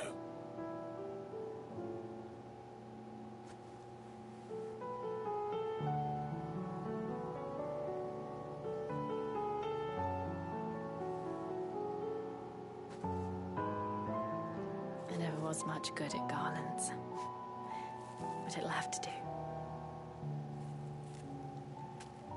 I'll treasure it forever. Thank you, Clive. For this, the flowers, for everything. It's exactly what I needed. You are my treasure.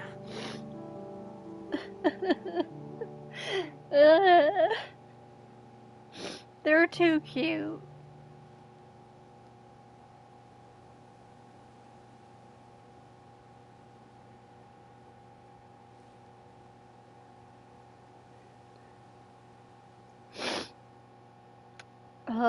Man.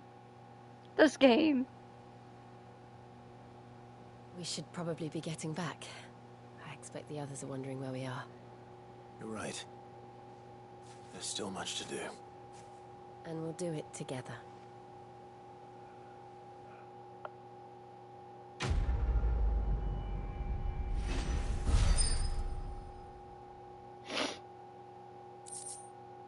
I'm not crying. You're crying. But is this Song of Winter, Autumn Gone, from Frosted Lips, Oblivion, Northern Nursery Rhyme. That's not much of a rhyme, to be honest, but you know what? Fair enough. A fragrant diadem, hand-woven by Jill from flowers picked on the shores of Aleafist Bay. Never was much good at garlands, but it'll have to do. But I'm pretty sure crying, Viz. Yes, I'm crying. Did you miss something good? Yeah, kind of. Kind of. It was definitely emotionally charged. And definitely solidifies Jill and Clive. Not that we didn't know that was like a thing, but it was definitely a sweet moment. And it kind of included Joshua, but not entirely. Where we scattered out this area of snow daisies that, and then, yeah, I don't know. It was literally the last 20 minutes or so, probably. I'm just like sobbing through the whole thing. You won't hear me sobbing until the end, but you actually probably won't hear me sobbing until the last 5 minutes, maybe, but this was a good side quest.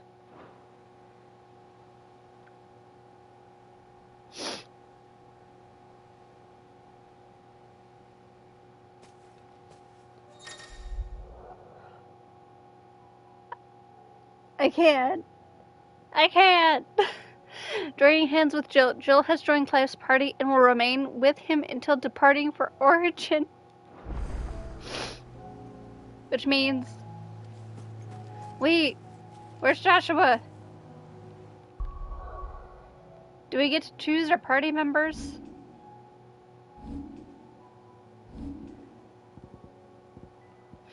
Party members.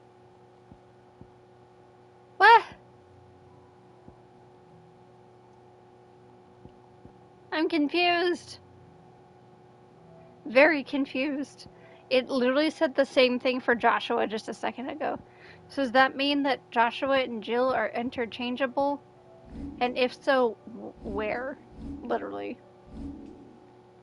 Not here, not there, not anywhere.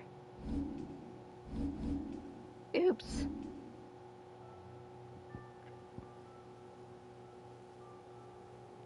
Well, I'm confused. But I guess it doesn't matter that much. We have one whole side quest left to do. It's Dalamil, and then we can do main story. Because everything else has been done. JK. Journey to the Badback Conservatory, which I think is way the heck over here. Yep, it is. We're gonna go here first, and then we'll go back, and then we'll do main story. Which means we have 2 side stories left to do.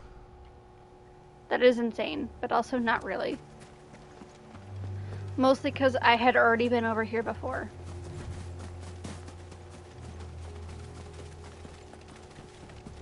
We're gonna try and avoid fighting if we can, because I just don't feel like it.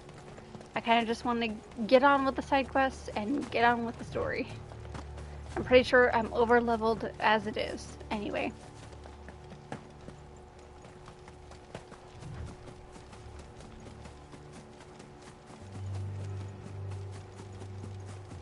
Also, I'm sure I sound maybe a little weird because I've been crying through a lot of this. It is what it is. Also, Jill and Joshua aren't interchangeable. What? So whichever side quest you do first, the other one takes their place? Is that what you're telling me right now? Oops. Oh well. It's gonna be Joshua at the end anyway. Oh wait, never mind. They're both here. They're literally both here. Party of 4. It all works fine. It doesn't matter if they're interchangeable, because they're all here. Everyone's here, just like Smash. It's fine. This must be the orphanage. Hopefully the registry is still here. Because look, literally both of them are here.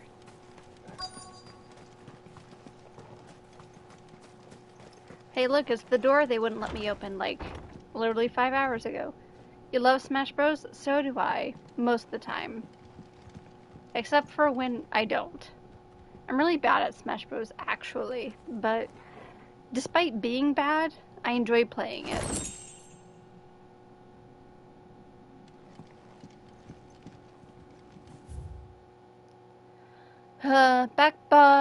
Badback Conservatory Writ of Incorporation.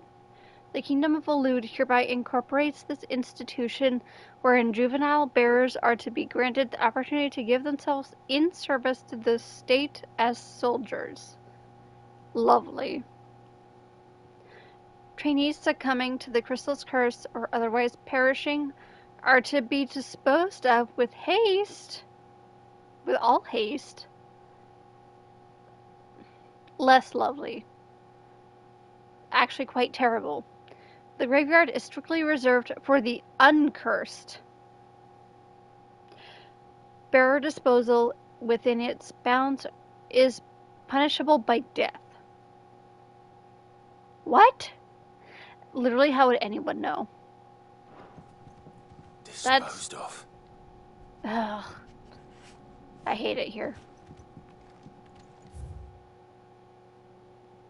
Conditioning schedule.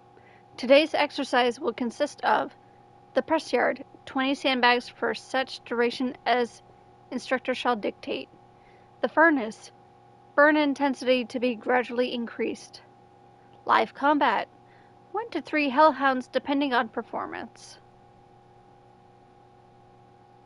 Ew. Conditioning. This is nothing short of torture. Herman wasn't exaggerating. It's a wonder he survived this place. I need to find that registry.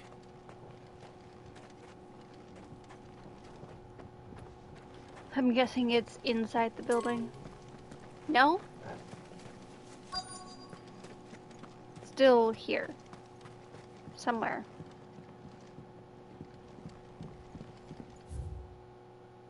That's the one I already read.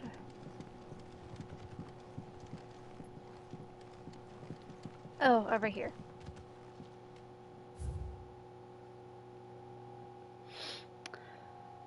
I've recently learned that my own daughter was among the children turned to stone by the brutal training I subjected them to. I had not so much as thought of her since handing her over to the authorities as a babe. I'm sorry, I have to stop there because the idea of that is horrific and disgusting in itself. Yeah, sorry. Not sorry. Processing that is like a whole thing in itself. But inquiries with the military confirmed it was her. I had been torturing my own flesh and blood. Yeah, no shit, dumbass. And now I see her everywhere. Today, one of the children smiled at me in the hope of receiving a few scraps from my table. It was her smile, the smile she inherited from her mother. The mother I killed for giving birth to a bearer. You know, when I reach the point, I'm going to have an oh no emo. Probably, wait, I already have oh no, but like a different, like, oh my gosh emo. I guess, maybe, I don't know, because that one's a whole new level of fucked up, I guess.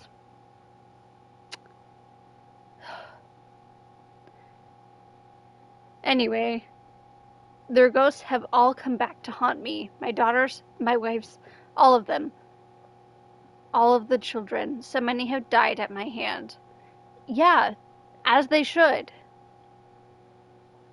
I can bear the guilt no longer. Oh, poor you. You feel guilty, so now you're gonna what? End your own life? You're not gonna atone? Sorry, I shouldn't say that before actually reading the rest. And so, I have decided, tomorrow I too must die. Great. It will be the last order I give those poor wretches, the last torment I subject them to. I will command them to tear me limb from limb, and inter my accursed corpse beneath the white tree, whose crooked hands reach for the sky in supplication. And beside me, my shame, my curse, the record of all their names, all those I have wronged. Well, at least we know where. But also, death seems like an excuse. If you feel bad for what you've done to your own flesh and blood, to people beyond your flesh and blood, death isn't a way out. It's an excuse. Atone for what you've done. At least attempt to. Anyway. You know? I don't know. This feels like... yeah, what I've just said. Anyway. This reads like a suicide note. Did the director go through with his plan? There's only one way to find out.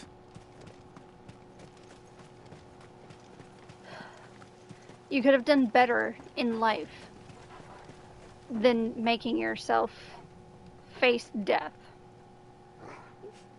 There's more you could have done. This dude belongs in a trash can, though. Yes, but if he feels so bad for what he's done, there's always more good that can be done. Literally, at least attempt to atone. If you die in atonement, then you've died for a good reason. As opposed to dying because you feel bad for what you've done. It's a little bit different, but kind of the same. Not quite, but...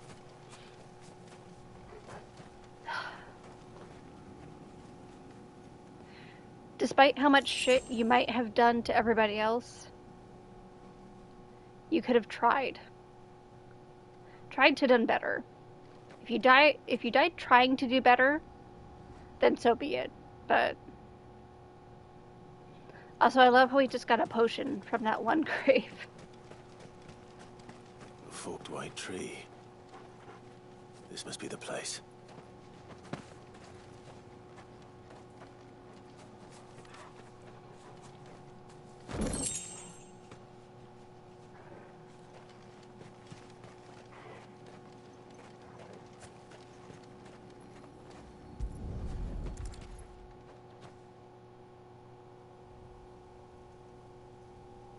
Could he really be buried here?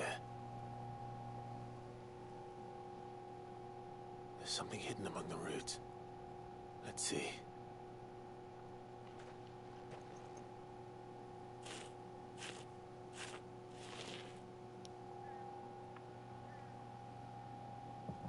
This must be the registry.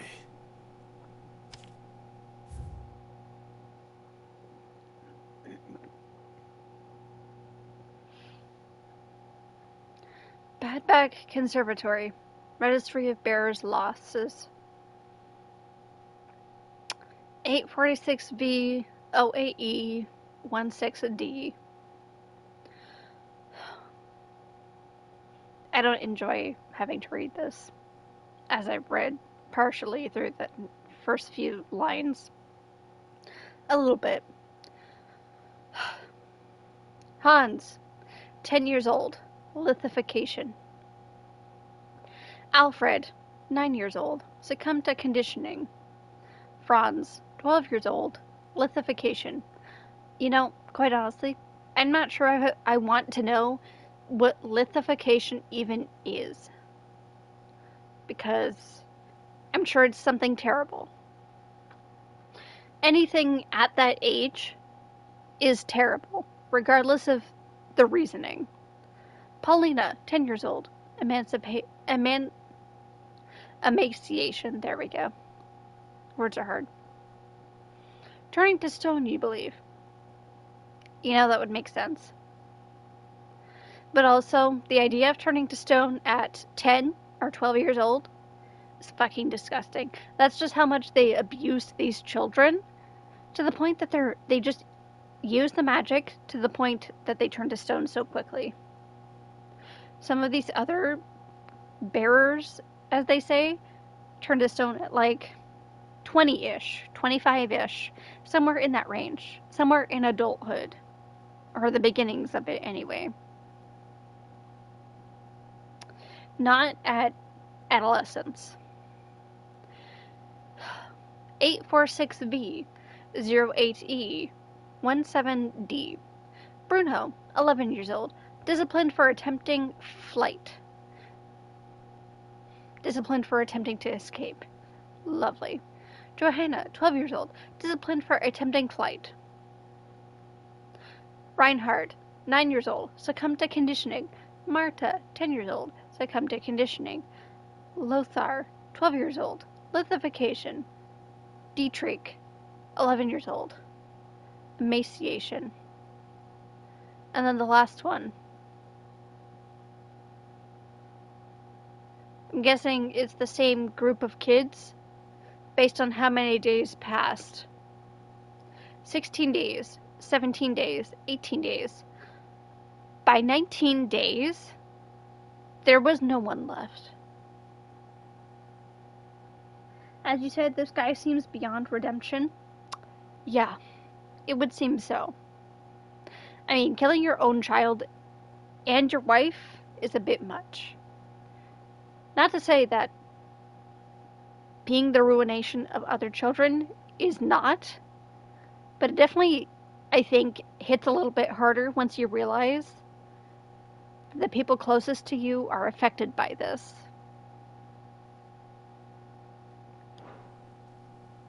So many names. This place was a slaughterhouse. Yeah, it was. And where is the architect of all this misery?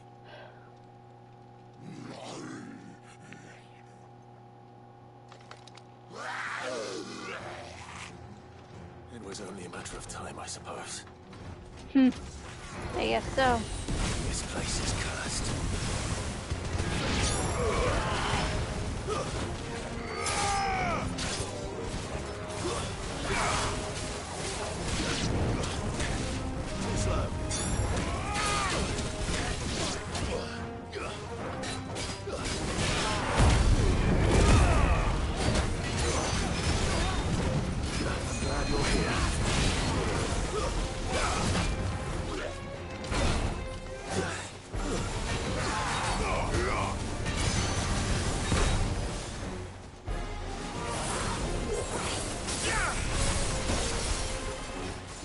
I don't think that actually hit him.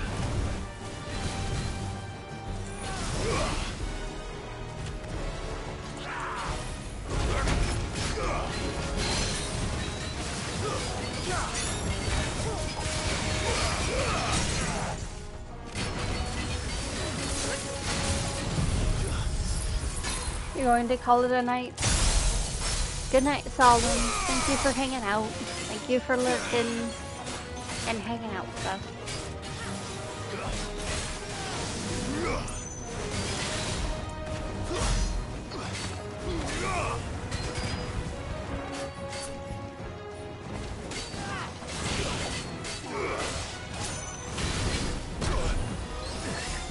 I didn't imagine that this game is going to take me too much longer, hopefully.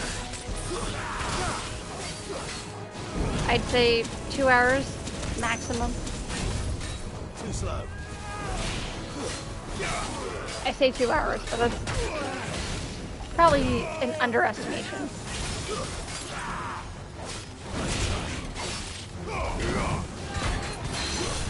Maybe closer to 3 hours. But again, I appreciate you being here and have a good sleep.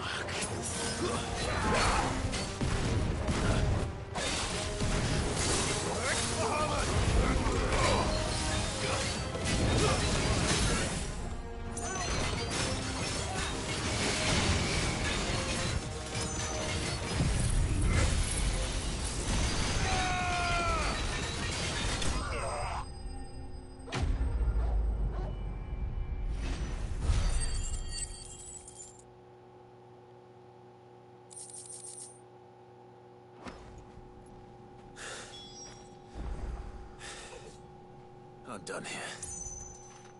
Let's get the registry back to Herman.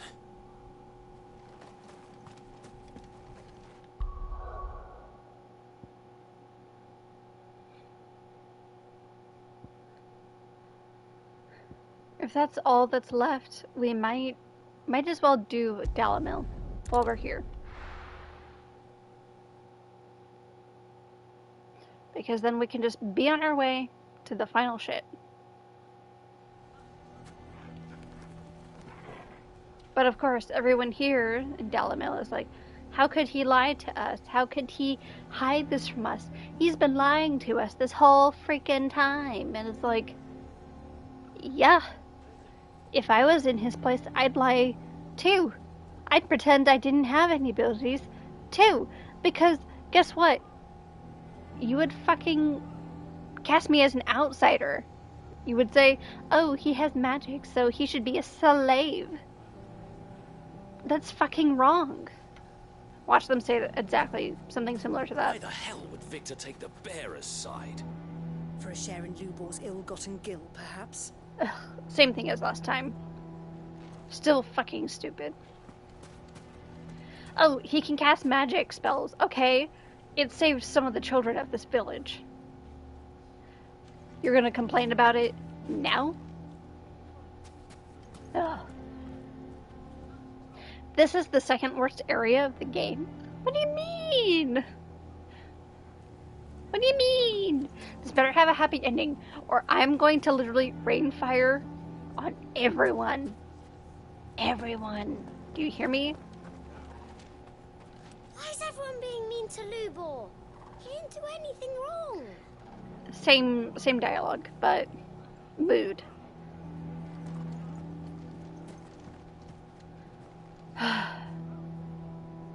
Hey, what's this over here? In exchange for one great sword forged to the specification hereunder, Red Rooster Trading will pay the sum of 1,000 gil. No less than 8 hands in length, weighted pommel, briar clam inlay, serrated edge suited for cutting bone. Oh.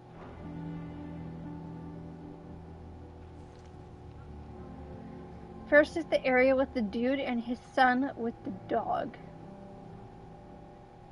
Oh, you mean very early in the game with the freaking wolf? And then they ordered a new wolf, and surprise, surprise, when you order a wild animal, it is a wild animal and will attack anything in sight. that too. Yeah. I didn't feel as bad about that. Like, I felt a little bit bad, but also not really, because clearly they had been doing that for a while. They had been using other people as sport. And it's like, what's wrong with you? You weren't supposed to kill the wolf. You were supposed to die. And it's like, what do you mean I was supposed to die? I was told you were being attacked by a motherfucking wolf. So of course I would come here to save you. What? They effed around and found out. They sure did. They sure did. In that same breath, I will say, at least the little girl in that same area didn't, well, I don't know if she's still alive because of the Aether Flood and everything, but at least she didn't immediately die and potentially had the opportunity to improve. Where we told her, Chloe is not a name you can just give to the new bearer that you receive. Each one is individual and their own person. Oh yeah, that shitty kid got a small redemption. A little bit. But this place, I'm hoping we can change their minds, but also I'm not holding my breath on that one. Here to help me pack? Thanks, but I'll be traveling light. I'm almost finished already, in fact. You're really going to go through with this, then? I am. But before I go, there is one small issue I'd like your assistance with. Well, two, in fact. If it's within my power to help you, I will. It's the children. I refuse to let them share in my disgrace. And if I leave them here, they surely will. Our friendship would see them ostracized forever. But I can't take them with me either. I can think of only one place where they are certain to be safe, and provided for, and loved. The Hideaway.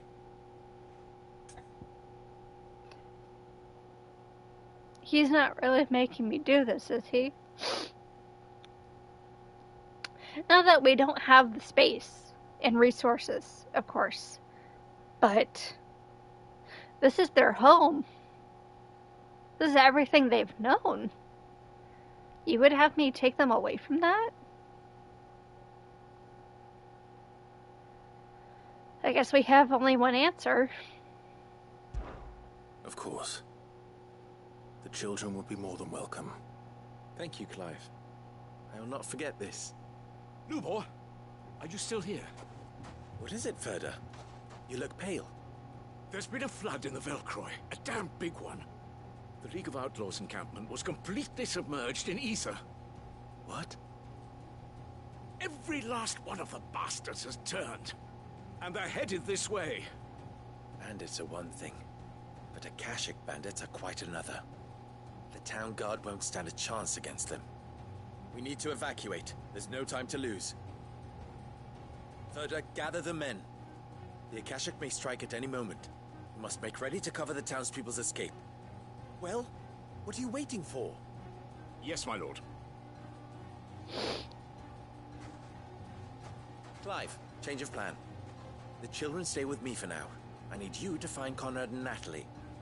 Tell them to prepare for a full and immediate evacuation. Understood. I'll do what I can to convince everyone else. Wish me luck. You're gonna need all the luck I can give you.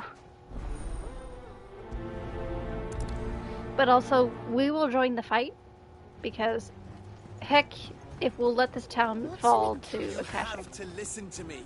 They're coming. You need to evacuate. Know your place, bearer. Know your place, bear.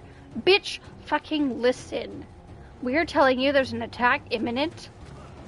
Maybe run for your freaking life so that we can save you. You can be a piece of shit later. Why do they always have to make such a fuss outside? It's driving away our customers. Sorry if I'm loud. suddenly, because What's the commotion? That snake spitting his lies again by the sound of it. it's going to take a lot of emotional control to not rip these people a new one. It sure is. Ah, it's you. What do you want, Lord Underhill? To pass on an important message. There's been an ether flood out in the Velcroy. The camp where the so-called League of Outlaws were gathering has been swallowed. They're no longer just bandits. They're Akashic now, and they could be here at any moment.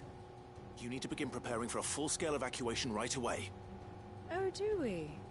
And who was it who gave you this disturbing news, might I ask? I swear to God. Or perhaps the man spreading the same poison out in the square as we speak. You may believe his lies, my lord, but we know better. Fine, then fucking die. I don't care. Like this. Some twisted attempt at revenge, perhaps. Why? If he had not been unmasked, he may well have been elected our leader. A great honor for one of his kind. I'm gonna be One mad. he might well feel aggrieved at having been denied. Lord Underhill, forgive me, but it has become all too evident where your sympathies lie. Lubor cannot be trusted, and neither, therefore, can you. Okay, then fuck you. Me, but for the sake of your people, ask yourselves if there is any chance that this is true. There isn't. You can be certain of that. Oh my God. You're making a mistake. Fine, I'll save you regardless. It's and then no use. Words will not move them. Then we must find another way to ensure Dalamil's survival. well, Right. Let's speak to Lord Ferda. at least Jill has our back. Why do they always have to make such a fuss outside? It's driving away our customers. It's almost like you're about to be attacked by Akashic outlaws. You have to listen to me.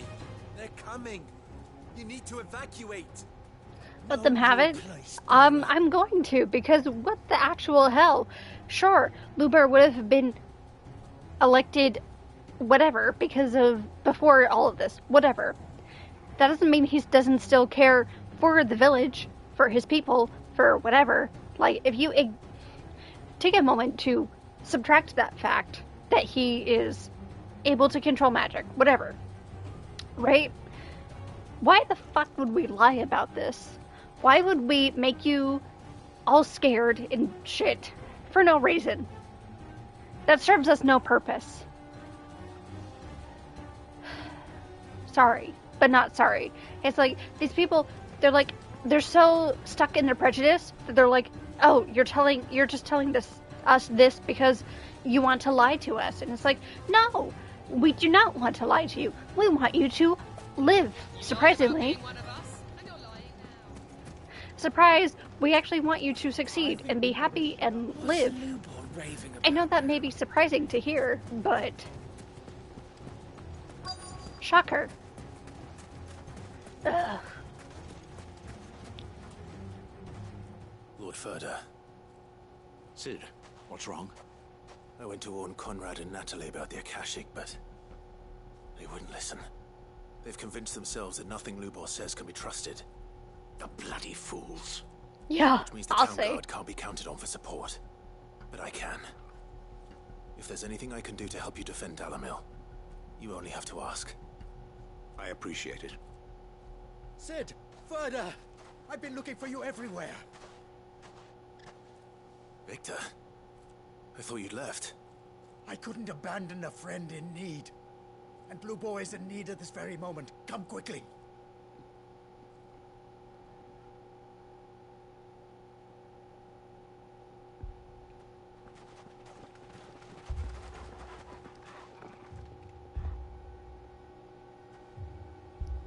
No! You have to believe me. The Akashic are coming. I'm going to pause it really quick. This gives me very strong vibes of, like, the boy who cried wolf, right? He's cried wolf so many times, except in this case, he hasn't cried wolf. People are just very prejudiced. But he cries wolf when there's actually a wolf, and nobody fucking believes him. And then everything goes to shit because nobody believed him.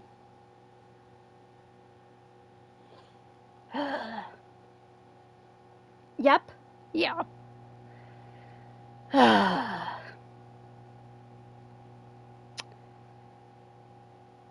I hope this plays out well for as many people as possible, but also, it's like, if you don't believe us, we tried to warn you. We tried to help. And you wouldn't listen to us. There's only so much we can do, but if you don't listen, what more can we do? They don't eat, they don't sleep, they don't tire, and they don't care who they kill. They're unlike anything that's come before. There won't be no parley, no mercy granted. We may have saved the town once, but this is different. I do not ask that you forgive me, but please believe me. If you do not run, you will die. You will all fucking die!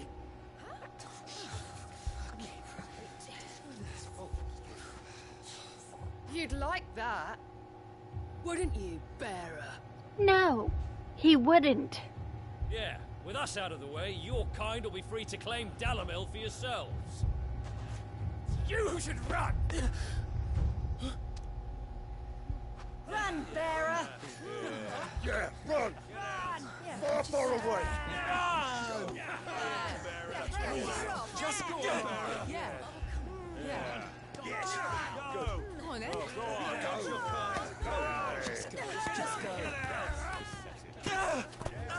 Lubor, wait. Someone's coming. The children. Stop! You're hurting him!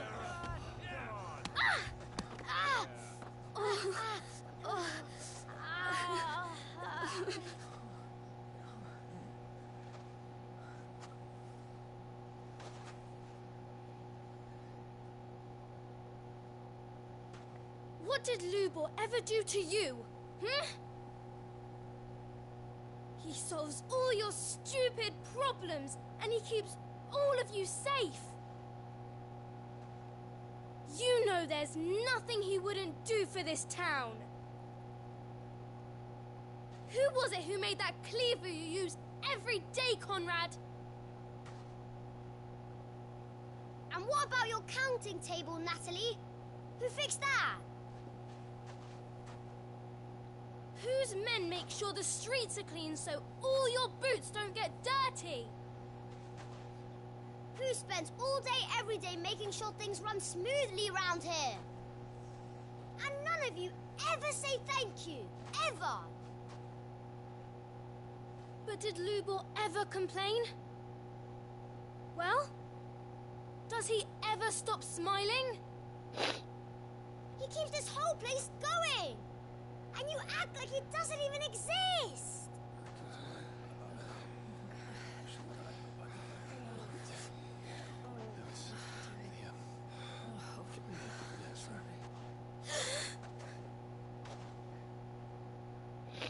Lubor, we have heard enough.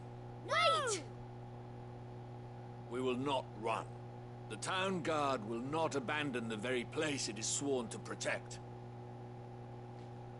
And I will not give up for lost the stores that we labored so hard to fill.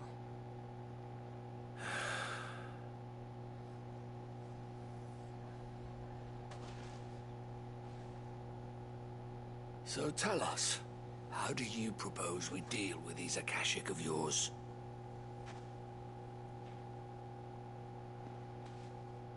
We won't run, but we will fight.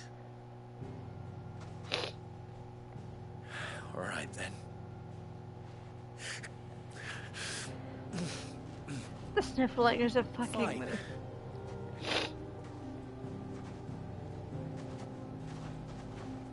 Gather round if you don't want to die. Those kids changed everything.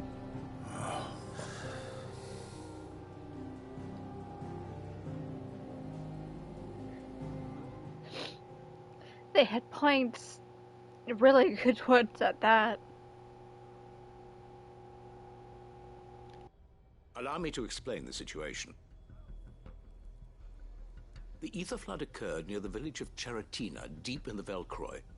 The place had been abandoned for years, until the League of Outlaws decided to make it their base of operations. Now they're all turned, and if the scouts' reports are correct, heading in this direction. They are mindless monsters, driven only by hate and rage. And they are utterly unpredictable. With the bandits, we at least knew how and where they were likely to attack. When these creatures come, Dalimil will have the bitterest fight it has ever faced on its hands. The town guard will muster at the north gate. The rest of us will take the south. Both forces will provide men to serve as scouts and messengers, ready to spread word of the size and nature of the Akashic Force as soon as it is spotted. And as soon as it has been, we will converge on its position and see that it is driven back from Dalimil at all costs. Conrad, can I count on the support of the town guard? Always. I leave the selection and coordination of the messengers in your hands, Victor. And the command of our men in yours, Ferda. If you would both be so kind. Consider it done. As you wish.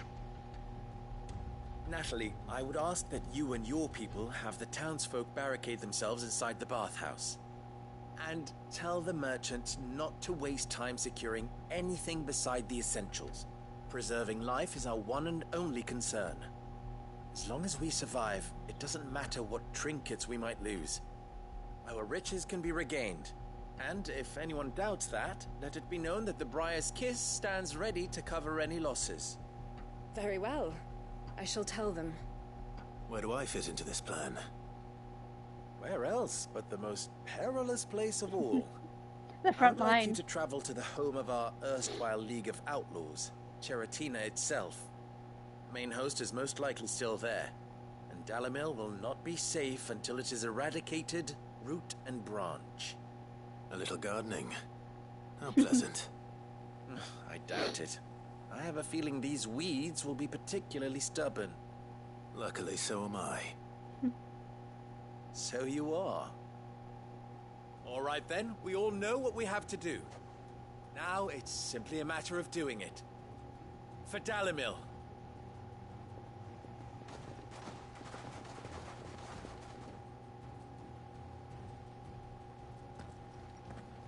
Looks like everyone's ready.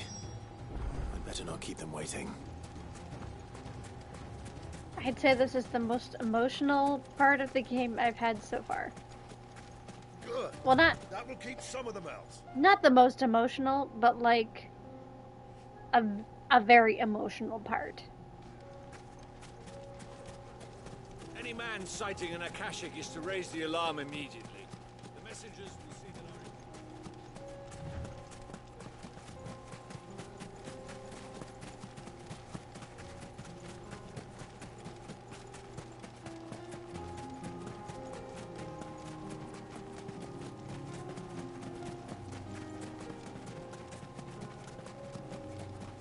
I really love that they said Jill and Joshua are going to accompany you, regardless of your choices.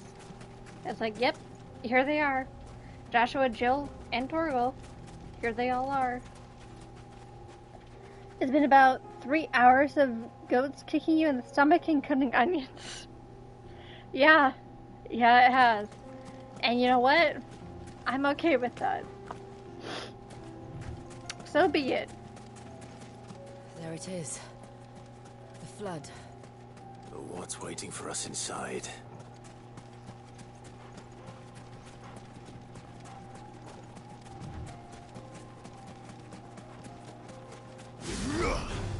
Nope.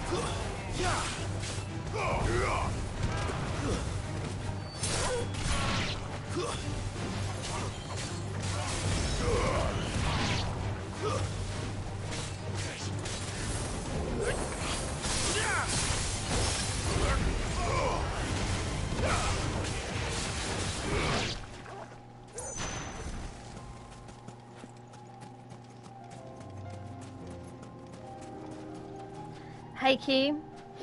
I imagine emotional devastation is what awaits me for the remainder of the game. I'd say after we're done with side quests, there's about 2 hours of main story left. Both actual main story and, like, end credits, maybe. Minimum. Oh, for sure? Smile. Love that for me. Love that for me. Look, I said we're going till we're ending.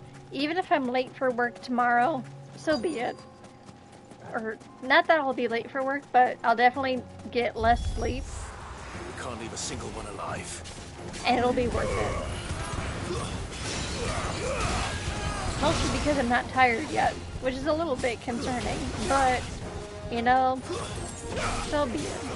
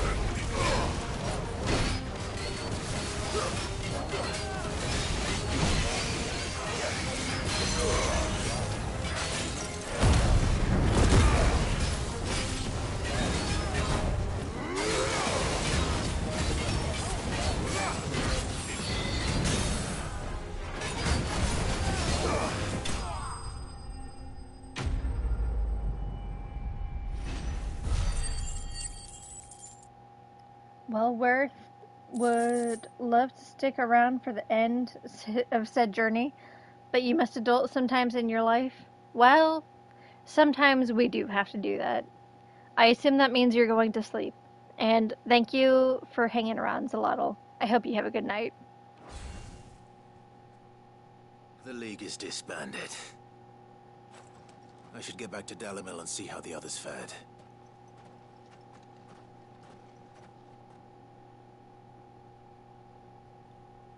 Indeed, you also? Eventually. Probably in like 2 hours.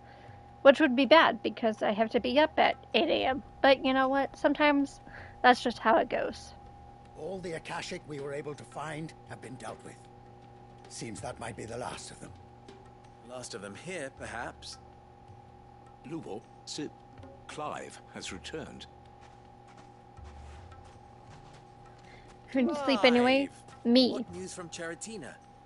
I It's do. done. Root and branch. But I had enough I on knew Sunday. you wouldn't let me down. Thank you, my So- lord. Friends, the Horde has been driven back. The Akashic have been defeated.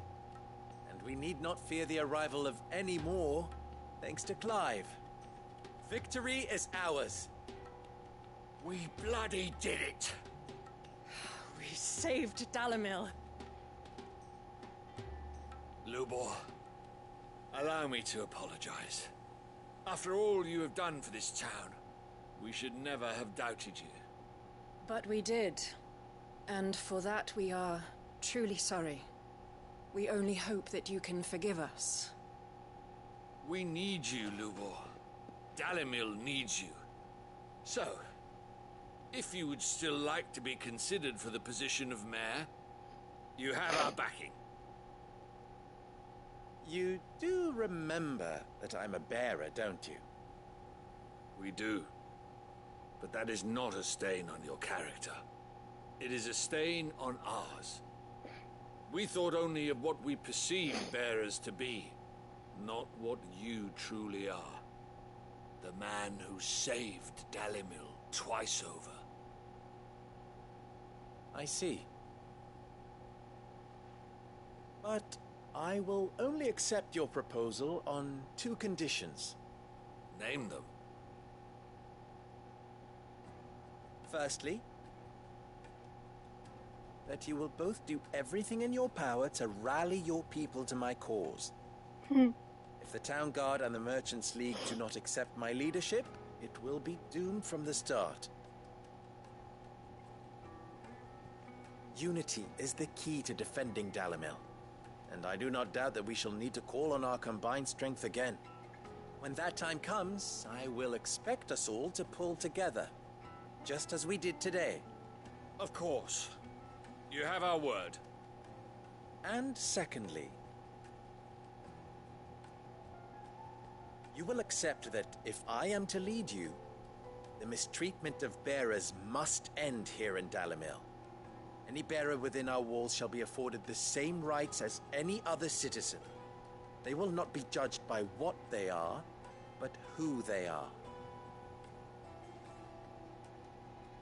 As we failed to do, and came so close to losing everything. We agree to your conditions. And we have only one in return. That you continue to work for the good of Dalimil, as you always have. Condition accepted. Well then, it seems my mayorship is all but confirmed. Do I get some sort of special hat?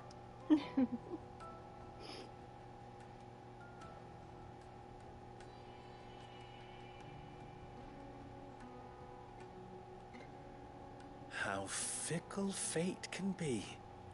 Not so long ago, I had resigned myself to leaving Dalimil in disgrace. And now, I find myself her leader. Funny how that works. For everything.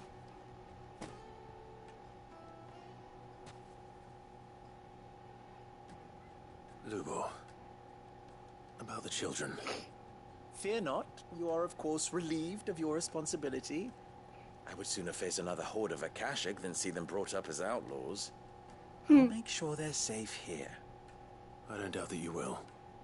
And not just the children, but everyone in Dalimil.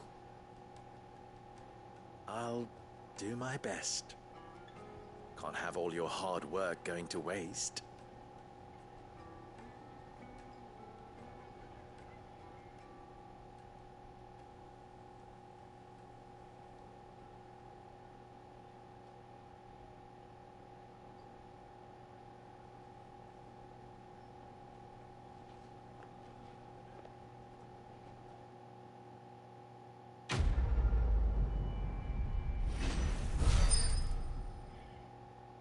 That was the biggest loose end that we needed to tie up. And here we are, tying it up. We even got the signboard, which confirms that we've completed it, essentially.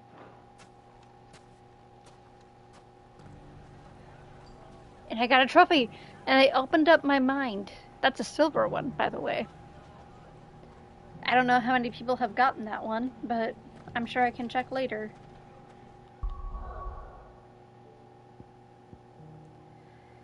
Nothing in the realm, side quest wise, left to do.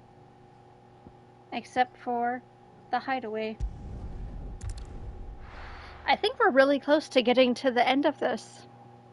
Which is cool, but also You know, a little bit terrifying. I'm not sure I want it to end. And at the same time, that's what we've been working towards, isn't it?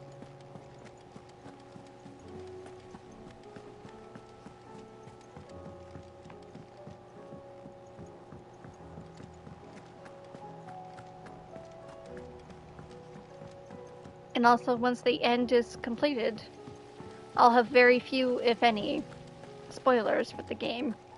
Obviously, there's some content that I haven't personally done, which would quote-unquote be spoilers, but quite honestly, I think at this point, anything that would be a spoiler would not be story-based. I hear that you traveled to Ash, Cid. Did you by any chance recover the names of my fallen friends? I did. Yes.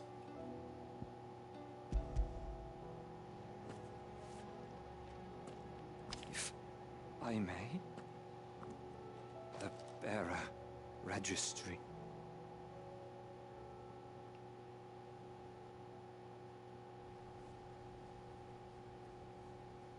The director was a brutal man. He got no worse than he deserved. The registry was all I found beneath the tree. There was no sign of a body.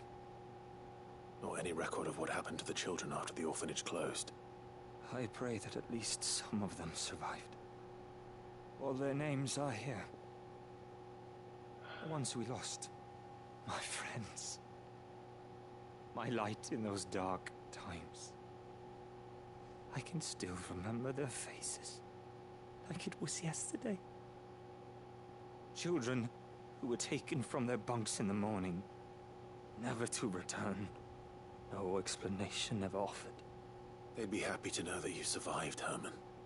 But why did I make it out alive, when so many others died in that awful place? Survivor's guilt. It's not your fault. And blaming yourself won't bring them back. Honor their memory. See that their names live on. That way, at least. They're never truly gone. Thank you. Cid, I'm going to write a book. An account of the horrors of Bad Bach, and the spirit of those its custodians sought to crush.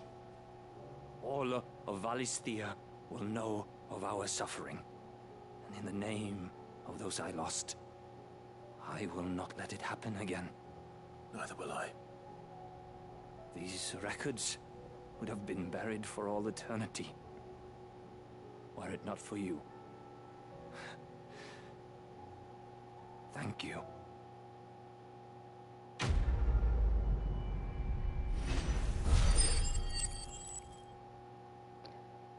You know, that one hit a little bit closer, just because, not that I went through, like, a horrific childhood or anything.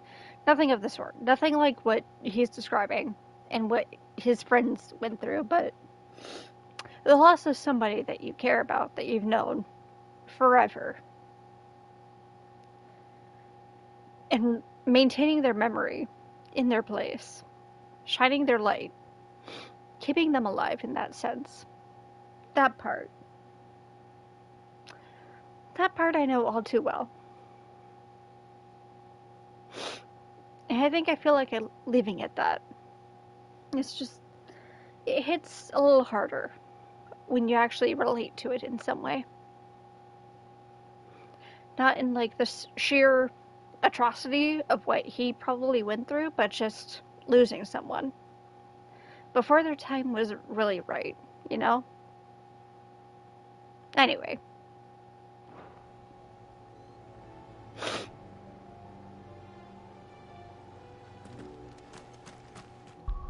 Do we have any other side quests? That would appear to be the last of the side quests. Which means we have nothing else left to do but the main quest, which is Make for Origin.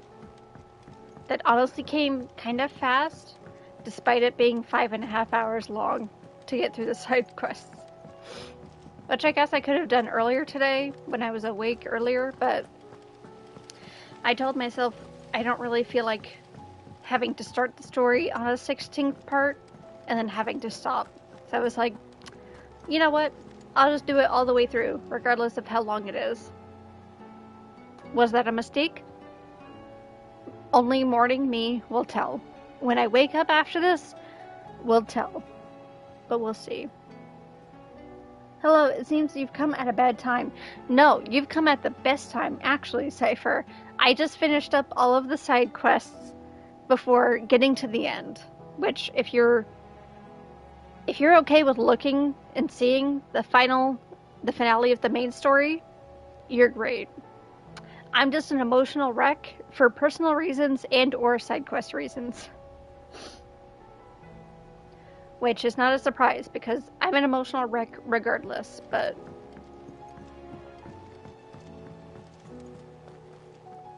There's something about it. I feel like it's calling to me. We're about to go to Origin, which is the giant crystal floating in the sky, as you can see here. And I'm not sure I'm ready for that. But clearly, there is no side quest left to do.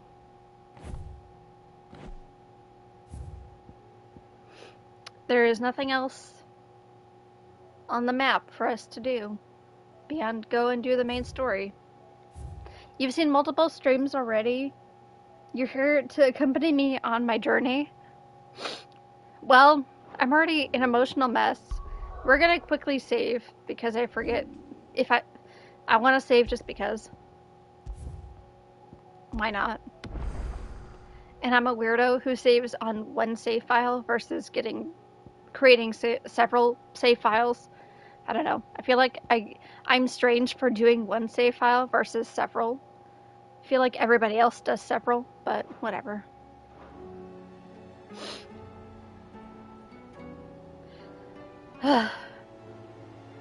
I feel like doing Origin is going to be the very, very end. So I can't... I'll do any other side stuff at a later time, I think. But the end of 16, like FF16, will be on stream 16 of this game. I more or less made it that way on purpose, but also by accident because I got really tired last stream.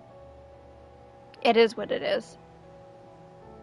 But am I ready for this? Am I ready to finish this game?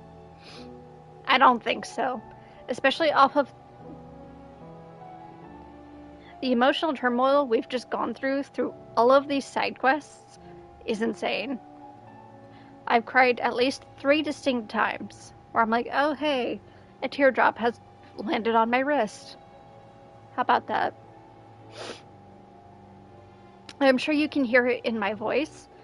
I am emotionally distressed. Ugh. But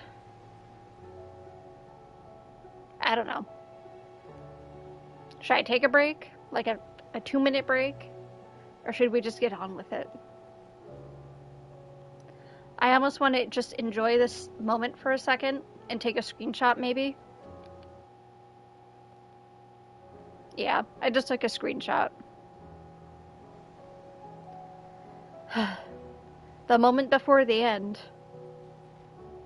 We have Jill, we have Joshua, we have Torgal in our party. The game has officially said that they're with us now. No questions asked. You're fine taking a minute if you needed. Suggest you take a small break. Both of you have suggested I take a break. That means it's going to emotionally be charged the next bit through. Okay. Tell you what, we're going to take a hot second for me to compose myself. I'm probably going to still be emotional 2 seconds from now. But, yeah. Give me a hot second and we'll get into the finale. As it were. At least I assume this is the finale, because I was at, what, 96%? Now I'm probably at 98%. There's like 2%, 3% left in the game, main story-wise. Yeah. I'm gonna take a quick break. I'll see you guys in a second.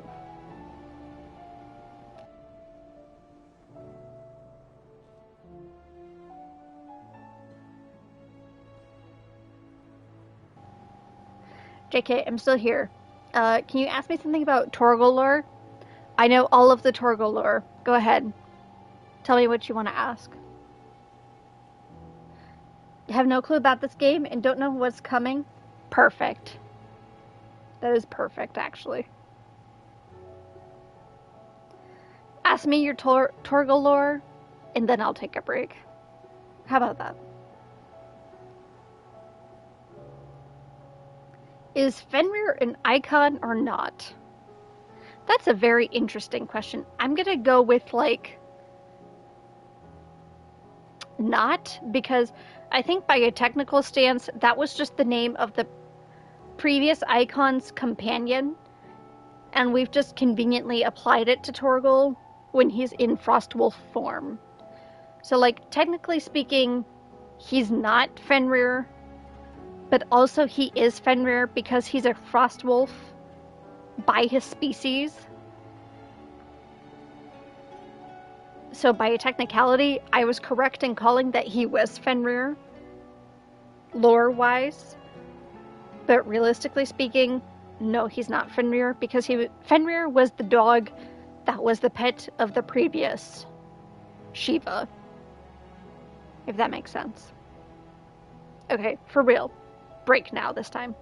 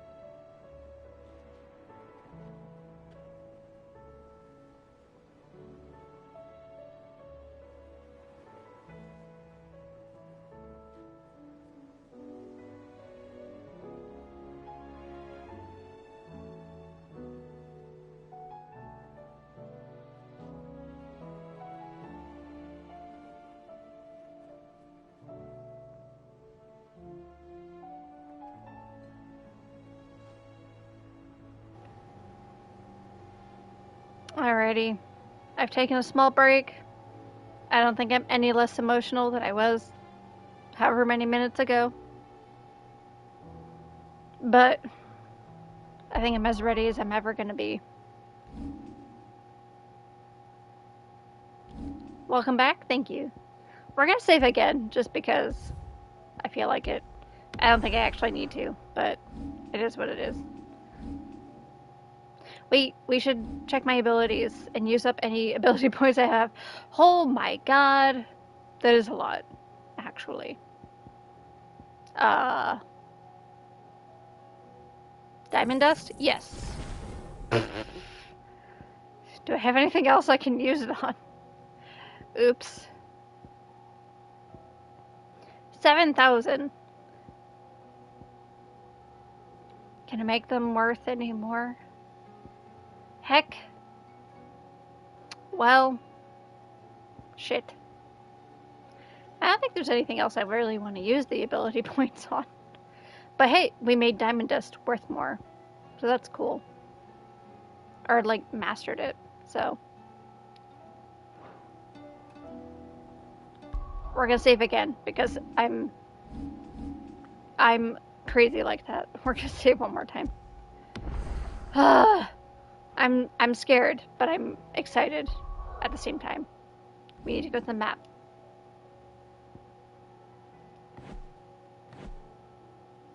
There's no more side quests to do, right? We've gotten them all. We've gotten them all.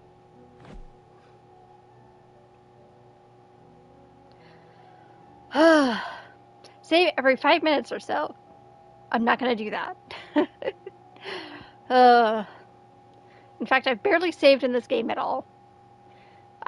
Sometimes I even forgot to save before I raided somebody else, and I'm like, oh, I didn't save. I'm gonna do that after I raided somebody. Oops. Just to be sure. Yeah. Well, I guess it's time to go back to Origin, which is the end. So I approximate this game is going to take about 2 more hours because we have to consider the end credits, but then also how long this final fight is going to be, but then also all of the lore between the final fight and then after the final fight, and then how much I'm going to cry, and then, yeah. 2 hours seems reasonable. That's way later than I should be up, but you know what? I said we were going to finish this game, and we're going to finish this game. If I lose sleep over it, so be it. I overslept by a good chunk on Saturday here. Or, no, Sunday. I overslept on Sunday by a good chunk, so yeah, we're good. I'm trying to buy time so I don't have to press X. Here we go. Are you guys ready? Because I'm not. But we're gonna do it anyway. Here we go.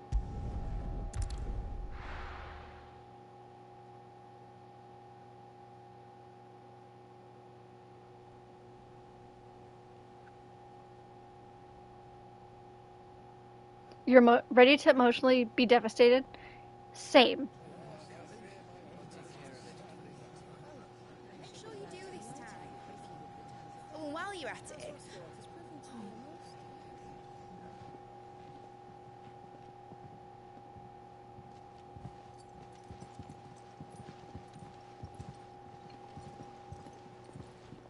Clive, if you see me dad up there, tell him we were right to leave his legacy with you.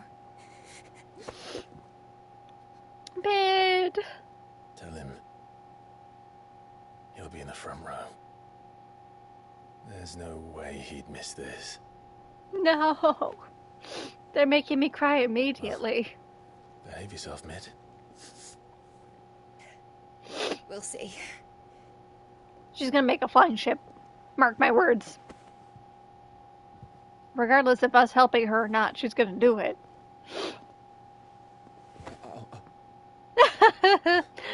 Dion.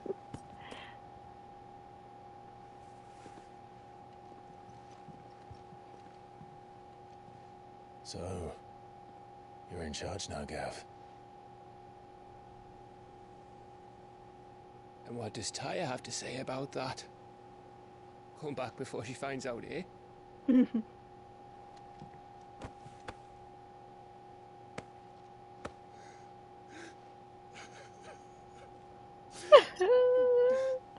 Other people crying makes me cry. Thank you, Yote. Yote. Bro, she's been doing so much. Grace, He doesn't pray listen for to your her. safe return. That's Give kind her. of you. But you should pray he took his medicine. I didn't spend all night grinding herbs for his lordship to leave them on his nightstand. Again.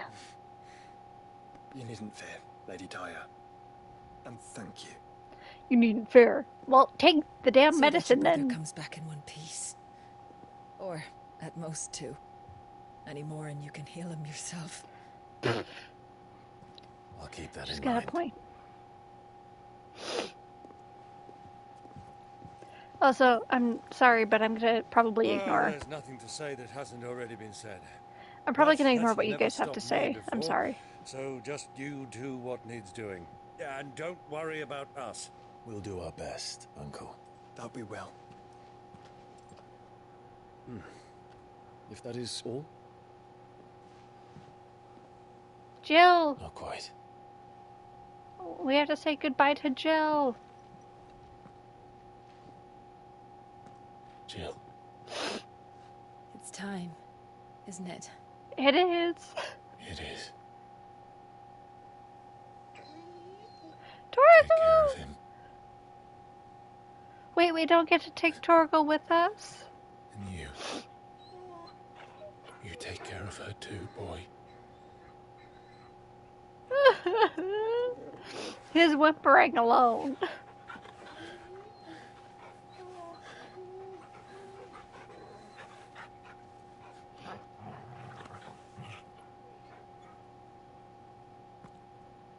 Don't forget, Clive.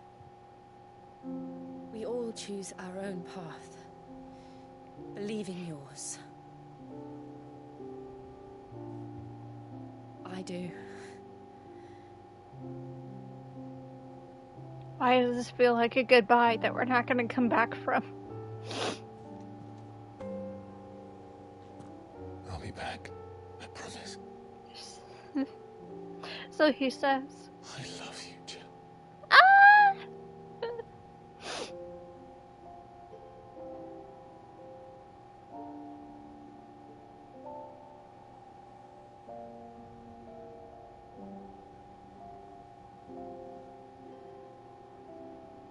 I know. I love you too.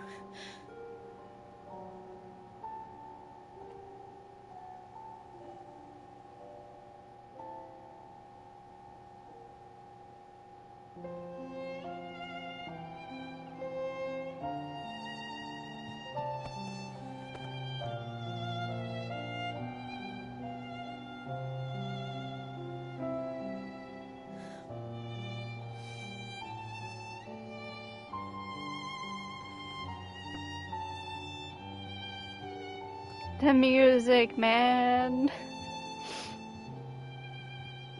Everyone's here. Wait, like quite literally, everyone's here.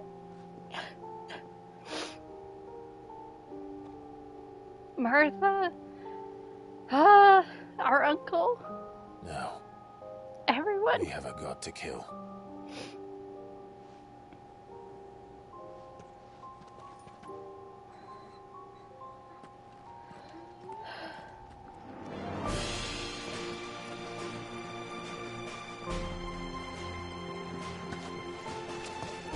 Oh, we're just jumping off the edge, huh? And then he turns into Bahamut. Yep. Clive!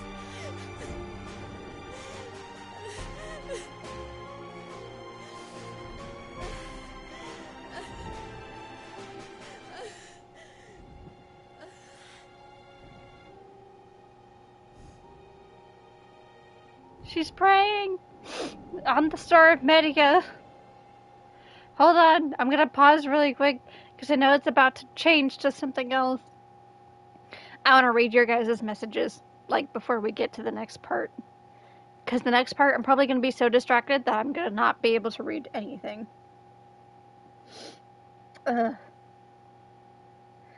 Gavis main pro tag, you can deny it. You can't deny it. Sure. Sure, if you want to believe that. Your truth is as true as my truth. Sure, no worries. We're just leaving Jill like that. We gave her a hug and a kiss, didn't we? And also, like, before on the Shadow Coast, we had, like, that moment where we were both naked. So it's fine. Everything's fine. She's praying on the Star of Media for us, which is like how she was at the beginning of the game. Remember? Once I let it start playing, I'm not going to let it stop.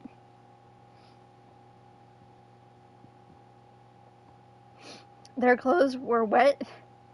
Sure. Let's go with that. I mean, actually, you weren't wrong. But also, best excuse. Their clothes happened to be wet. But also, so were they. For each other. And Square Enix had the decency to not actually show it. Which I appreciate personally, because, quite honestly, that probably would have been too much for me. Like, the implication was there, and that was enough. That was enough. And so now here they are. She's praying on Metia like she did at the beginning of the game for both of us as we go and confronted God. Literally. Yeah, you gotta leave some class? Yes, we do. And now I'm gonna cry like a fucking baby. I'm sorry if I don't read anybody's message throughout this. If it's short and it pops up on my screen, I'll probably acknowledge it like shortly. But if not, then if it's long and intricate and interrupts whatever cutscene happens to be playing, probably not going to read it. Sorry, but not sorry. The game comes first. And here we go.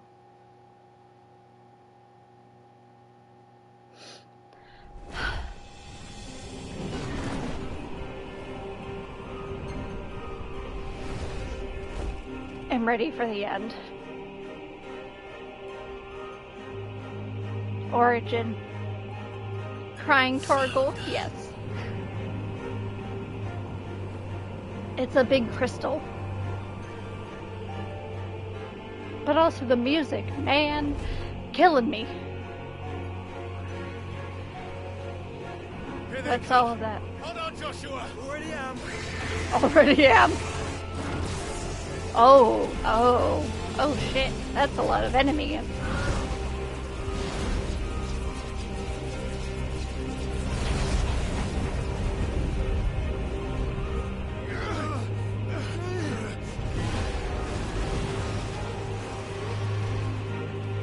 Dion's doing his best.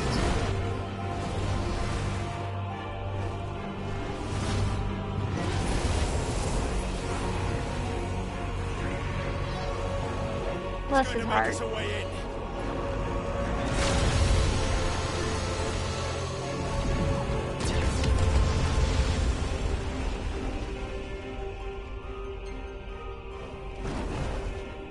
Oh, the music!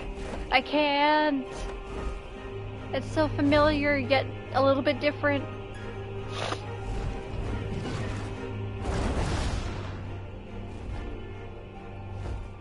He's so big, which tells you how big that opening is that he just made. Why does this feel like a Final Fantasy XIV end boss? Like, just this zone alone. This arena alone feels like, oh, this feels like a arena of sorts.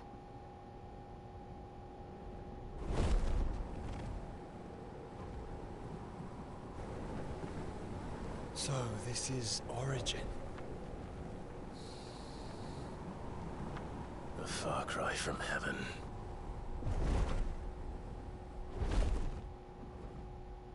Where it all began, where it all begins, our ark.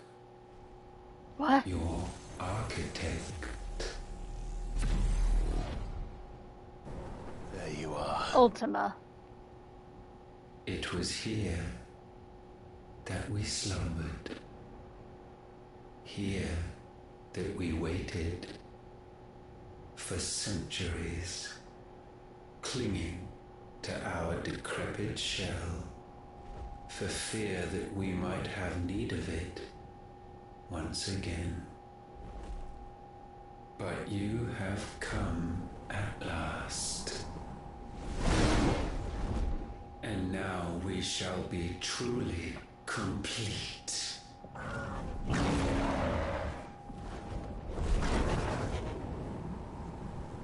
Well? There's 3 of us, and 1 of him. Let's make it count.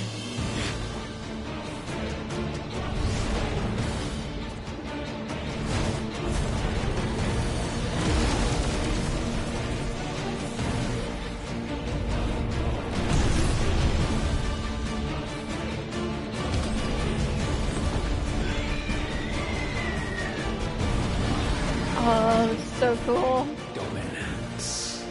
We will show you what it means to suffer.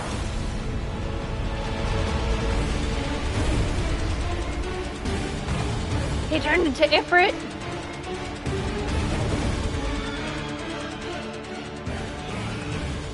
Oh, Ifrit, Phoenix, and Bahamut versus Ultima Prime. Ah.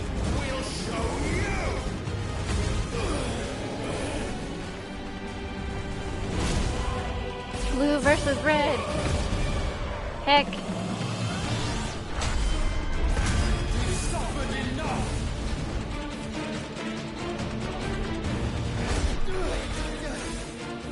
Oh shit.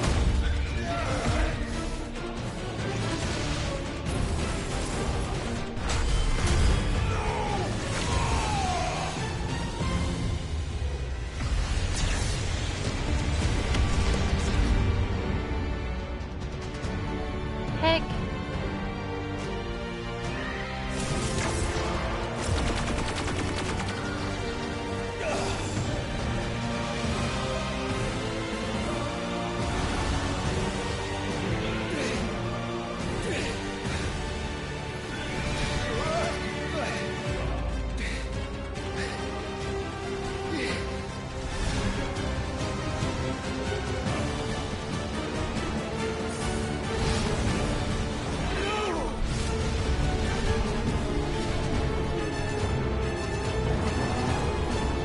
Unavoidable damage, huh?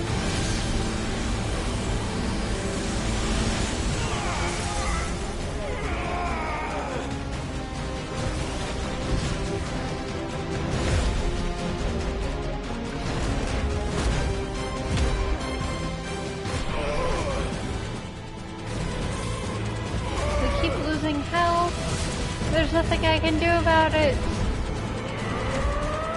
But he's not losing anything, hardly.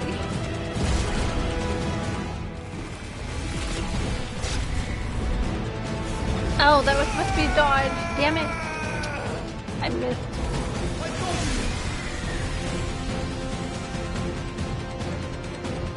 Move aside, Phoenix!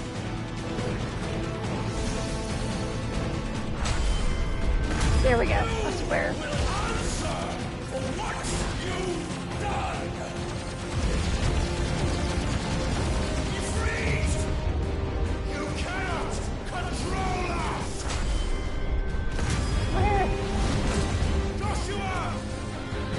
Joshua! Another square.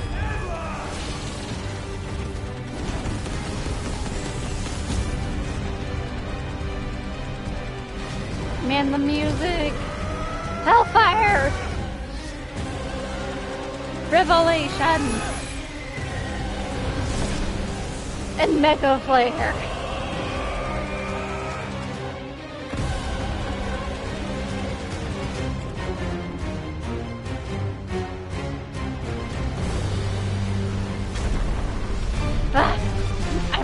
Sam the Square.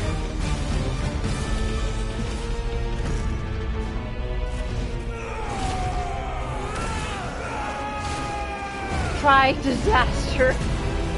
That's quite the spell.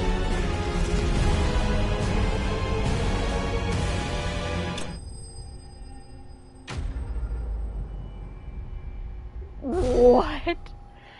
Try disaster is so potent that Ultima Prime just immediately is thwarted?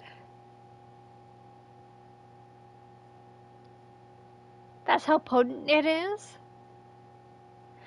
I'm sorry, I'm wrapping my head around this, like...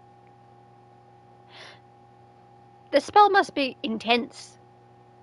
It doesn't even come close to what Ultima was trying to cast via whatever he was trying to gather Aether for, right? Like, if this shit absolutely decimated him in a second, imagine what he was trying to do for the whole world.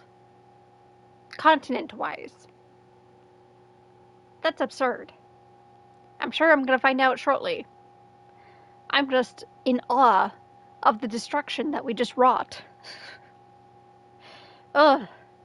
Anyway, let's continue.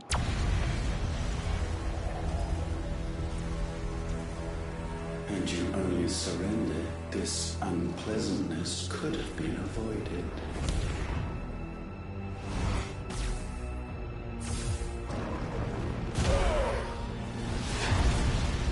Oh.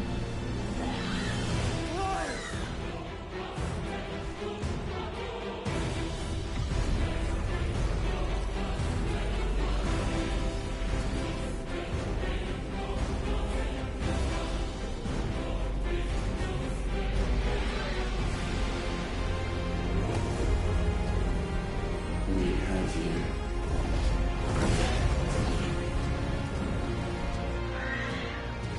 No! Joshua! Joshua! Don't do it. Bahamut! Dion! Go! Save your brother!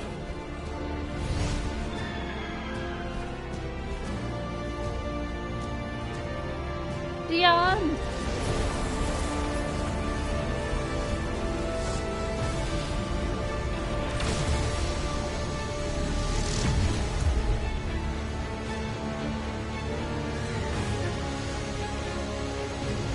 He can only hold out for so long.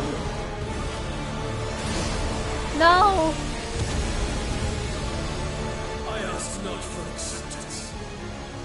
Only forgiveness!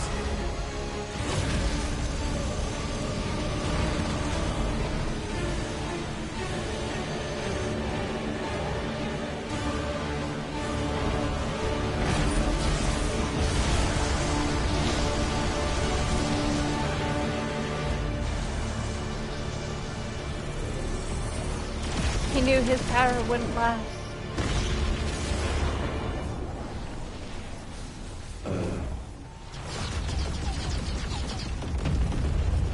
Oh?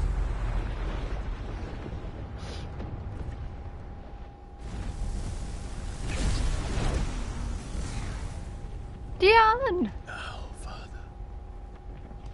It is done. No! We have to save him.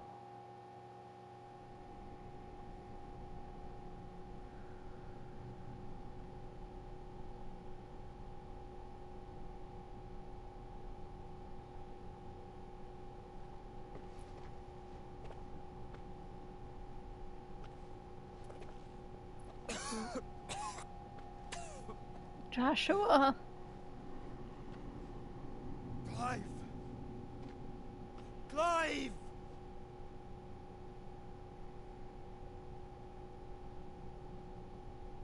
No.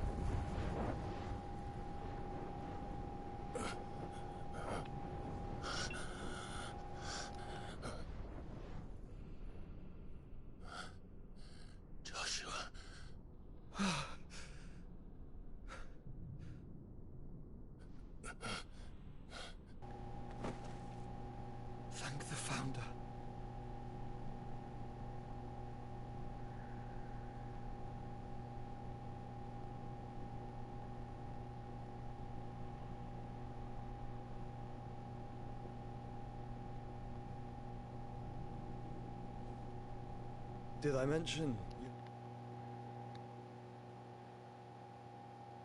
I'm sorry. I can't help but notice how much worse his chest has gotten in this moment. I know he had chained Ultima within his being.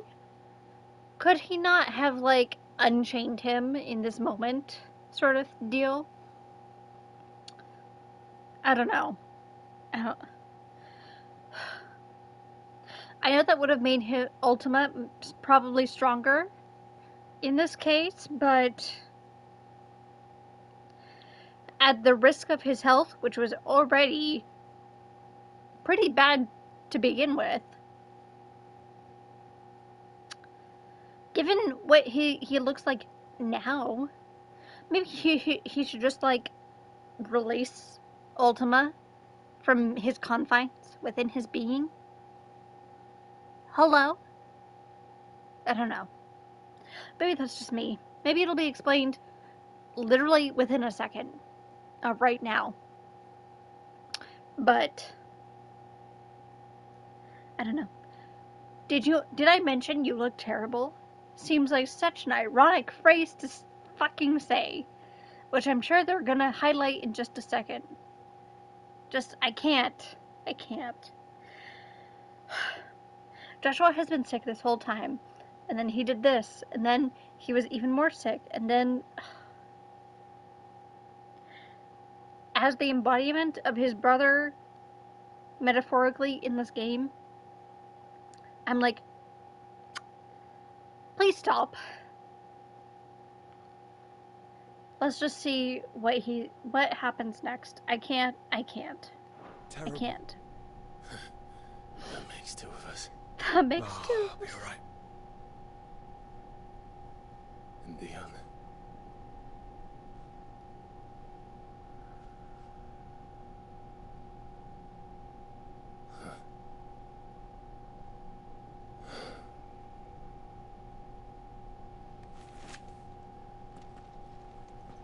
Take my hand. I told you, I'll be... You're dying.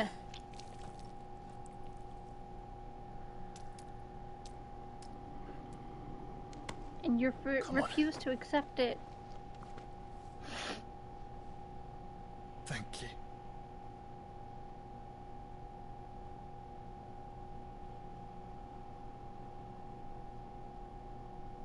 Press on.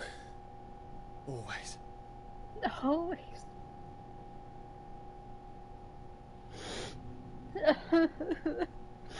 They're gonna make me do this.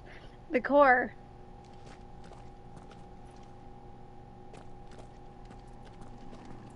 We're gonna go slowly.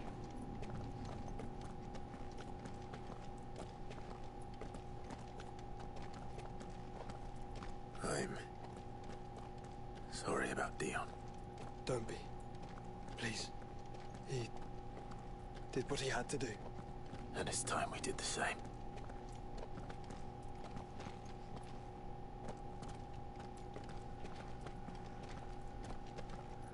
Dion's fine. Right? Should we stop? Because of the cough. No, I think we're past that, Clive. I suppose we are.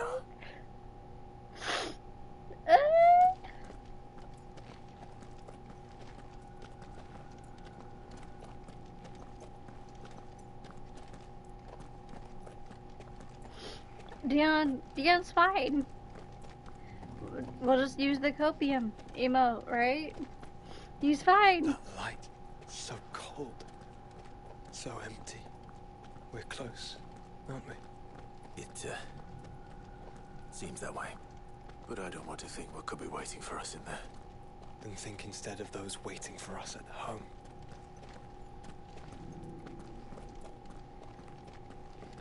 Oh, it just keeps going. I was gonna stop and be like, think of those waiting for us at home. That hits a little too hard, I think. Because there's Gav, there's Otto, there's Tarja, there's Jill, And Torgal, everyone we've worked so hard to help and save throughout this whole thing, waiting for us. The deciding factor of whether the universe or our world lives or dies. That's a pretty heavy thing to have on your shoulders, I think. And I know that this is a probably very specific moment that I'm pausing at, but you can't help but feel that after the words that they just said. Everyone waiting for us. Everyone hoping that we succeed, but not only succeed, but that we survive. It's a lot.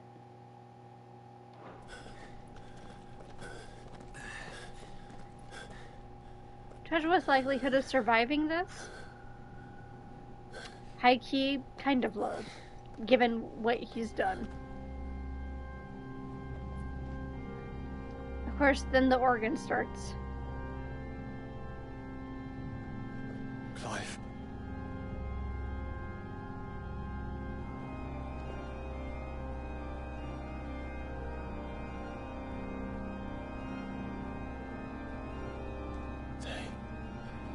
They can't be. But they are. This is the Nexus. A wellspring of life. Yours and ours.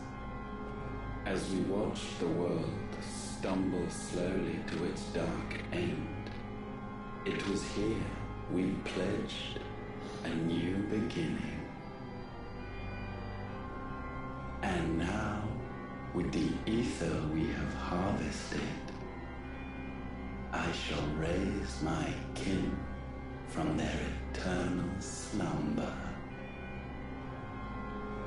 That together we may usher in a new age of reason. I don't know. I can't help but question his logic that his kin would agree with the choices that he's made. I'm sure some of them may have. They may have been their vision, right? But I feel like a good chunk would have been like, what the heck have you done? Taking life to create new life, to create a new light, is not worth it. Why did you take from what already existed to create us, to revive us? I know if it was me specifically, if I was stuck in some slumber for 1,000 years, I'd be like, you woke me up for this? You did all of this for me? I would be appalled. I would be like, at a loss for words, probably. You took so many lives just to bring me back. Why? So that you could have your kin back? So that you could have me back? That isn't worth it. Taking life to create life is not worth it. This was never about creation. Only self-preservation. You condemned an entire world so that you alone might escape death. Alone? Him alone? Clive, I think I understand. He...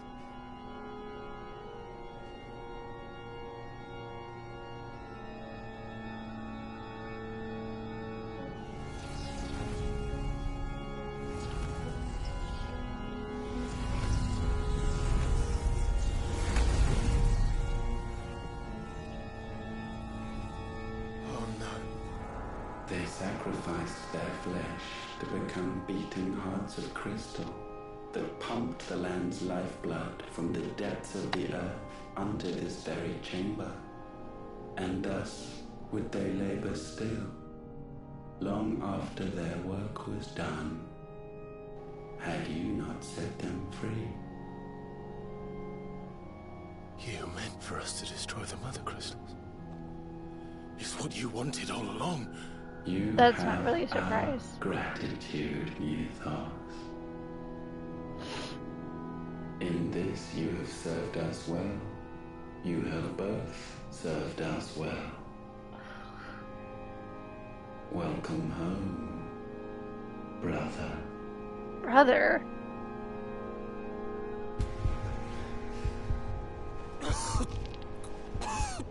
Joshua!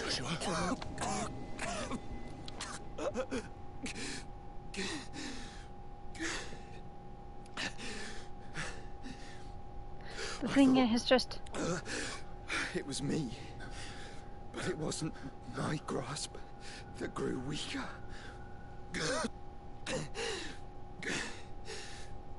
It was theirs that grew stronger. No!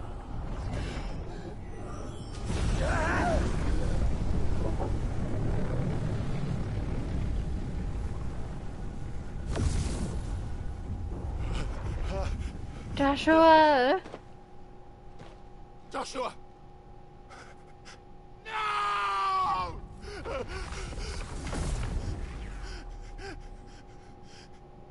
And now we can become one.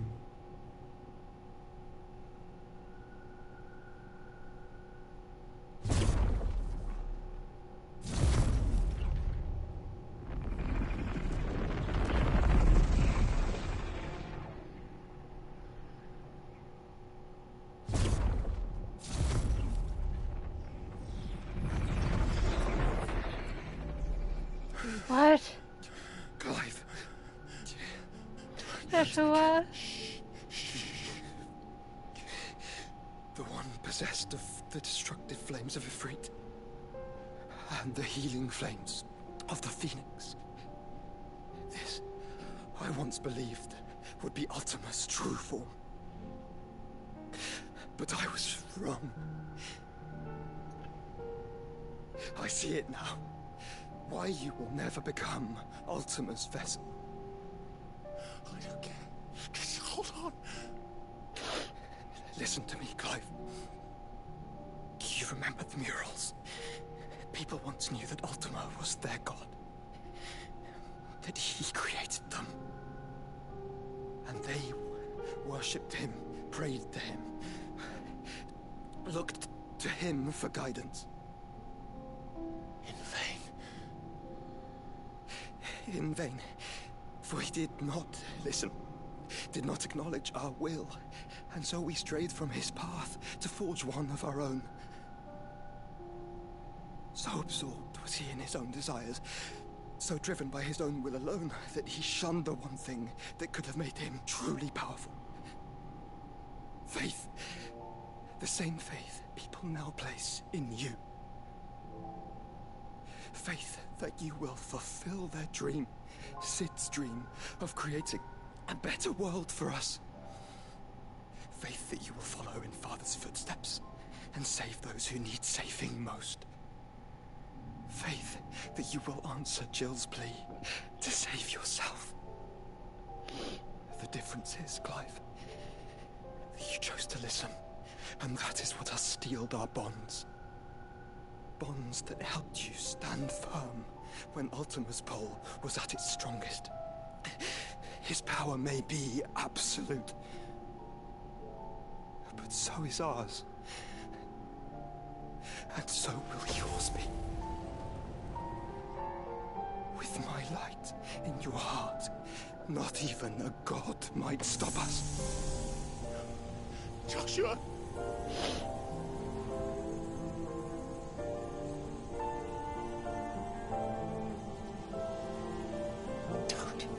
Don't do it, you'll...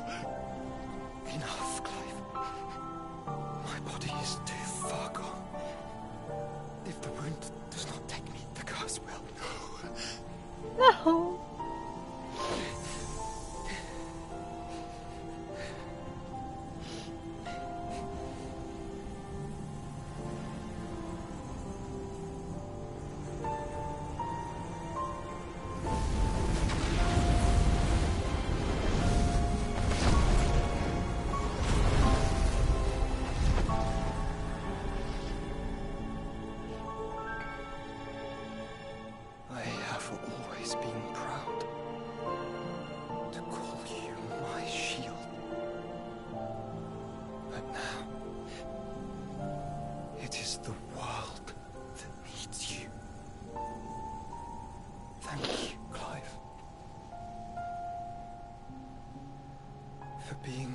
forever.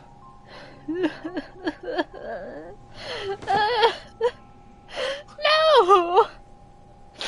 Joshua.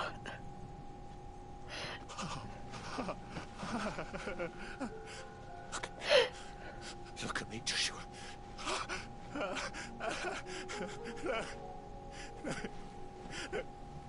Open your eyes! Open your eyes, Damien!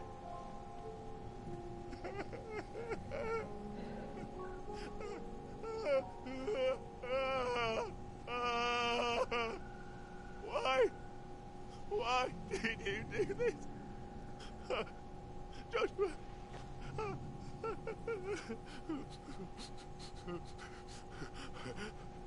Joshua!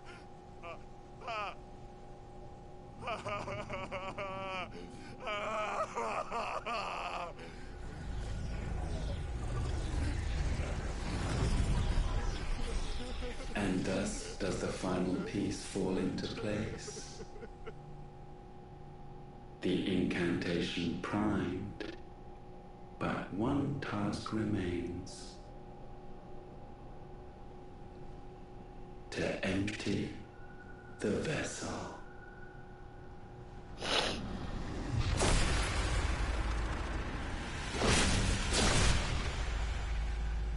Not a chance.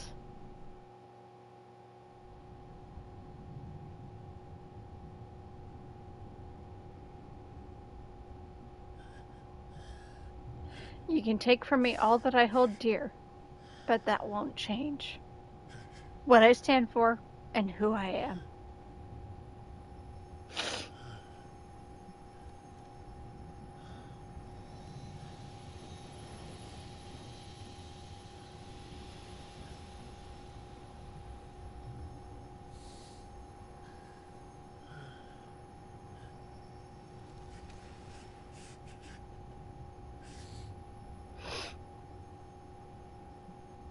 Still here. With me to the end. Even now, you would deny the inevitable.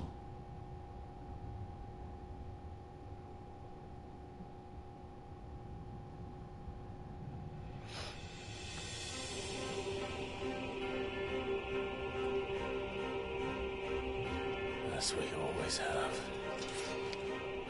And always will. The music, man. I can't. The music is too good. I swear, to shield the Firebird's flame forevermore. Forevermore.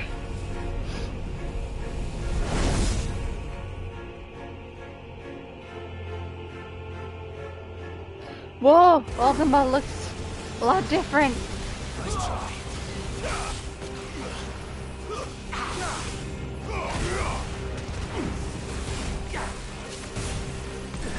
You know nothing of magic.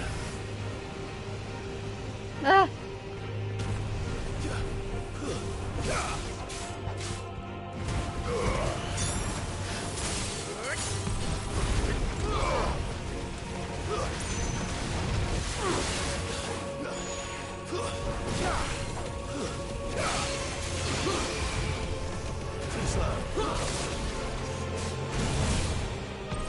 This is the work of my will.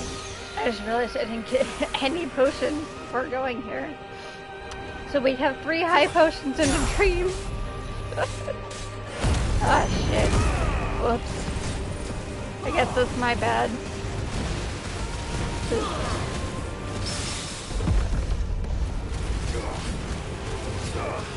We're not about to go through that emotional cutscene again, so.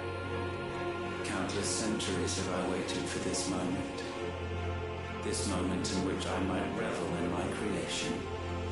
Only to find it profaned and so it must be cleansed.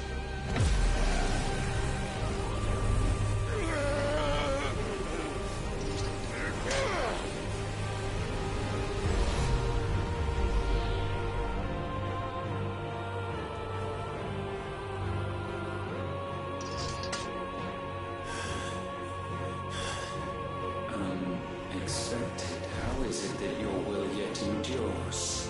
Because it's not so easily broken. But it can be broken. And I shall see it so. For such is my will. That's nice. Try it. But your will is not as strong as mine.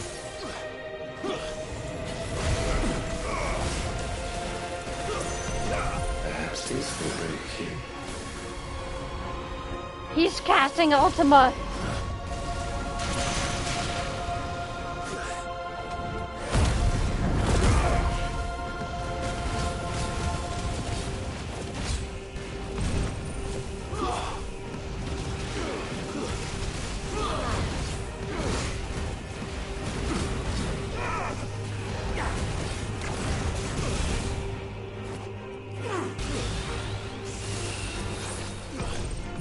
Might. Brave. Oh shit. Oh shit.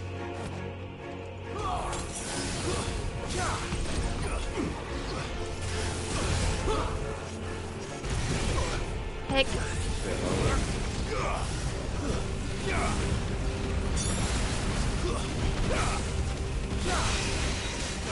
Need here.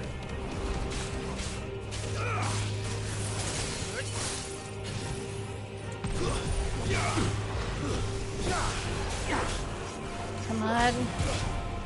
He's almost been stunned.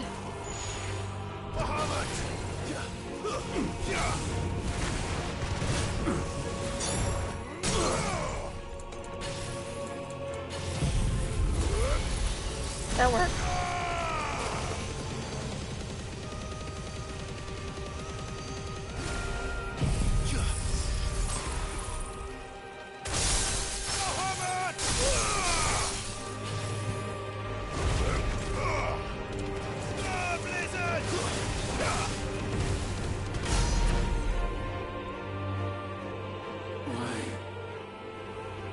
Latent force feeds these flames. I sense more here than mere will. Is this Logos? Have you truly become free? Yes. No, I forbid it. Well, that's too bad. Too fucking bad. You are but flesh and bone. You are not one of us. Maybe you should be gone. I don't know. You've caused enough suffering as it is. You, all of you. Okay? You're shitty god. Let's be real. What is mine to destroy. Then maybe you shouldn't have taken a fucking nap. Once, perhaps. But we are no longer yours. Our flames are our own, and they burn as one! We gotta mash the button.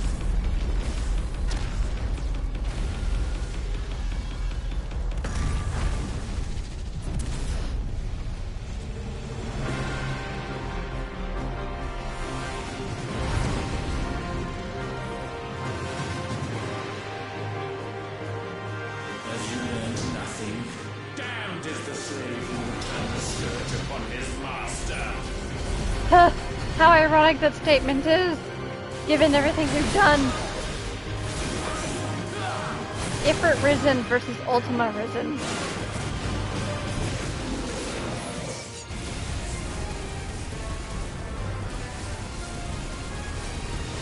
I didn't realize I could do this, but now I know I can.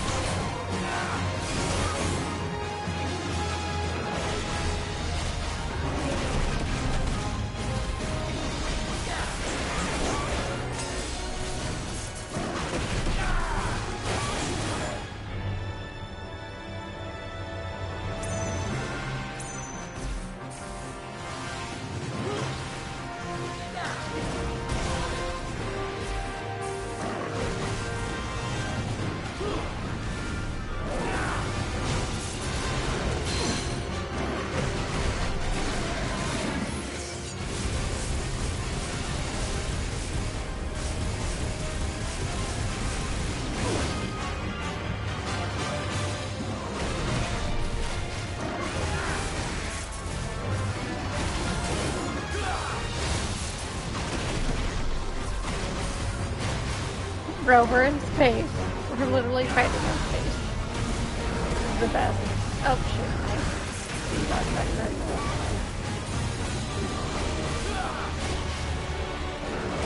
Ah!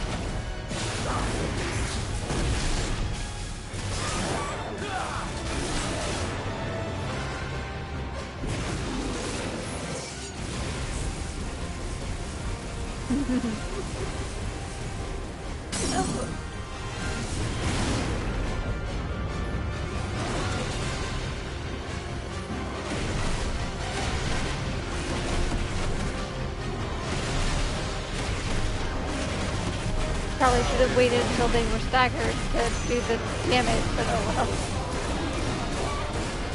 well. Okay, we're being damaged by that. Enough! With fire shall fire be repaid.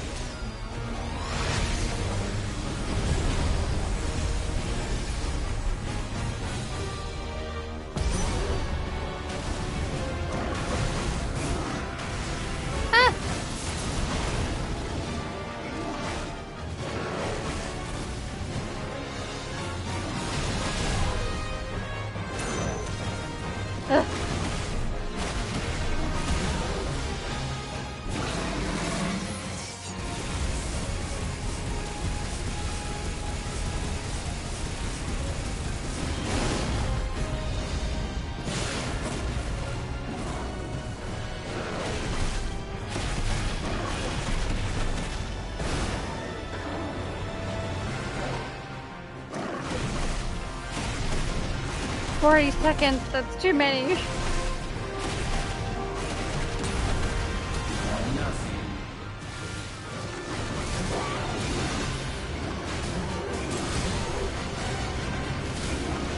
Ah!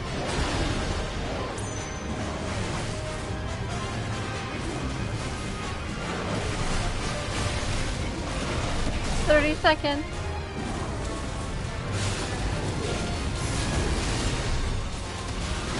Seconds.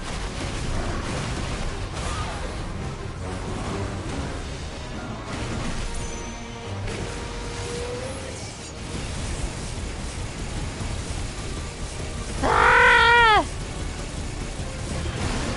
This is helping a lot, but it's not enough, I don't think.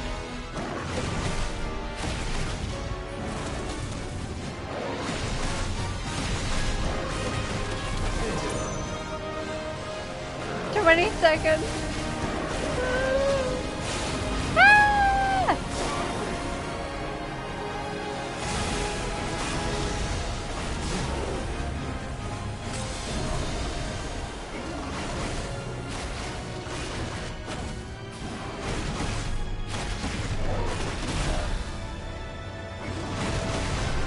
Ten seconds.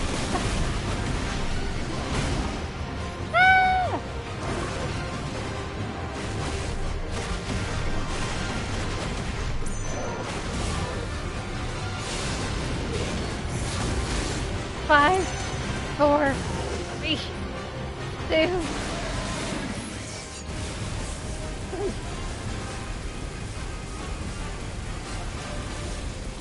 Please. 2, 1. Please. We were so close.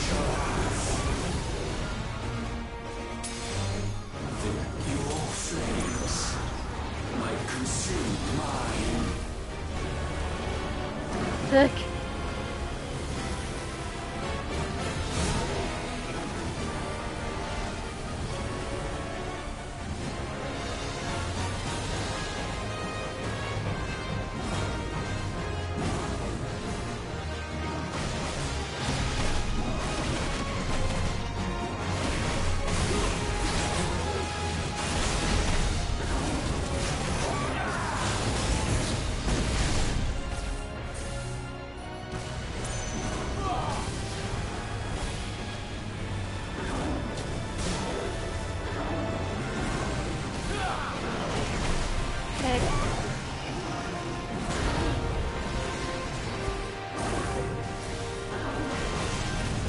Am I not supposed to win this?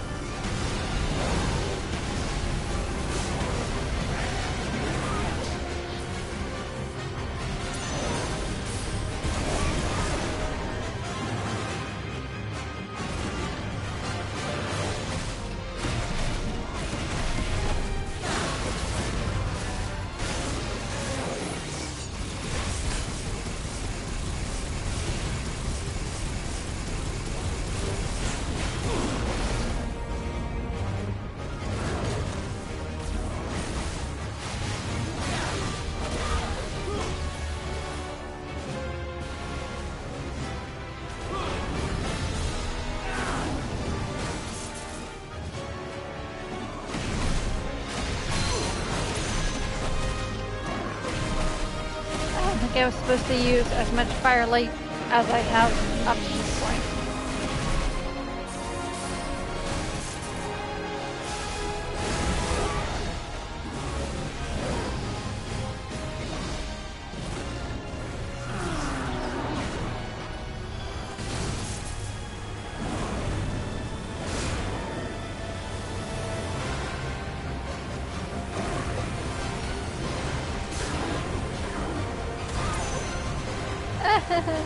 I'm about to die.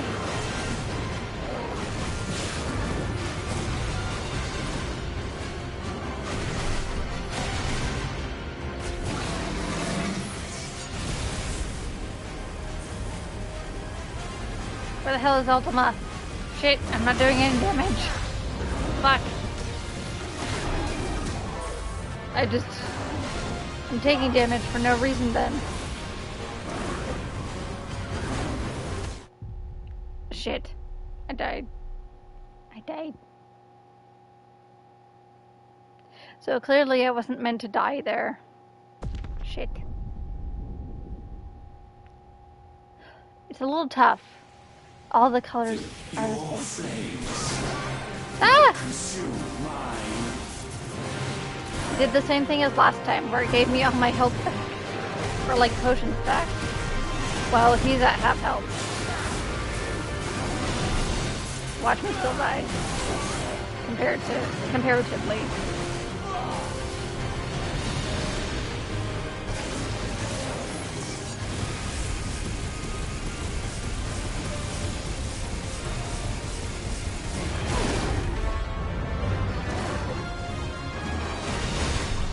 This feels like cheating, to be honest, because it gave me full health back, like full potions back. And not necessarily what potions I was at this point in time. It would be more, fair.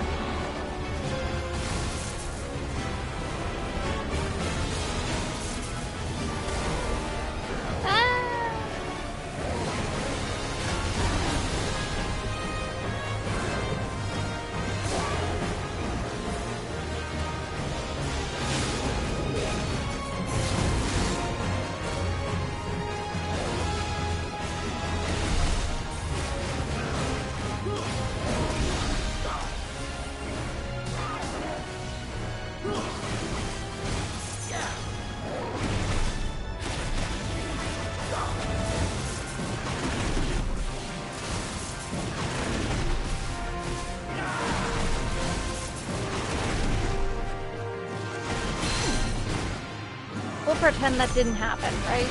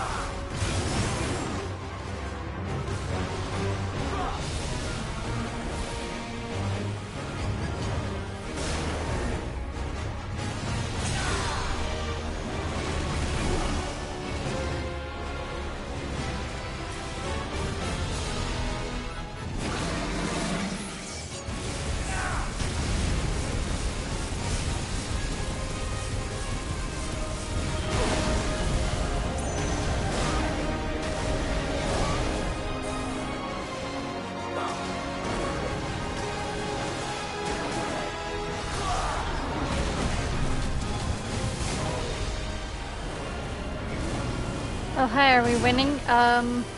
Maybe? I actually don't know.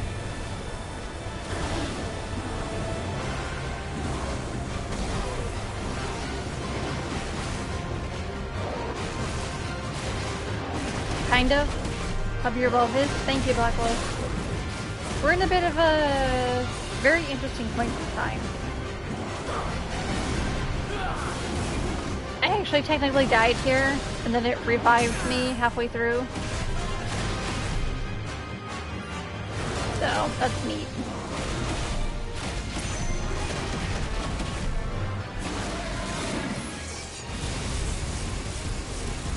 And we're gonna see if this can, yeah, that's gonna get us to the end. Ooh! Oh!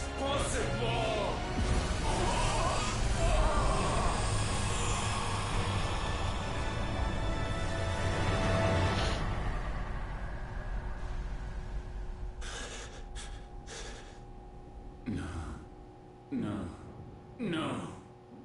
My will is inviolable. Something is wrong. You're afraid. You always have been. From the moment the Blight exposed what you were, weak, you conceived us to prove otherwise. But the results shook you to the core. For in us you saw yourself, and realized we had the potential to be more than you could ever be. And so you turned your back on your creation. Your back on the world. Like the coward you are. You think you know me? You know nothing, Logos. Nothing.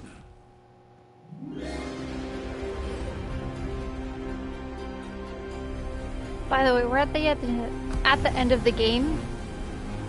So, yeah. If you care about spoilers, don't be here. You know nothing, Jon Snow. Yeah. Essentially.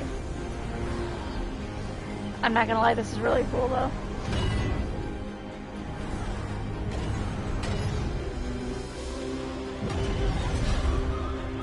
Whoa!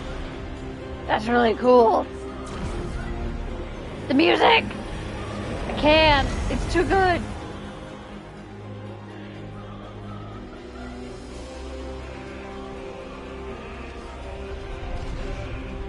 Whoa. Bathed in light, I stand above you, my rebirth complete.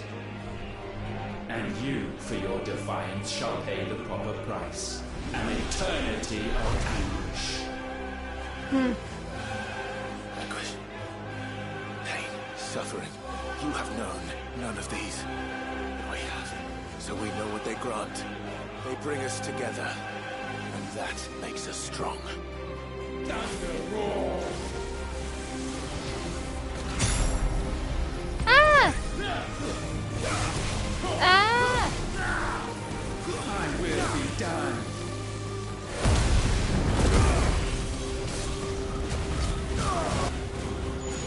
I'm sorry if I don't read any of your messages at the moment. I'm a little bit distracted.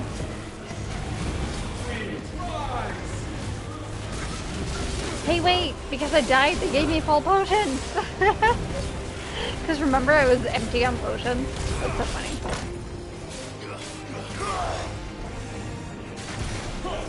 I don't know if that was on purpose, but the game gave me... Every time you die, the game gives you full... whatever potions. It's weird, but whatever. Just focus on not dying. I'll do my best.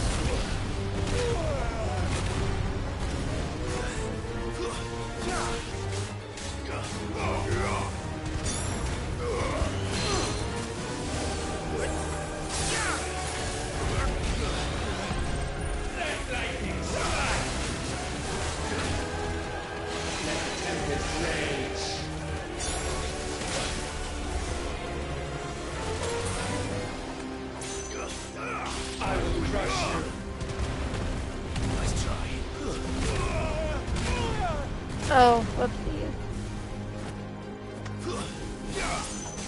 But yo, the music though.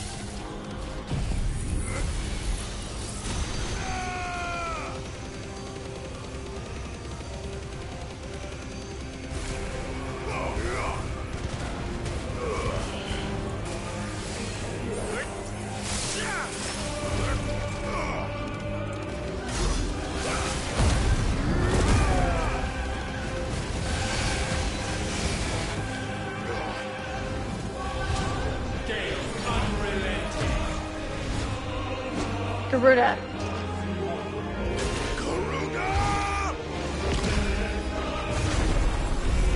But mash.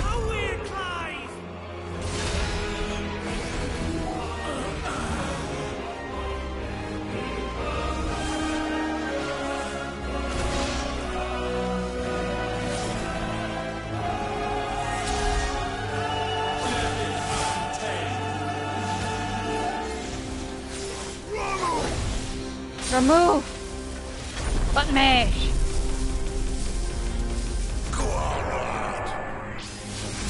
Oh, it's their voices. Their voices. I didn't realize for Garuda, but I noticed for remove. Earth, the unyielding. Titan.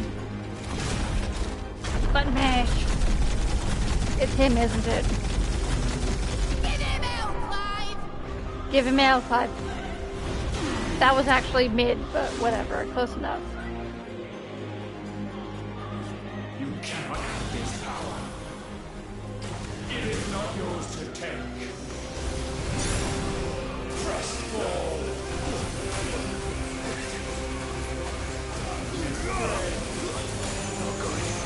Ah! I'm dying.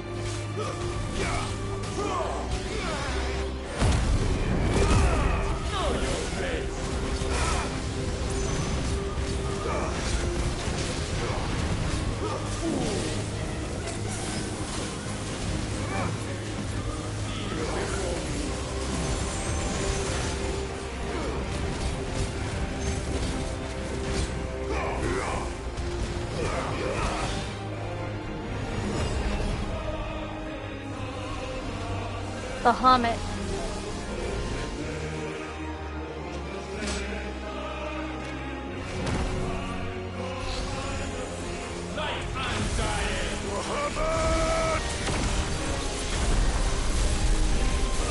That's my boy. That's my boy. Uncle Byron.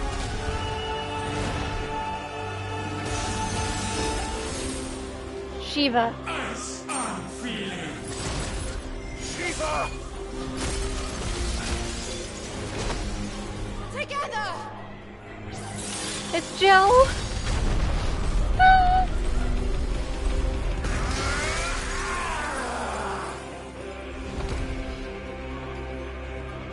Darkness.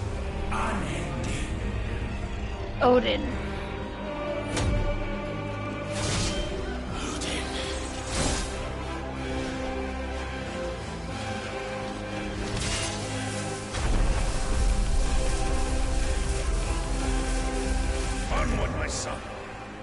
Onward, my son.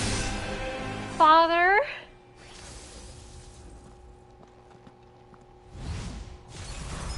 No, mine is the altar at which you pray. Mine are the eyes that look down upon you all. Limb break. And yet still you cannot see. You are no better than us. We are one and the same. Oh, heck. Ah! Ultimalius.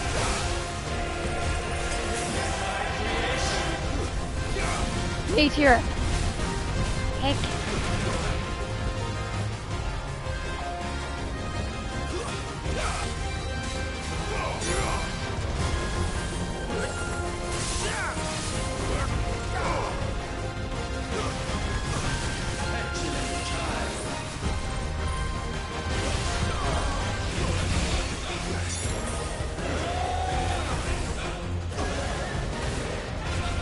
Ashes to ashes.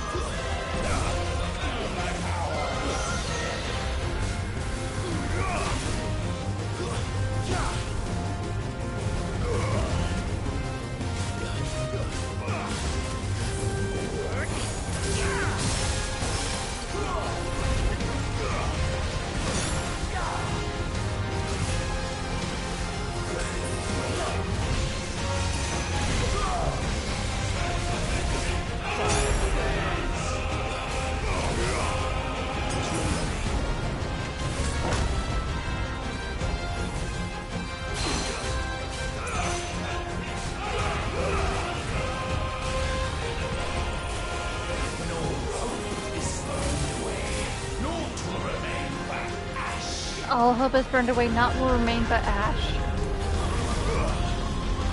Ah!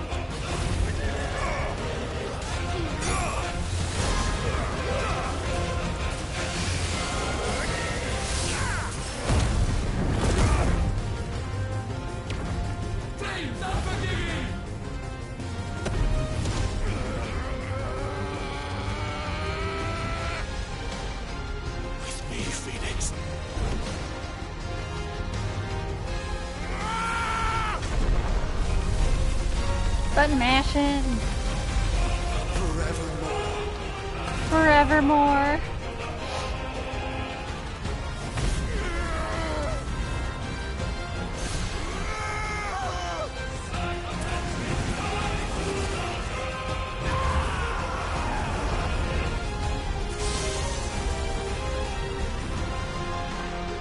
So sure of your place atop the world, you refuse to acknowledge those below.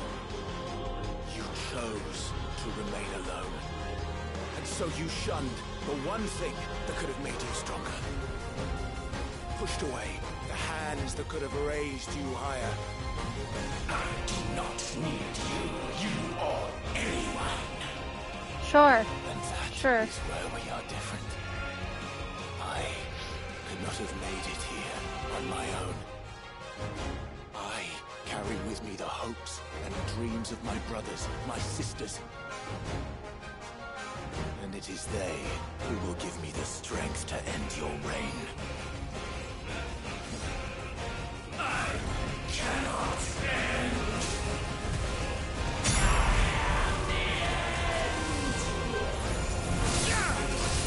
I am the end, he says.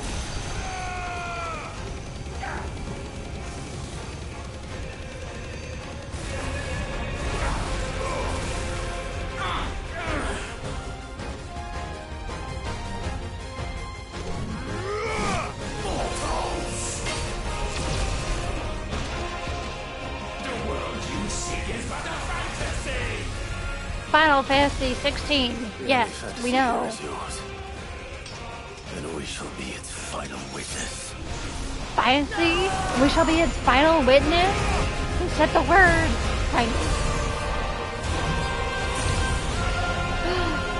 I didn't even have to press any buttons. I said, it's over. Button mash. It's over.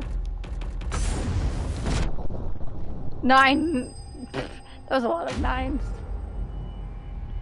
Ultimalius defeated. No experience, no renown, no gil, no nothing. And you know what? That's fine. we saved the world, supposedly. That's enough for me.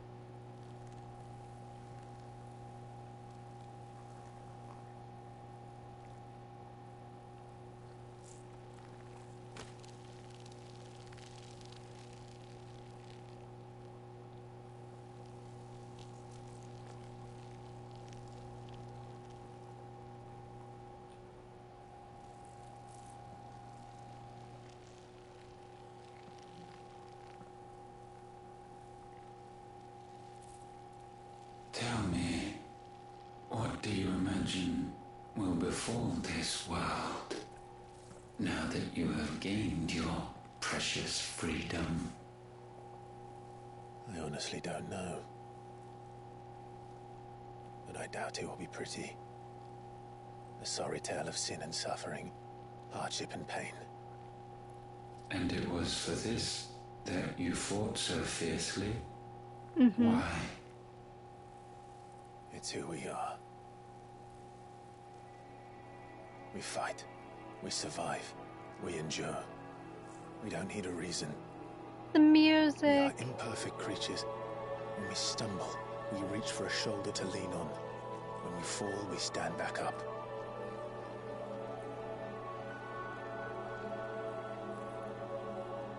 We see the horizon, ever out of reach, and still we march on. Certain the answers lie just beyond it. Because that is our way.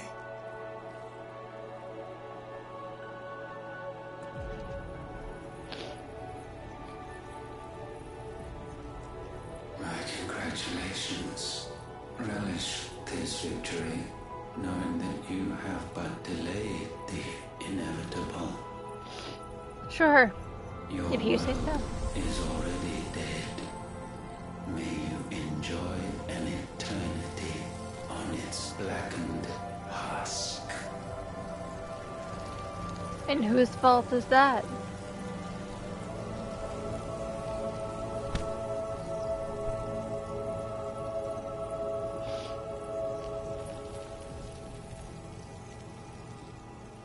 I would like to know a little bit more about who they are, where they came from, that sort of thing. Like, he can't be the only one, right? The last one.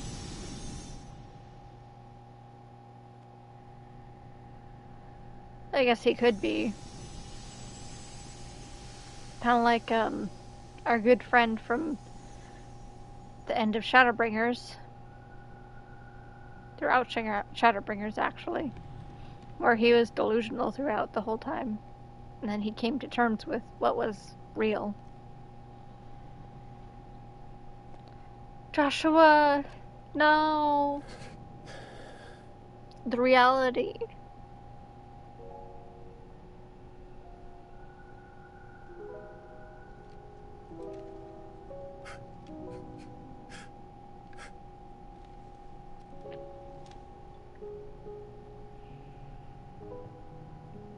This time for real.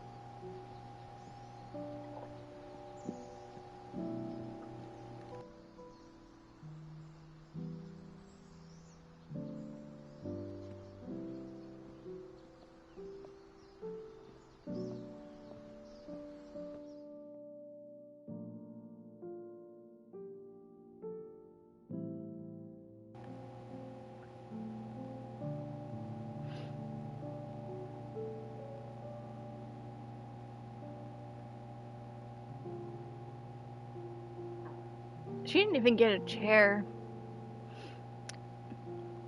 That's a little funny, to be honest. Just the king gets a chair, not his queen.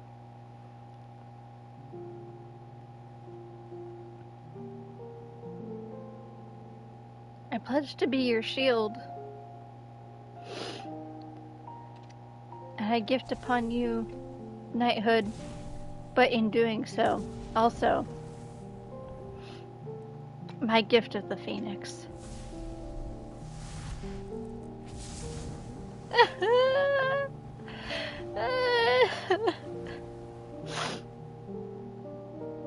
This was the day of his shielding hood, his knighthood, whatever you want to call it. A little wink.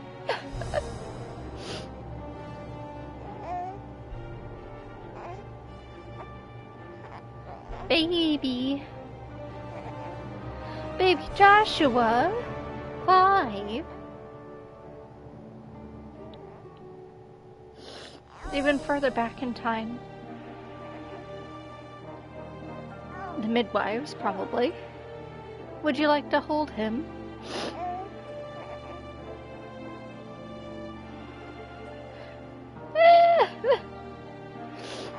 Losing it.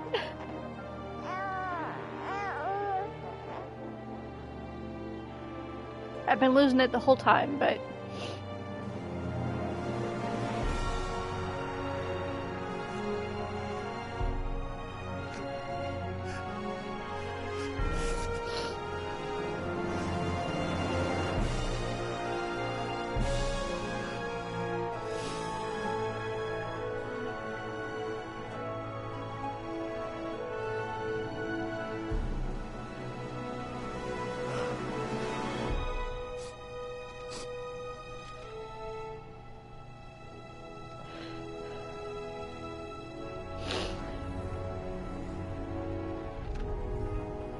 Do we have the Phoenix's healing? Can that even be healed enough?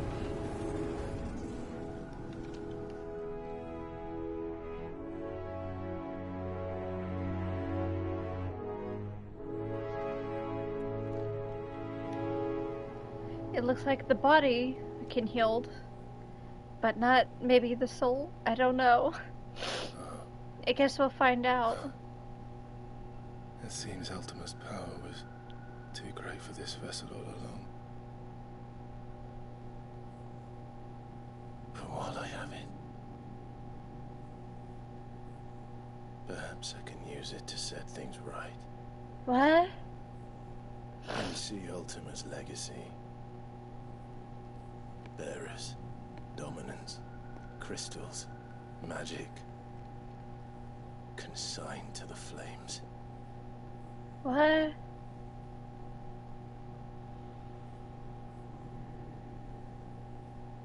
Even if it means the end of me. What?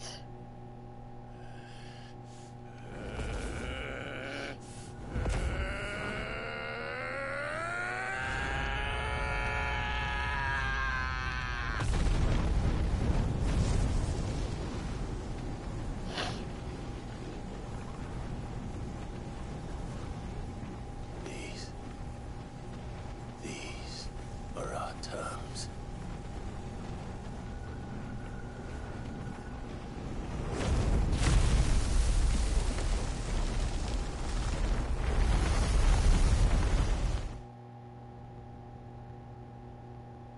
From the outside.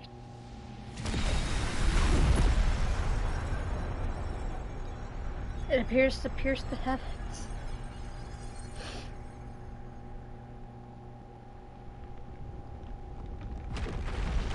And disappear altogether.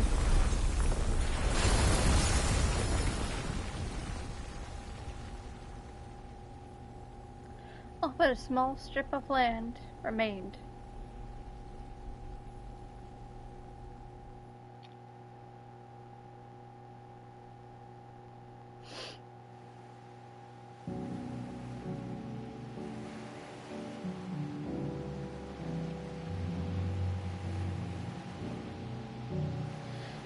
End credits! No! No! That means this is really the end.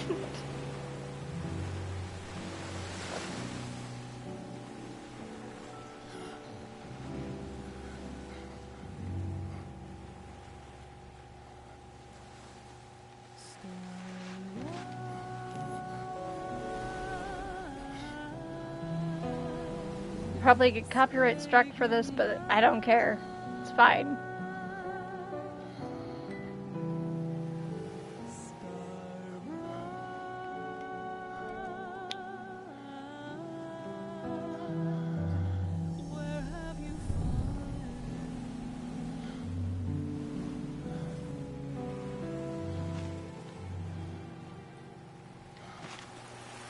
No! His hand!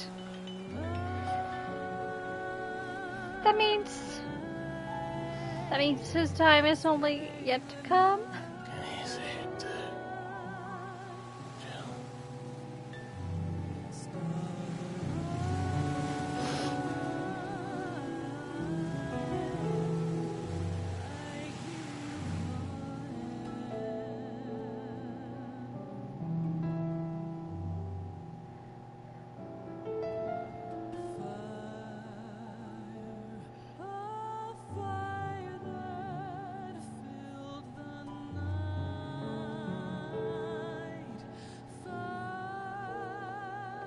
I'm guessing Edda is giving birth right now. And Gav's just outside the door. He is, isn't he? What are you gonna call him? Let me see, let me see. Oh, little one. Got a smile for your Uncle Gav. Not so loud, you burp. What? I was only... Shh. It's alright. Jill in mid. Drago.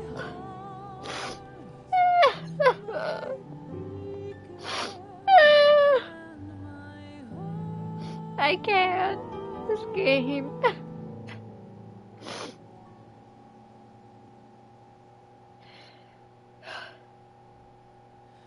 A sky of scattered tears,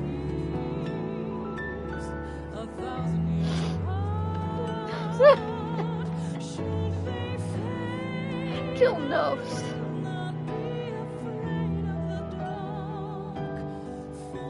If you need a rest, I can take him. I'll hold you to that.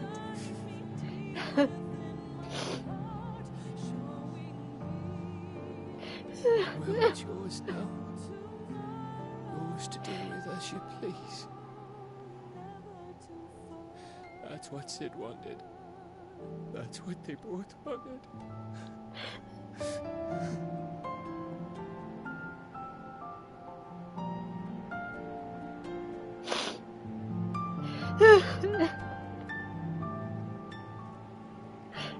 I'm sorry, I'm an ugly crier.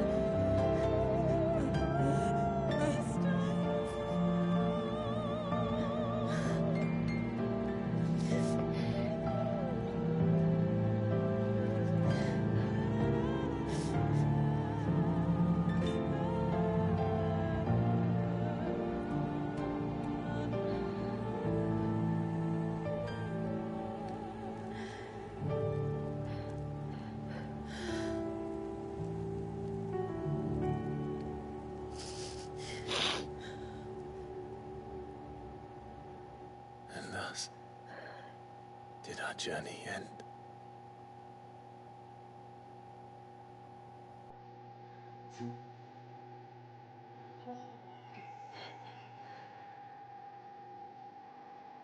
That's it. That's the end.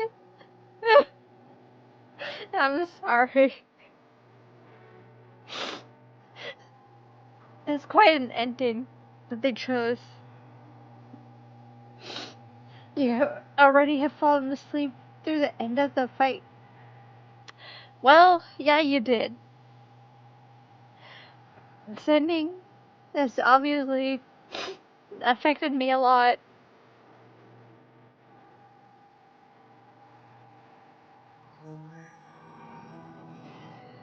My best friend goes through this she's probably gonna be as emotionally direct as I am.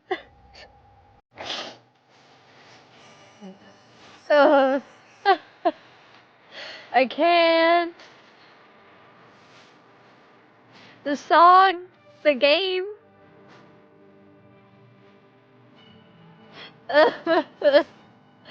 This isn't even like dramatic crying, it's like actual crying.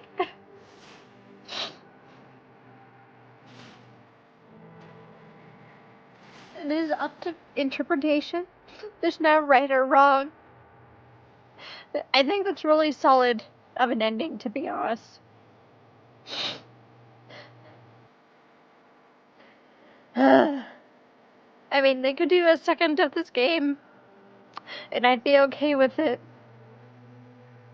Like, what happens after the world was saved? Like, even more exposition on, like,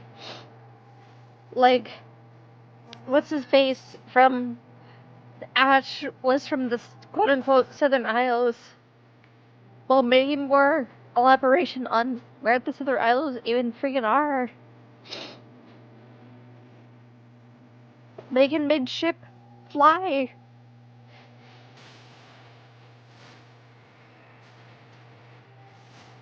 Exploration of that small bit of land in the north. Obviously, it wouldn't include Joshua, because he's gone.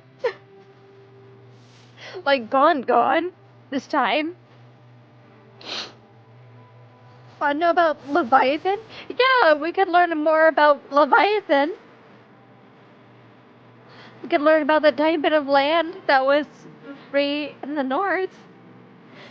We could learn about that weird crystal lake wave that was visible from freaking, I forget what the name of it was, but the north of the realm, kind of, from the one crystal. There's a lot they could do with this game, but main story-wise, I'm an emotional wreck. Maybe because I've lost somebody, like IRL, who was close to me.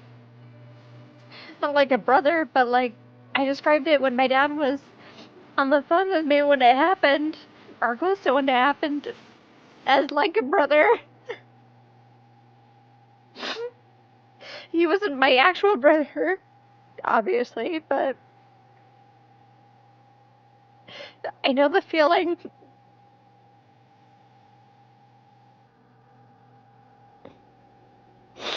A little too well. I know the feeling a little too well.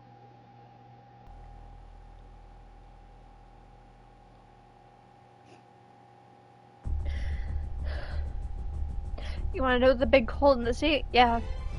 Me too. Maybe that'll be DLC.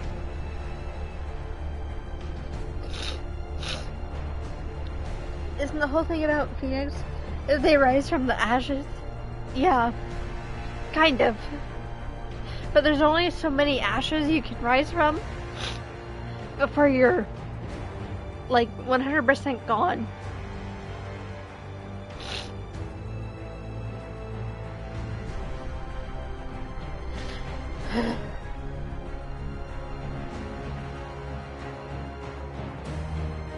I don't know if this is, like, partially me taking my personal take and emotions upon the story. Probably is. But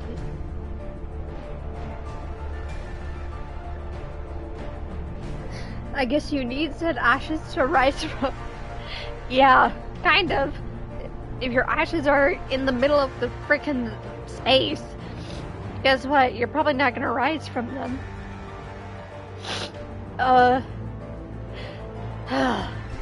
Well, I guess now I can listen to the entire frickin' the soundtrack, because I've completed the game. There's nothing left to spoil. I'm just crying non-stop.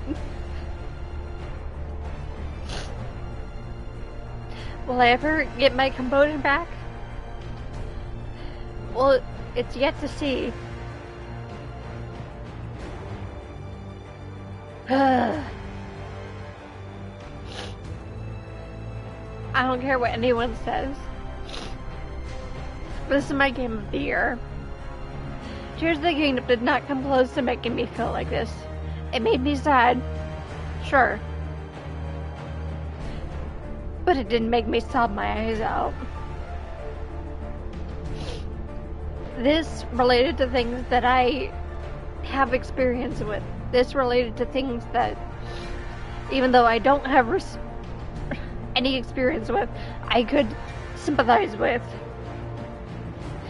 And obviously, there are things that were extremely wrong in this game that were the point of the game.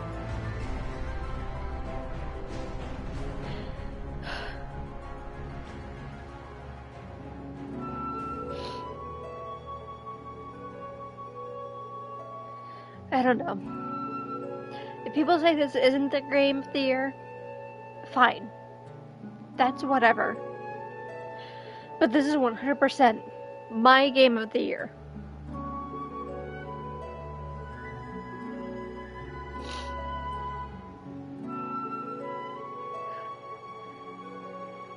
This is what I get for falling asleep. Last I saw Clive and Joshua Walker were walking out of the hole Clive got blasted into. Yeah. Personally, give the game 8 out of 10. The story to you left a bitter taste. Not the personal stories, but the whole backstory. Game of the year, sure. A good candidate, sure. I will say something they haven't quite 100% elaborated on now that we're at the end. Like, who the fuck was that hooded person back in the story at the very beginning and throughout the story, actually? I saw my best friend Bats go through the story where she was at the fire crystal, right? The hooded person was there and caused the volcano to erupt, basically, or caused more chaos than necessary. And even, like, at the very beginning, when Clive became Ifrit, the hooded person, who was that? Like, we were convinced at a certain point, oh, it was Joshua, obviously, but then it becomes a question of, okay, how did Joshua do time travel back to that point to cause all of this to happen? Like, why would he do time travel to cause all of this to happen? It becomes a question of, who was that and why? And they haven't really elaborated on that, which I was hoping that they would, but they kind of never did. So I'm gonna call them out for it, even though I'm an emotional wreck. I can't even do words correctly. But I'm gonna call them out. Like, that's perhaps a little bit of the story that they haven't quite 100% clarified. Maybe they will in DLC, but the point is that it should be clarified in main story, not DLC. That's the same argument I have for Tears of the Kingdom, is that some of the questions that I have remaining for that game should have been explained main story, not DLC. DLC is meant to be extra content, right? Extra to the main story. Everything about the main story should be explained in the main story, either through main story or side quest even. Side quest within the game is acceptable to me, personally. In this case, they didn't explain that. So now I have questions. Who was that, and why? Maybe they'll explain it in the DLC, maybe they won't. I will say that's the one critique I have of this game, is that it has that one point that was not explicitly clarified. Maybe I'm just kind of like blind then. Maybe I didn't notice it. Maybe it was obvious to somebody else. If someone tells me it's obviously Joshua, well, I'm gonna be like, okay, what point in the story was it obviously Joshua? What point did it explain that hooded figure was Joshua? Because the last time I checked, The Phoenix did not have time travel capability. It had regeneration capability. Right? I'm not wrong. It'll be interesting to see what people say. But nonetheless, despite that minor factor, this game made me cry my eyes out. Tears of the Kingdom made me cry my eyes out a little bit, but not as much. Therefore, this game gets me to say it's Game of the Year. I don't know. This game made me feel things. Tears of the Kingdom made me feel things too, but not as much. Now you get to read fan theories, and that is a rabbit hole. Hell no. No, thank you. I don't want to hear fan theories. I just want to hear my theories and my friends' theories. Fan theories could go on for like an eternity. No, thank you. Another question you have is about the bears. How did it came to be?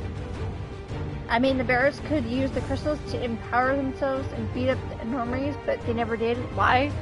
They actually did that in one of the side quests. I'm not sure you were here for it, Cypher, but it was like an entire history on how bears were seen originally, as like gifted by the goddess or whoever she was.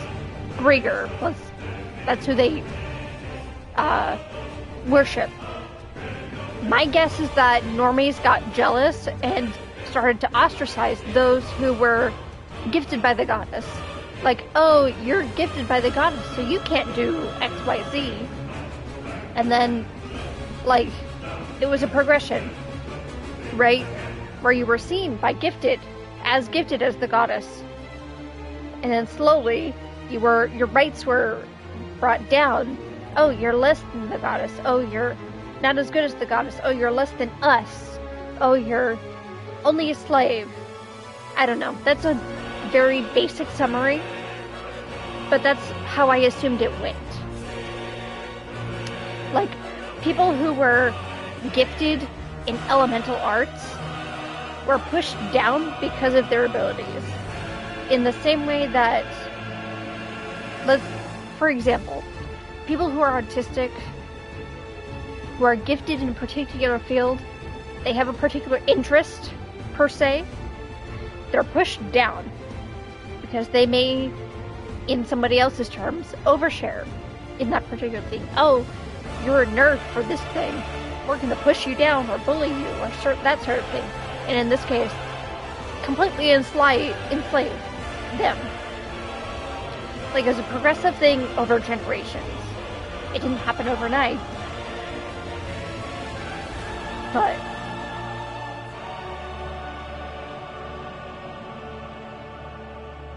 interesting observation, but you think it could have been elaborated more on that? They could have, yeah. Main story-wise, they absolutely could have. Side quest-wise, they kind of did. Like, there was an entire secret order that was trying to extinguish books that we happened to get for somebody. They were like, this book caused me to be a scholar. We find the book that is banned in most of the realm. The secret society tries to kill us in the process. We're like, haha, JK, we're stronger than you. And they're like, well, you can keep the book for now, but we'll be watching you, sort of deal. It's like, that's highly suspicious. Trying to control the truth, sort of deal. But we got it back to Vivian, who was the one that tasked us with that assignment in the first place. I would say that particular quest would be of interest to you.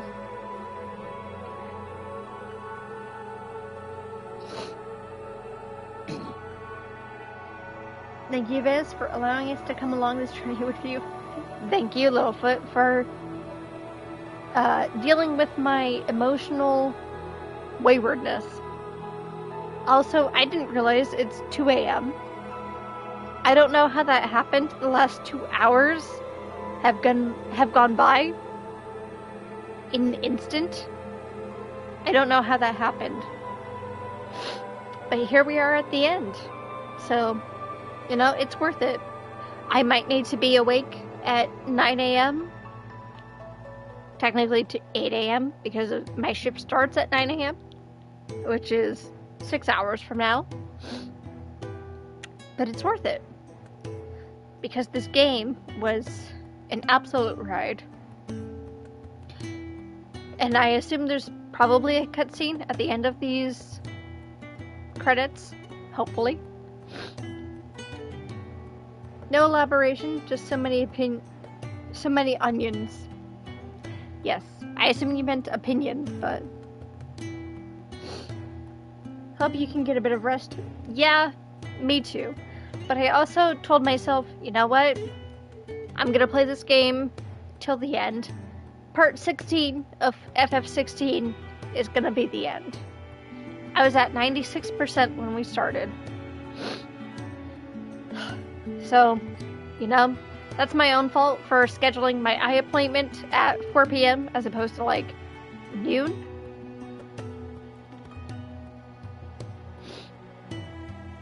No regrets. Can you skip cutscenes in this cutscene? Or credits in this cutscene? Maybe. Oh, how about that? That's a neat way to do it. R.I.P. all of the people who I'm skipping by. I'm sorry.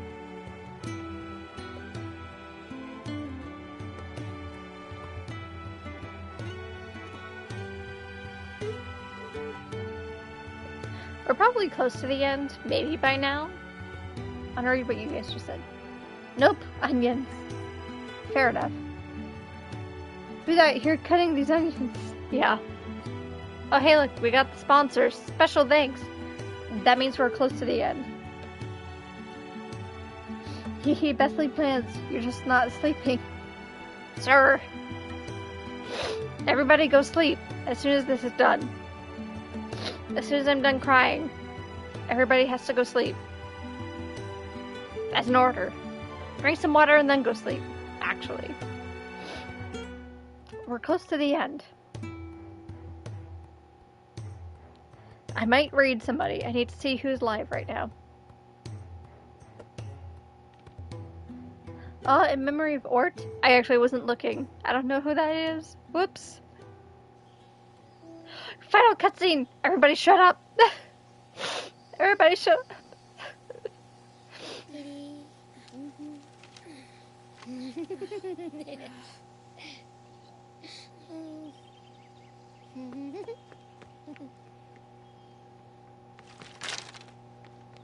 Oh.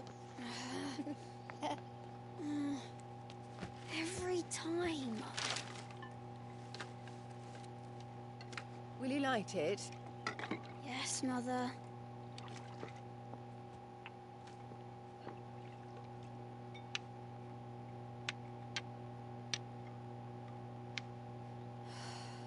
Come on. If only I had the flames of an icon. Icon? Have you been reading that silly story again? Magic belongs in fairy tales, and fairy tales don't boil kettles. You see? Well done. Now, be a good lad, and play with your brother until supper. Come on, hurry! Hurry! Right. Is that a baby Torgal? And there's no magic. Everyone has to do things themselves. Which means there's no bearers. There's no prejudice. Right, let's play the Saint in the Secretary. No, I don't want to be Madu. What do you want to play then? War of the Icons! Final Fantasy, Joshua Washfield. Right, if I get to be a freak. Right, I'm the older brother. Because Bahamut says so.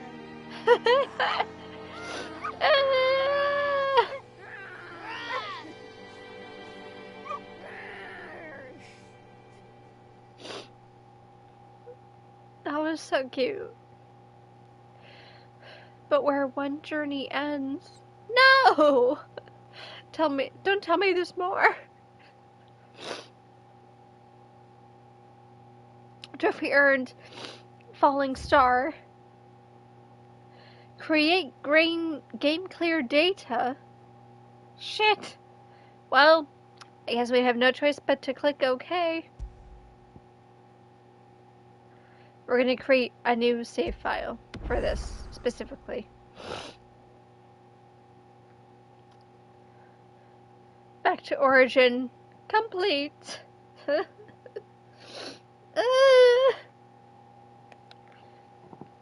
I don't know what to do with that. Do I press on it? I don't know. Guess we'll find out in a second.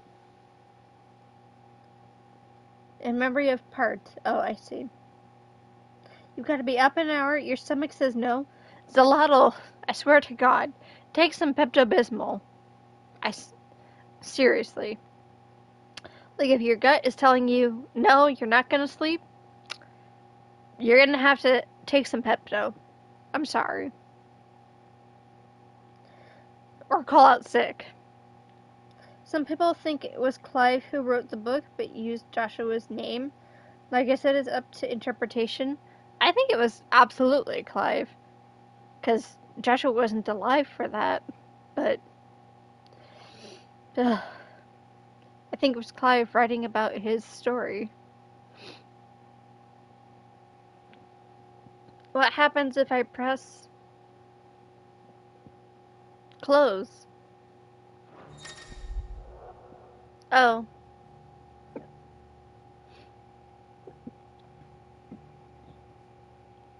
You wish that worked at this point? Unfortunate.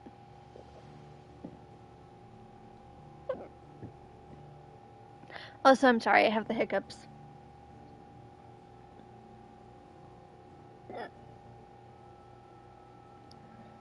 What they got you?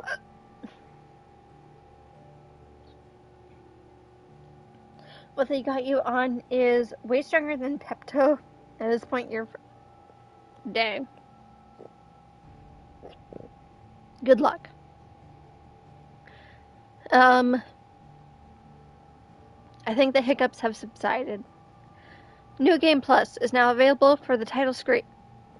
JK. The hiccups continue. I apologize in advance. This option allows you to start a new game with player and item data carried over from the previous completed playthrough.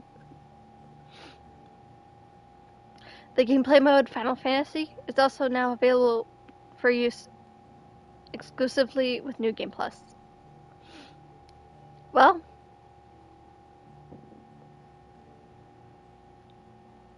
I guess we'll do New Game Plus. Because what else do we have to do?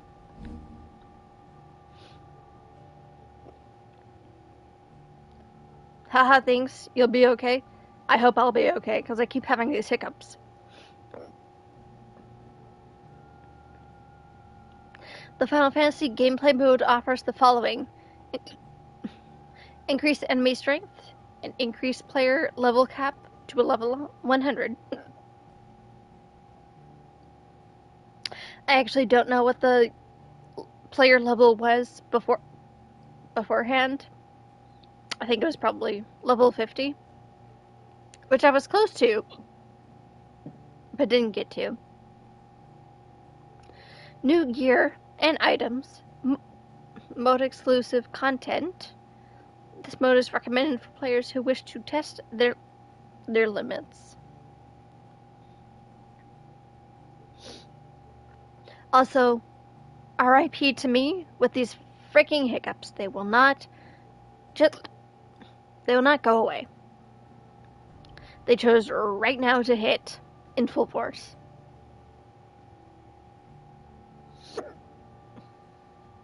But you'll be okay? You missed food? Fair enough. Of course the hiccups chose right at the end of the game to attack me. There's no better time, would there? Thwarted by hiccups, a dastardly way to get wrecked. For real though.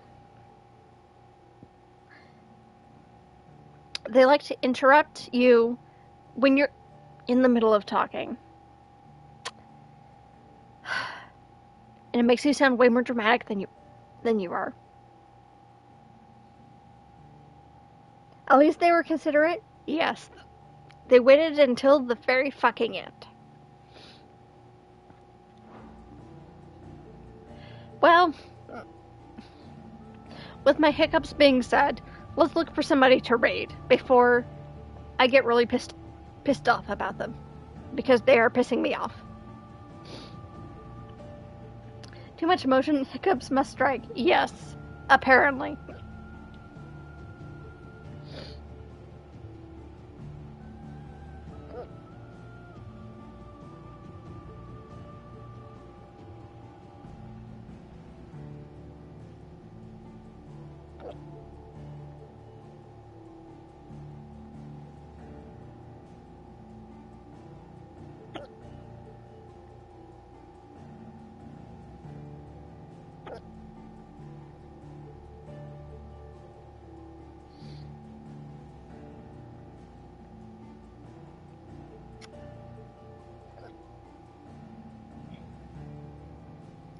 Well, as it stands, I have fucking hiccups. I have nobody to raid as of right now. So,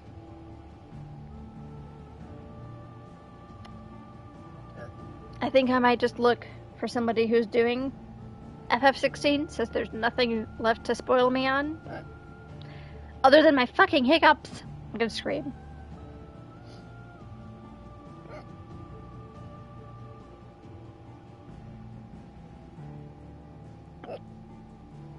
I apologize because these hiccups, I swear to God, they're bothering me so much. I'm sure you can hear them ever so slightly.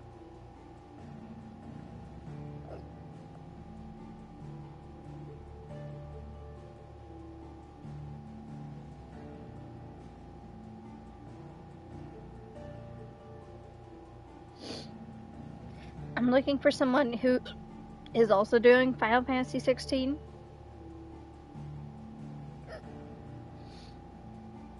And preferably not suffering from hiccups randomly at the end of their stream, like I am.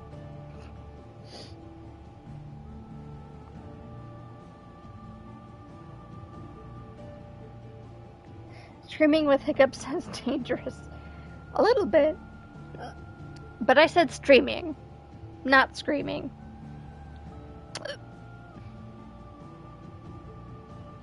Hopefully, they go away shortly. The moment I stop streaming, I swear to God, they're probably going to go away.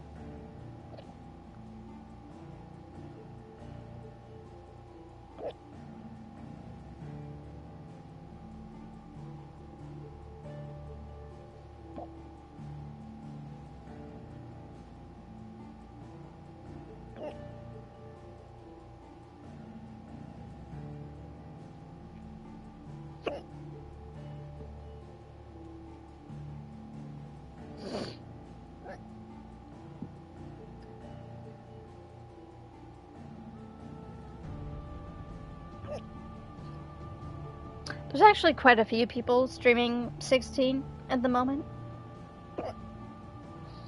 None of which, I presume, are also going through hiccups at the moment that I am.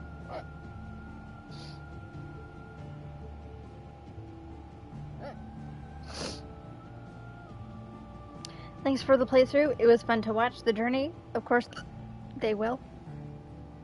You know what? As much as I would love to raid somebody, it may take a quick second. So I might actually mute myself so you don't have to keep hearing me hiccuping while I look. Give me 1 second.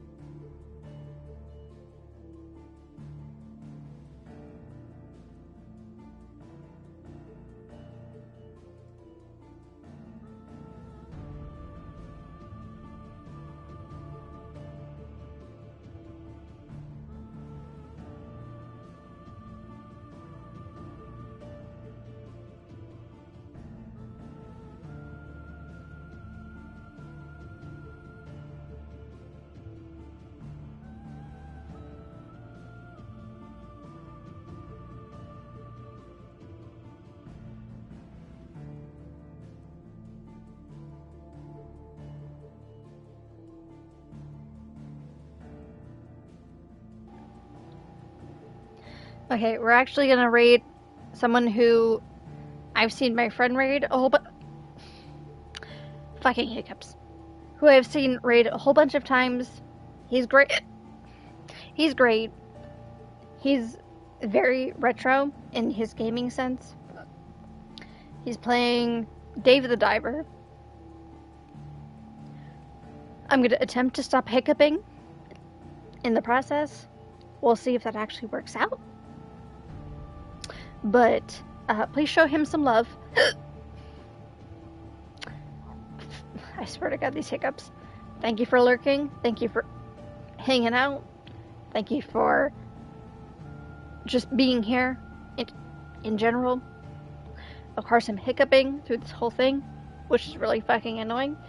But it is what it is at this point. Thankfully, it waited until the end of the fucking game to do this, so we're all good. But yeah, we're gonna go ahead and raid him, and I'll see you guys. I actually don't know when. Whenever I feel like streaming a game on my PS5. That's about when I'll stream again. So probably you'll see me for Genshin whenever they do the main story update. Or some other big game, like Spider-Man 2. Again, I'm sorry for the hiccups. I cannot control them. They do what they want, unfortunately. We're gonna raid somebody. Please show them some support. And thank you for being here. Good night. And good time zone, wherever you are.